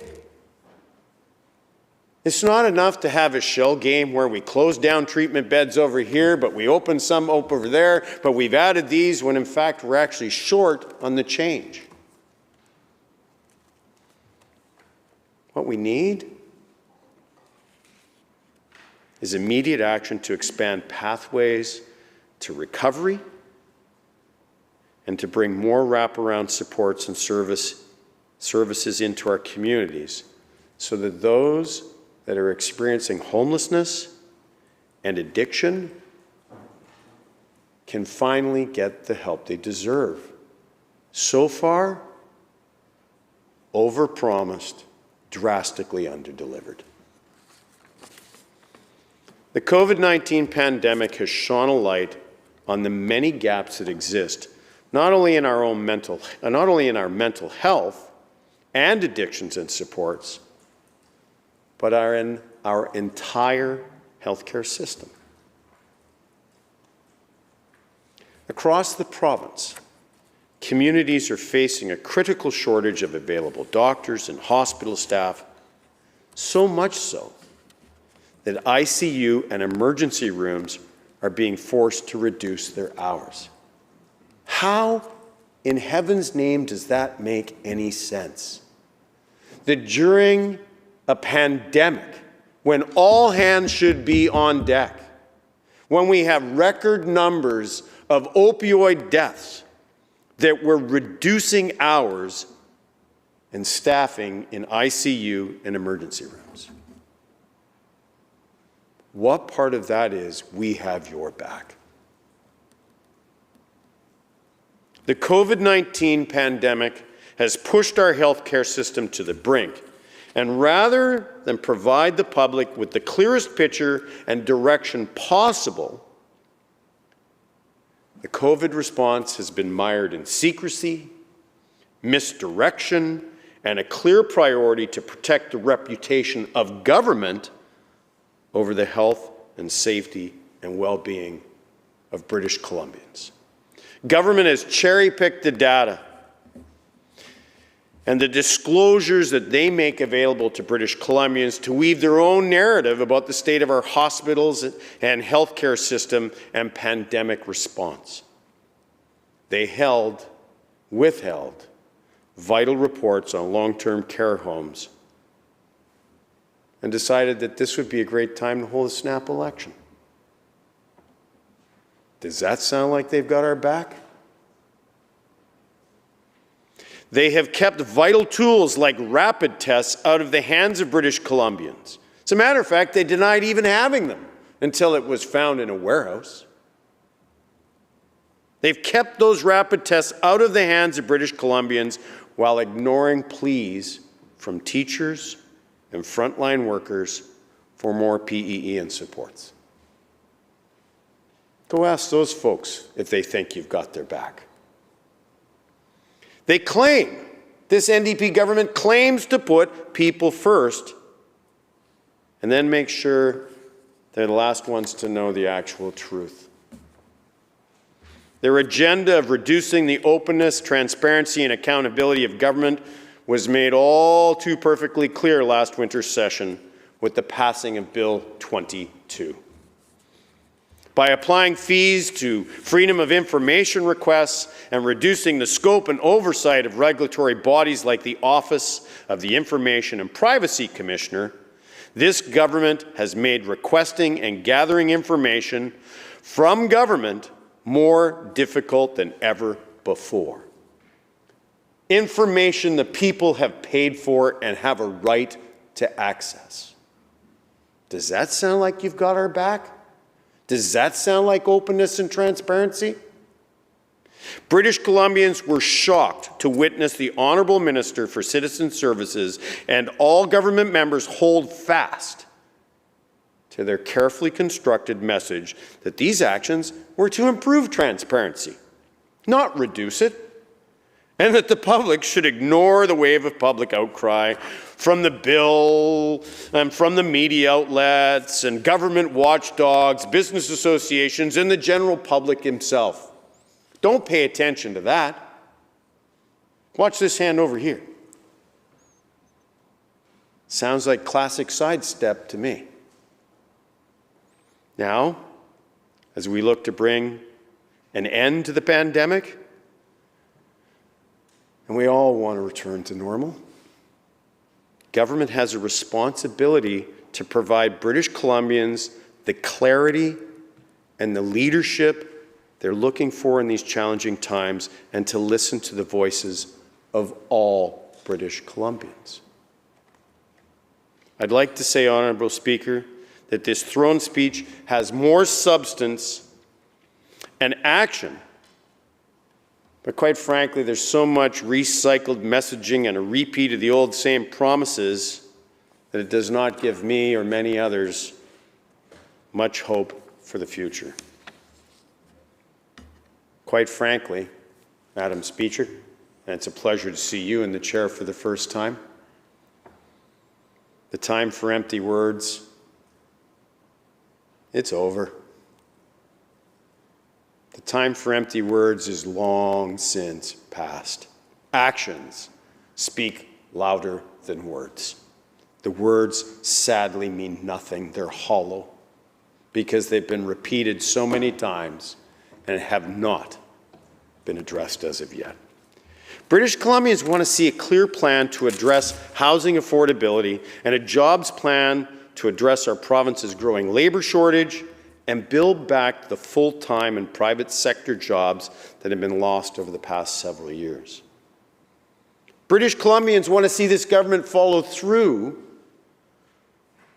on their promise of universal $10 a day childcare, rather than leave families waiting a decade or more for their next open spot. I guess you apply for your grandchildren or great-grandchildren. British Columbians want to see the people of Merritt. They want to see the people of Sumas Prairie, the people of Lytton, receive the support they truly deserve to recover from the incredible heartbreak and devastation that they've endured. Your words don't mean much to these folks. Your words are just hollow. What they need are actions. They want to see a fundamental review of our province's response to the climate disasters of last year so that we can better protect and support our communities against future events. British Columbians want to see clear action from this government to actually meet our climate action targets without costing our communities who depend on our natural resources and industries thousands and thousands of jobs. British Columbians are tired of talk, Madam Speaker. They're tired of it. They don't believe it. There is a reason why we have mass demonstrations currently and the highest distrust in government that we've seen in decades. They want to see action. And they want to see a lot of it. And they want to see it today, not months from now. I am hoping that this throne speech, filled with the same old promises, won't mean a year of the same old government. I want to see action. British Columbians want to see action. Because the government they have now is not worthy. The British Columbians deserve a lot better than what they've had over the last few years. The time of blaming others is old. This government's been in power long enough that they need to belly up to the bar and take responsibility of the inaction that they have been unable to do. British Columbians need leadership right now. What they don't need are more broken, empty promises and throne speech that, quite frankly, they don't believe a word of. So I implore this government to actually roll your sleeves up and get the job done. I watched in my neighborhood, while government was standing around, it was neighbors helping neighbors. We saw it in Merritt, we saw it in Lytton, we saw it in the Sumas Prairie. It was the people that helped one another, while government couldn't even be bothered to figure out how to declare a state of emergency in a timely manner. That's not having our backs. Having our backs is actually doing what you say you're going to do. So far, this government hasn't been able to get that part of the message done. The words are there, but the actions are sadly, sadly absent. Thank you, Madam Speaker. Thank you, member.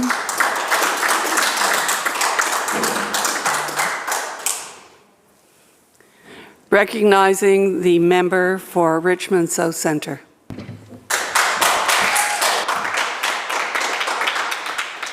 Thank you, Madam Chair, and I will echo my previous colleague as well. It's nice to see you first time sitting in a chair. So thank you so much for allowing me to respond to the throne speech. My apologies. Before I start, I do want to acknowledge I'm standing on the traditional and unceded territory of the Kwankan-speaking peoples, the Songhees and Esquimalt First Nations. And also as an elected official, I represent Richmond South Centre, which is located in the unceded and traditional territory of Musqueam, Kwanlin, and Tawasan Coast Salish people. I thank them for allowing us to live, work, and play on ancestral land. I also want to take a moment to wish everyone who celebrates the Lunar New Year a Happy New Year. I want to wish everybody a favorable year of a tiger that is filled with prosperity and good health. I'm going to try in Cantonese as well. I'm pretty sure a member from Richmond North Centre is going to correct and laugh at me afterwards. So I apologize for that. 我祝所有慶祝農曆新年嘅朋友們，虎年大吉，萬事如意，身體健康，恭喜發財. Sorry, I apologize for that. Also in Mandarin, 我祝所有庆祝農曆新年的朋友們虎年大吉，萬事如意，身體健康，恭喜發財. And obviously, I speak Mandarin better. I also want to take knowledge to reflect the throne speech, to reflect many lives lost during the 2021. We experienced pandemic, the toxic drug crisis, of course, the heat dome, the forest fire, and the flood. Many lives, many families were broken. I want to take a moment to acknowledge that.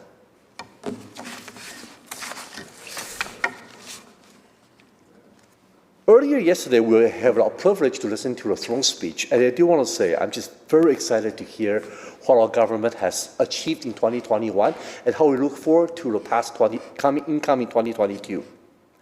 I think one of the interesting things we want to say, and that was being echoed in the throne speech, is having 85,000 people moving here from other provinces and countries in the first 3 quarters of a year alone.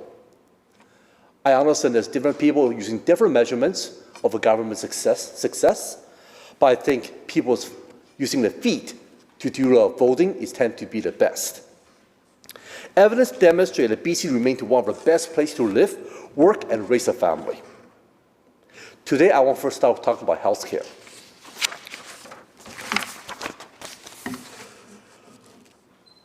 We unfortunately have witnessed many different types of polarization in the conversation, in comments on social media when it comes to how we walk through a pandemic. I personally also been bombarded with messages from different friends. Some people asking for greater restrictions. They ask for ways how we can actually reduce the transmission of the disease. We also have heard from many people demanding freedom, different perspectives, and we welcome all sides of conversation, as long as conversation is done in a respectful and civilized manner. In our BC government, we took the approach that I personally am so glad we did, that we decided not to let politician or politic get involved. Instead, we listened to the guidance of Dr. Bonnie Henry, the provincial health officer, and her team.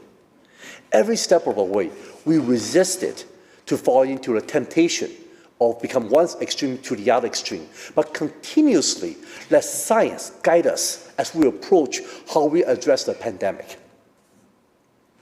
Many moments that the temptation comes through, but we continue finding a way to balance people's life, not just the physical health and also the mental health.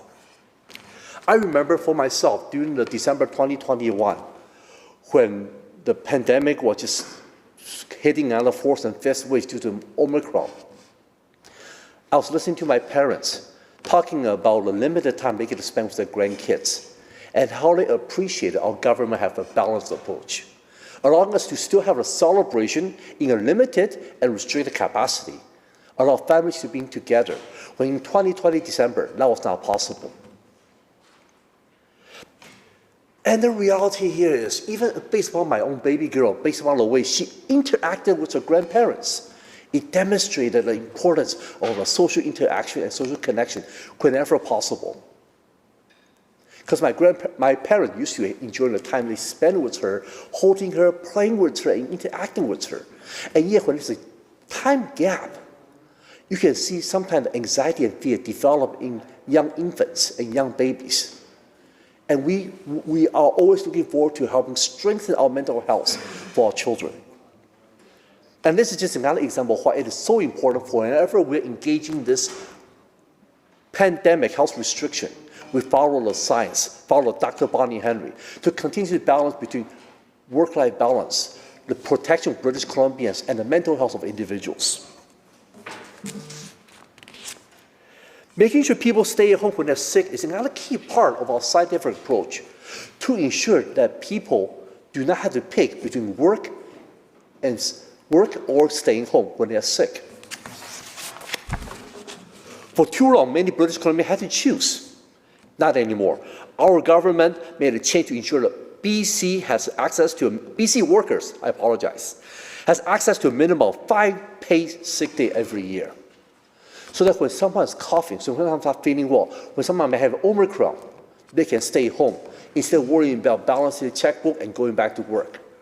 It helps us continue to allow our business sector to be functional and not allowing the pandemic spread at different outbreaks at different points.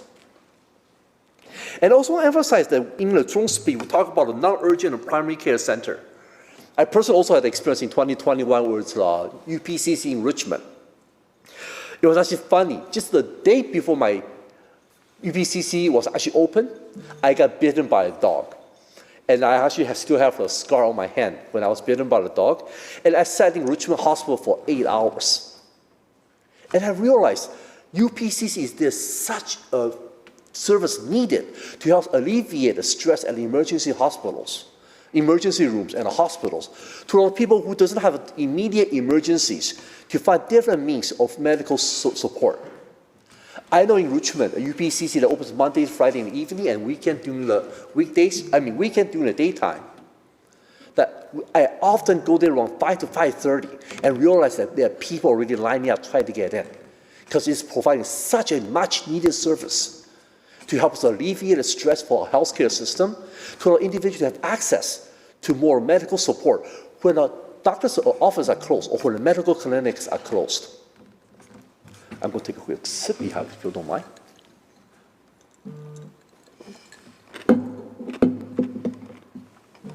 And of course, we cannot avoid talking about Richmond's most recent 2021 hospital investment of $840 million for upgrade of a North Acute Care Tower. It is the biggest investment in not just healthcare, but biggest investment, period, in Richmond's history. It is something that's been high in demand, and Richmond populations continue being asking for. And I thank all MLAs for sharing their voice, sharing their concern, continuously working with our government to ensure this promise is continuing moving forward.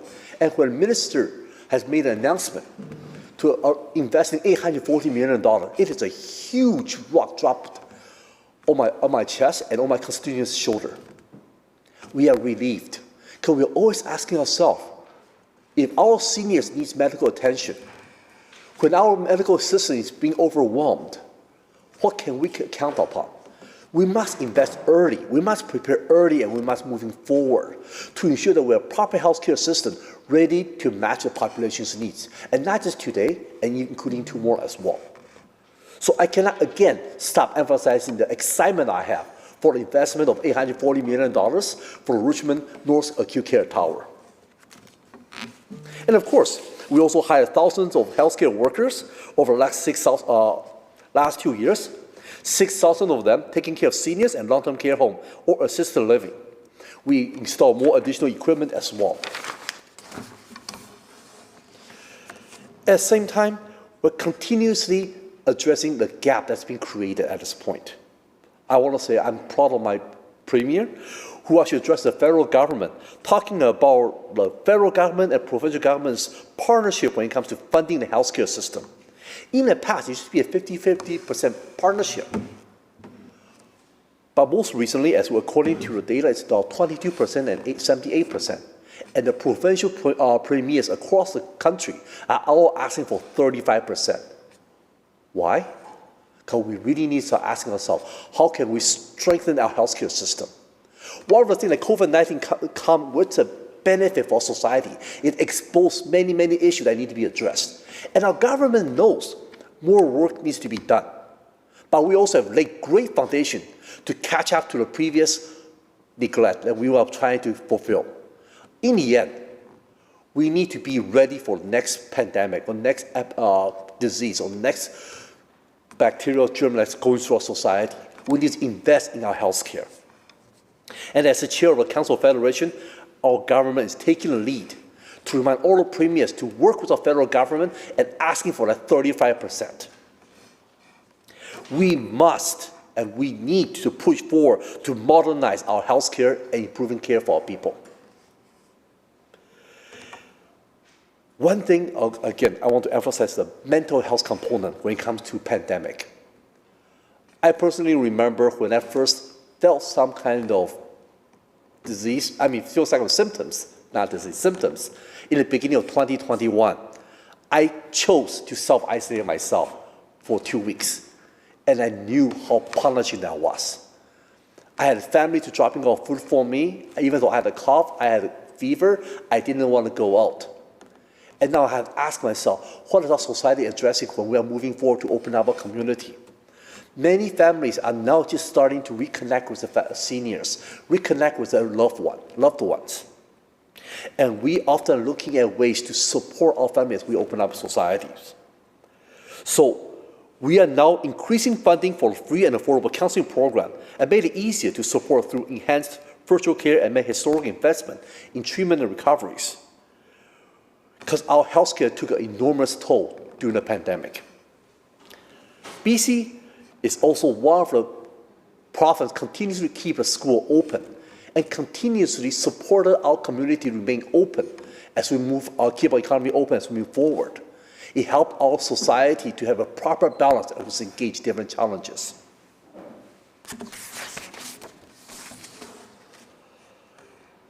And if you don't mind, I also would like to touch a bit on our throne speech, talking about our support and services for addictions. And I think one of the things I do want to take a bit of pride for is the effort of working with the federal government, hoping to decriminalize minor drug offense, of carrying a small amount of illicit drug for personal usage. Because we need to fight against stigmatization that prevents people from seeking help, seeking support. And our government understood that we must come with a realistic and functional approach to support individuals struggling with different kinds of addictions. I know some of our colleagues mentioned earlier about mental health and addiction that has a direct correlation. I want to say everybody could potentially become addicted to different kinds of drugs under various circumstances. Individuals, based on different circumstances, can make unfortunate choices that draw them into circumstances they could not get out of. It's not just simply a mental health issue, it's a mental health disease that we need to fight together against. That's why BC became the first provincial province in Canada to offer prescribed safe supply, a critical step to prevent overdose from toxic drugs. We will continuously work with our provincial health officers and will continue to work with our community services to ensure we're finding different ways to support individuals struggling with addictions. We have increased the number of treatment beds for both youth and adults. And of course, we know that much more needs to be done. And again, I want to express my sympathy for every family member, every individual who experienced a loss or experienced a broken family due to a toxic drug supply. Now I'm talking a bit about education, especially the specific fact that in the last 2 years, we just saw how important it is for in-person, in-class learning for our children, for mental health-wise and intellectual growth. I personally know with some nephew and niece, the importance for them to stay connected with their family. I even remember one of our family members sharing a story of how the child's behavior actually struggled because of months long of lack of in-person learning, even though she took an transitional learning option with the Richmond School Board. The parent later regretted and realized the child needed that in-person interaction to truly appreciate and truly strengthen their resilience and mental health. Schools provide important support for children, especially most vulnerable kids, and we want to make sure that we continue to be there for our school system. British Columbia, my apologies. And over the last 4 years, we also have record funding for education that has helped BC schools hire thousands of teachers and education assistants. That is one reason why I'm so proud of our throne speech by our government this year, because we've done such a comprehensive investment in health and education. Of course, when we deal with mental health, when we deal with mental challenges, when we deal with stress, we also need to talk about racism and the importance of inclusivity. Our government is introducing new anti-racism data legislation this session, pardon my English, helping to pave the way for fair and better diverse delivery of services. By understanding who we are serving and how our culture, language, ethnicity, background could interact with the services being provided, our government is finding different ways to better understand the British Columbians and find a way to support our British Columbians. In the days ahead, I apologize for that, our government will take major steps towards establishing the first Chinese Canadian museum in Canada, another great opportunity to celebrate the Chinese Canadians' contribution to this country's history. We all understand that Chinese Canadians, like many other cultures, contribute heavily to the success and prosperity of British Columbia, and we are so thankful to have our government establishing the first Chinese Canadian museum in Canada to showcase all the historical growth. Now, I do want to talk about affordability, which is one of the things I'm truly passionate about. Our government understood the importance to make life more affordable. It is a priority. And many people, I know some of colleagues mentioned there's lack of action, but I'm seeing here's all action from 2021, and we have a great vision for 2022. Interest on student loan removed. Bridge toll in the Lower Mainland has been eliminated.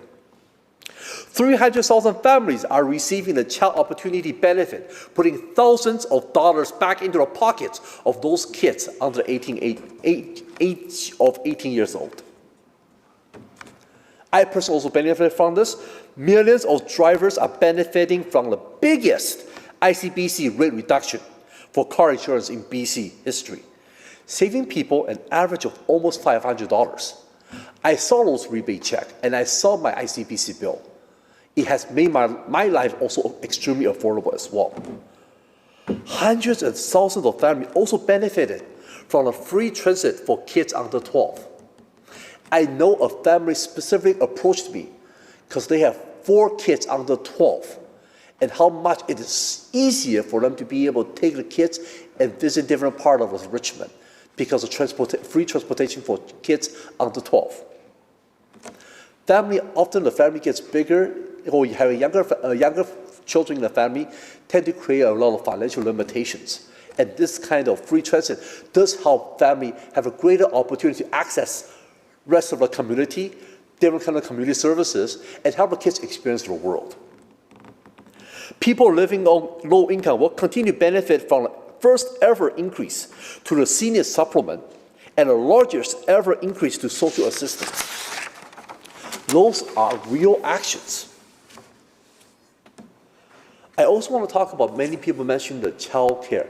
$10 a day child care is a promise that our government made, and made many concrete steps forward towards it. Many families are already benefiting from thousands of new spaces and saved up to $19,000 a year in lower fee.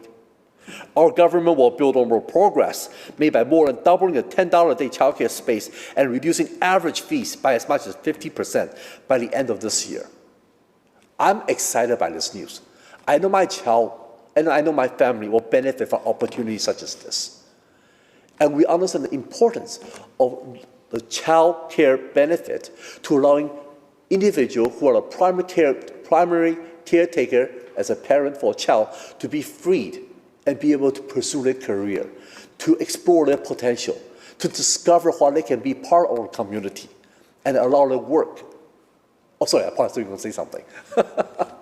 To allow the work to continue, to truly find a way to live our life to the fullest.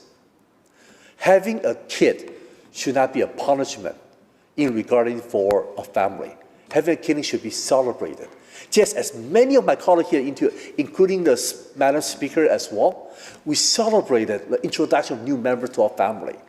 And they should never come with a price tag that we should be worried about. But instead, our government has a British Columbians back. I apologize that again. And we continue to allow British Columbians to find fulfillment, find work-life balance, and continuously working towards $10 per day childcare for all British Columbians who have younger children. And of course, housing is a major issue for British Columbia as well. And our government has already taken many actions according to the throne speech. We banned rental eviction. We cracked down on speculation. I do apologize. I'll take another sip if you don't mind. Surprisingly, the air in here is really dry. We froze rent increase during the pandemic and capped the rent increase to inflation. We also help people who are in trending homelessness encampment into city across the province into safer housing. We built 8,000 new on-campus student housing beds as well. Since 2017, 52,000 new rental homes has been registered in BC. And that's more than the previous 15 years combined.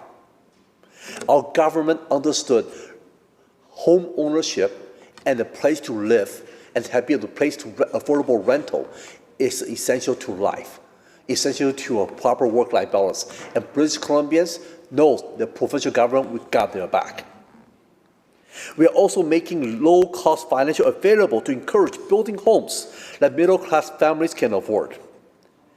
We have made the largest investment in affordable housing in BC history, with 32,000 homes built or on the way already.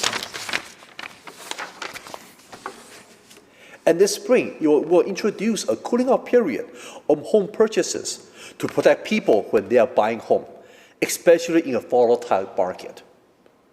We understand housing affordability has been challenged for many British Columbians, including individuals and constituents who live in Richmond South Centre. And our government are working hard to bring affordability for British Columbia and to Richmond South Centre constituents.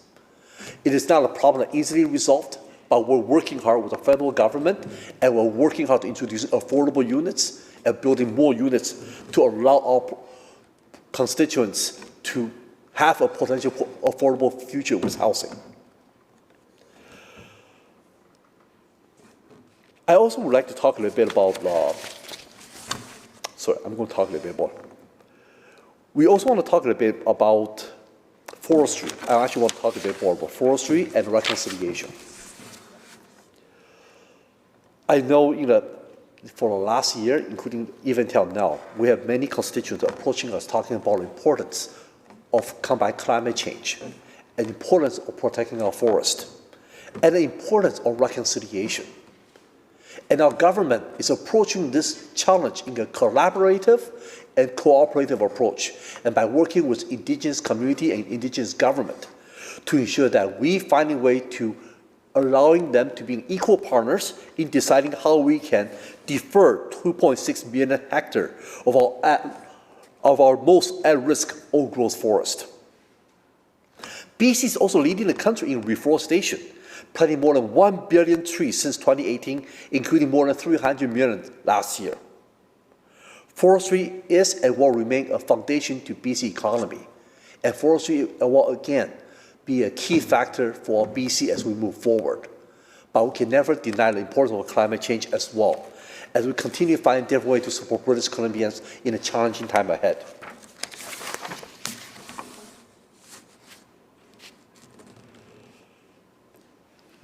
In the final conclusion, I have a final remark talking about economy. As we all know recently, British Columbia demonstrated that we have a lowest unemployment rate. we have one of the strongest economic recovery, and we have a strong business climate that people want to come and invest.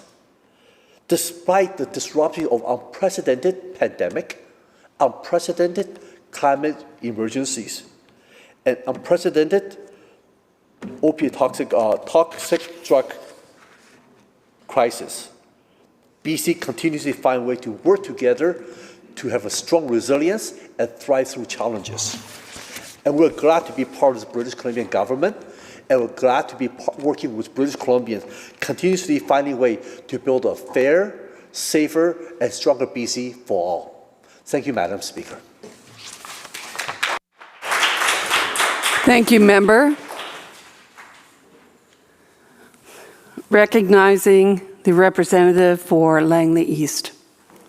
Thank you, Honourable Speaker. It truly is an honour to stand here in the chamber today to rise and speak in support of the throne speech. I'm coming here on the traditional territories of the Lekwungen peoples, the Songhees and the Esquimalt nations. And it truly is been quite the year. It's been a challenging year for so many people, and I'm so proud to be the member for Langley East, to be elected by the people of the Township of Langley to represent such a fantastic community. Thank you.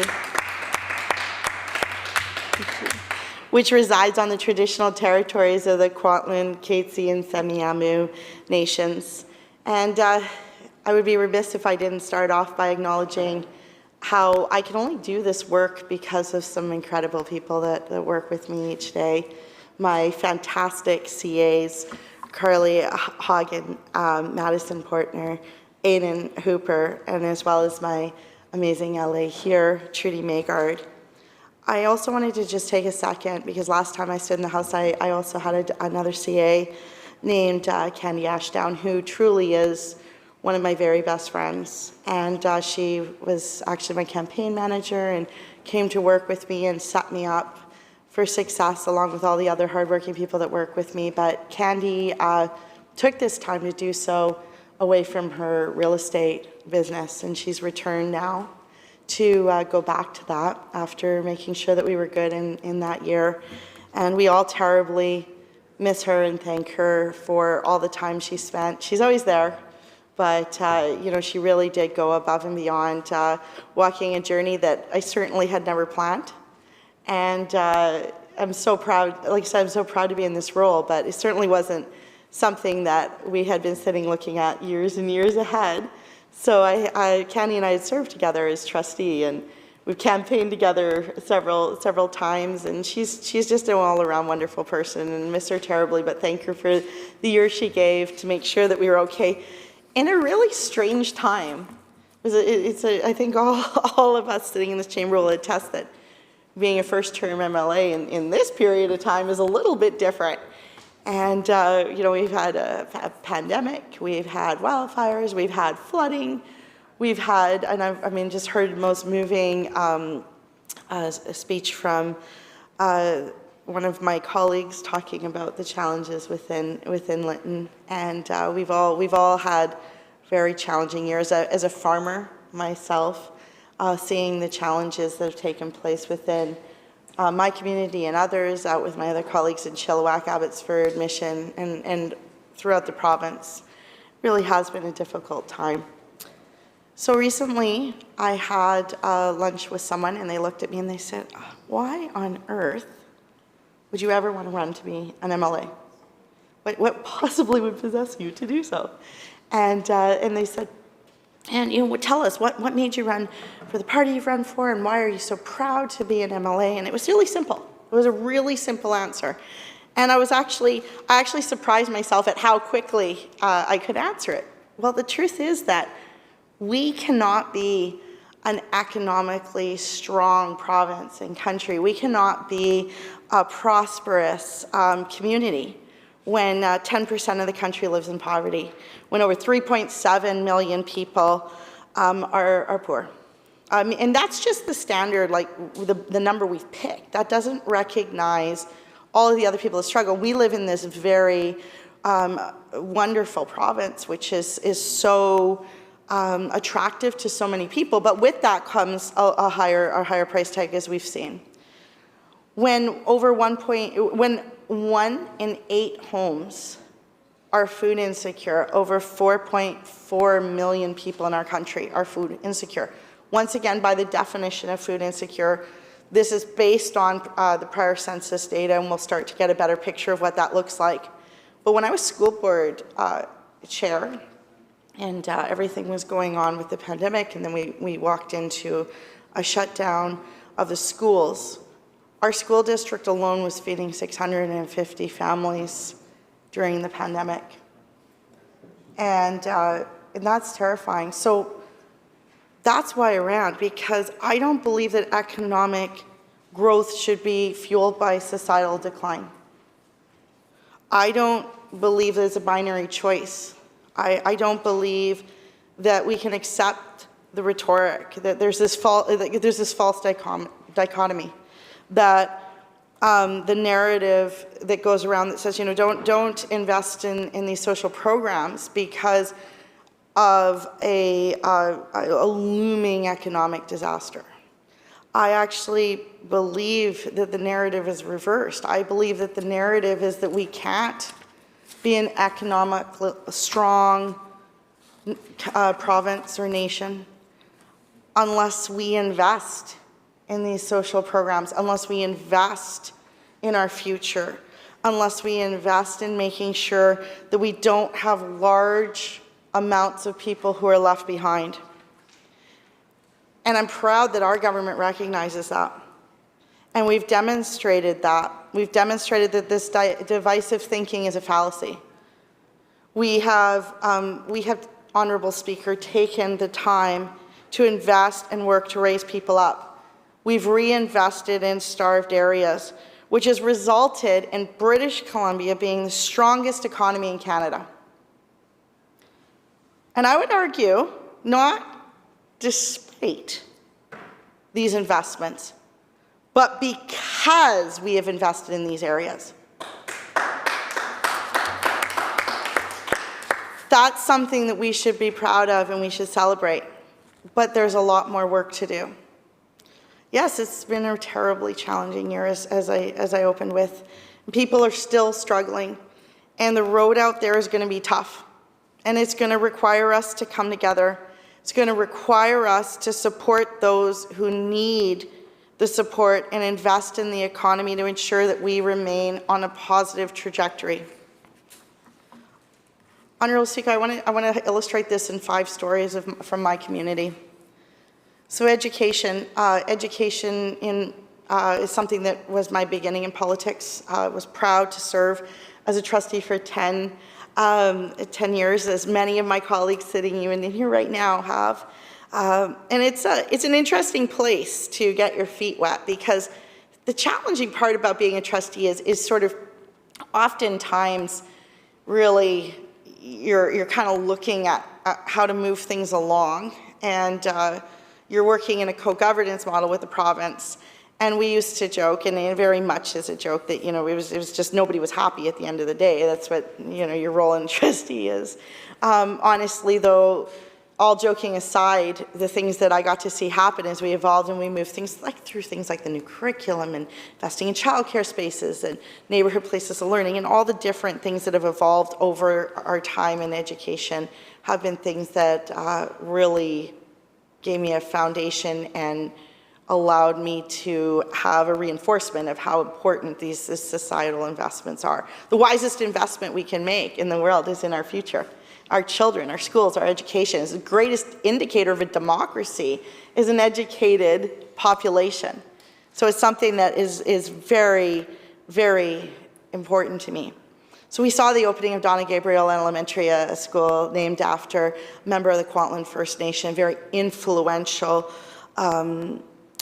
language program was started and supported with Donna Gabriel and others. And that school really does represent reconciliation. So many elements and the development of the school was in partnership with the nations which our school district resides upon. We've seen the seismic upgrades of Vanguard School and Short Reed Elementary. We've seen $10 daycare, 789 licensed spaces through the Childcare BC in our community. And Langley is one of the fastest growing communities in British Columbia. So these new day care spaces are so important. We, actually, the census numbers came out today, found out that since 2016, we have grown by 13.9%. Thousands of homes being built each year, and those daycare spaces are needed.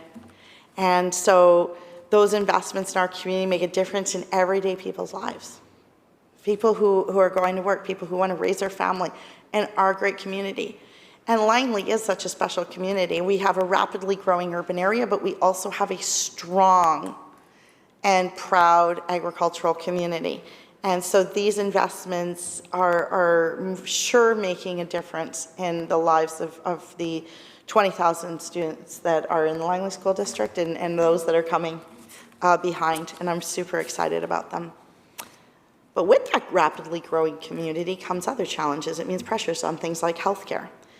And we have seen recently some wonderful investments in the hospital, Langley Memorial Hospital, which is in my riding. And we've seen emergency room expansion, increasing our trauma beds from 31 to 49. We saw the addition of 6 new mental health beds in our emergency room, as well as the expansion of our hospital pharmacy and an upgrade to the electrical infrastructure and a new MRI. Those investments make a difference in the lives of people who live in the township of Langley and my colleague and friend riding, which also encompasses Langley City. We are 2 Langleys. We work well together, though. We have growing needs within our communities, and I know my colleague and I are super excited about those investments, and I'm very proud to work with my colleague. So we also need to recognize, though, that those investments wouldn't have happened without the hard work of the Langley Memorial Hospital Foundation, with the leadership of the Executive Director, Heather Scott, and Board Chair Michael Legat, and the rest of the board that work hard.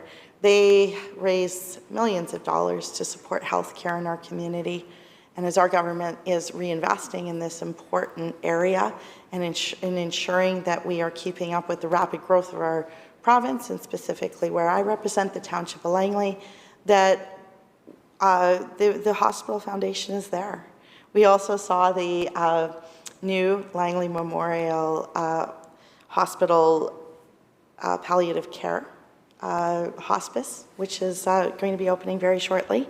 Another initiative which the foundation also supported, and our government was proud to support, and I'm super excited to see that. We toured it recently, and it's really going to be a community building, a building that will allow families to be there at such a difficult time, a time when many people need to spend days by the side of their loved ones. My mom, many years ago, she passed away there.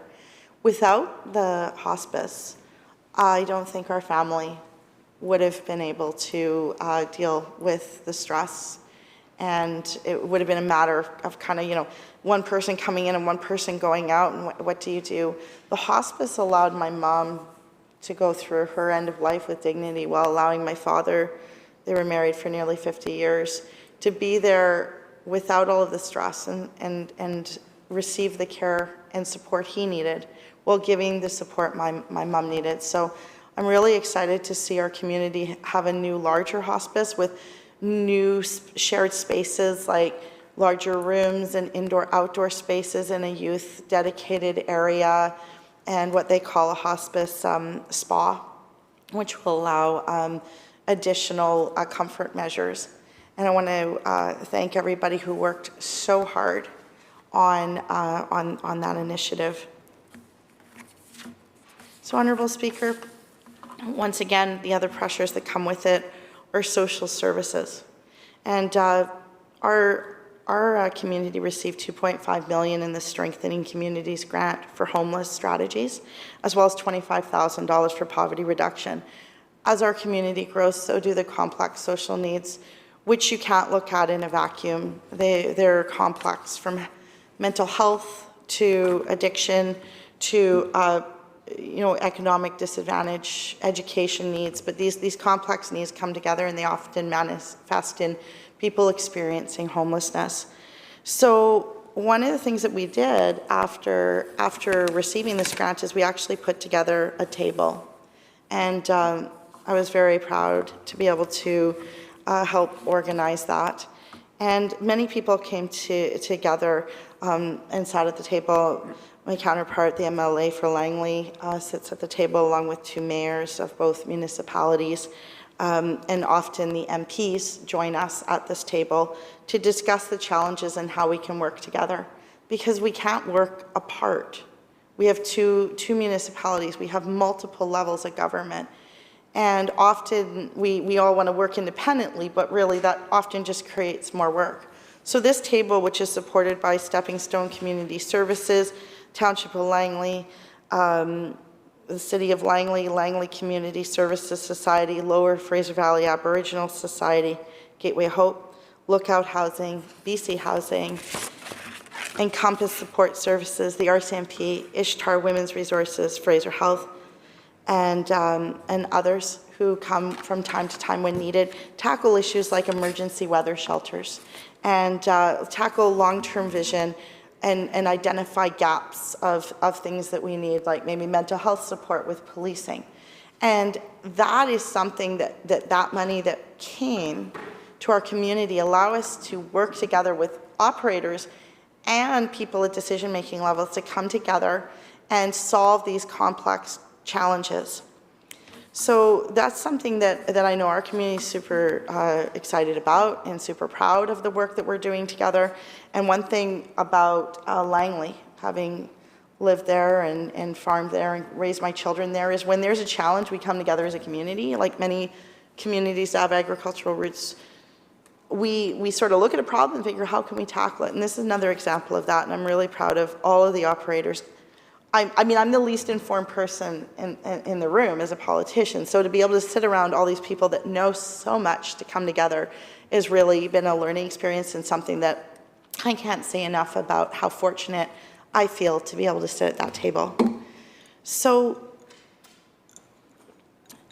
we have undertaken some pretty significant growth, as I mentioned, and we're going to continue to grow.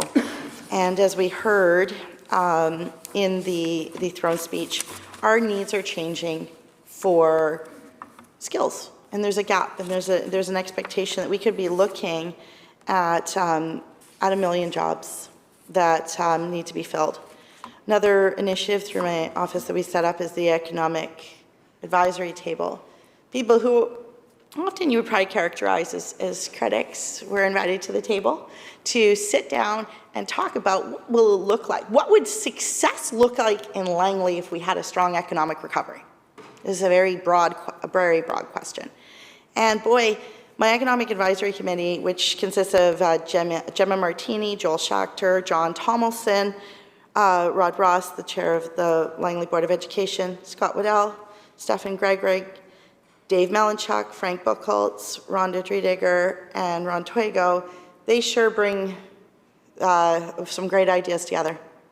We've talked about how jobs are a challenge, and I was thrilled to see that in our throne speech, a view to the fact that we have a workplace that's changing, has changing needs, and we have a workplace that certainly has diverse needs, and so maybe we don't have the skills we need, we've also got gaps of people.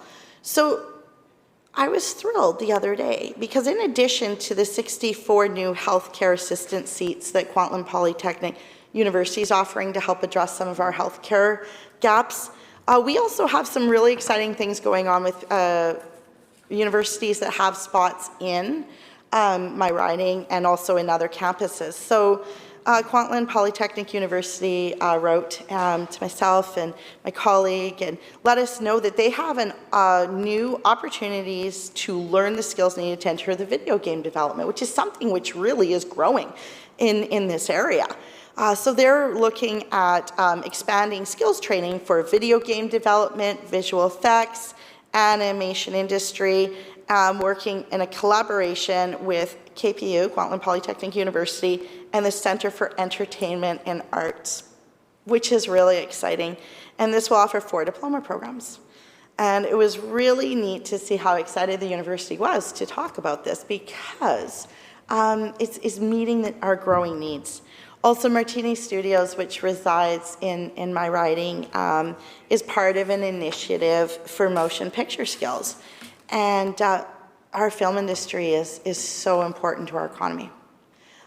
There's so many wonderful productions going on in our community and in the rest of British Columbia, and employs so many people. And they've been, I just have to say, they've been just fantastic too during the challenges of COVID. That's an industry that was able to get back to work pretty quick because of the work they put into making sure they had a safe workplace for people. So seeing that part of our economy continue going. So they are working to provide a training program to ensure that people who work in the film industry are able to meet the needs on set. Another changing and adapting to the changing needs of the workforce. So that was a pretty wonderful email also to receive from a constituent of mine. So I also want to, because I've only got a few minutes left, just close talking a little bit about community. We've received some wonderful funding in our riding to recognize important parts of tourism and reconciliation. For instance, the Salishan Place Museum, the Langley Museum, and other tourist and arts initiatives in our community have received some funding. And I'm really grateful that we've received that, because right now, with all the division in the world, things that bring us together are important. Often, you know, we define ourselves by who we're not. We're not them, we're not part of this party, we're not those people over there, we're not, you know, from here, we're from there. We often have conversations about who we're not. And right now, with all of the challenges we faced, it's really important that we remember that certain things are not the enemy. We're dealing with a virus. It's the enemy. We as individuals are not each other's enemy. We have to remember that as we're going through challenges with the environment, we need to come together. Because if we don't come together to fight those challenges, we're not as strong as we can be. So looking in educational classrooms, looking in our communities, looking to our friends, I think it's important that we remember what we're fighting for, not what we're fighting against. And that, leading back to the beginning where I opened and when people asked me why I was proud to run, like I said, we don't have to abandon or do things at the expense of our most vulnerable. We need to fund to lift things up. We don't have to be divisive in our actions. We need to work together to lift our province up. And I'm proud to be part of a government that recognizes that, and I believe firmly that that's why we are in the position we're in, being such an economic leader in our country and having the really very minor disruption during COVID. We've been able to pursue most things, and we need to remember that as we're coming out, because one thing we can't do is leave ourselves vulnerable in society as we exit out of the pandemic. The pandemic will change, but our society will be there at the end. So, Honourable Speaker, I'm proud of the fact that that's something that stayed at the forefront of our government. At the end of the day, we're all in this together, and we're all going to come out of this together. So with that, Honourable Speaker, I'm going to take my seat now, and thank you for the opportunity to respond to the speech from the throne. Member, move the adjournment of the debate, please. Sorry? I'll move adjournment. Honourable Speaker, I'd like to move adjournment of the debate. Honourable members, you heard the motion to adjourn the debate. All in favour indicate aye. Aye. Those who oppose, motion carried. Acting Government House Leader. Mr. Speaker, I would move that the House do now adjourn. Members, you heard the motion. All those in favour indicate aye. Aye.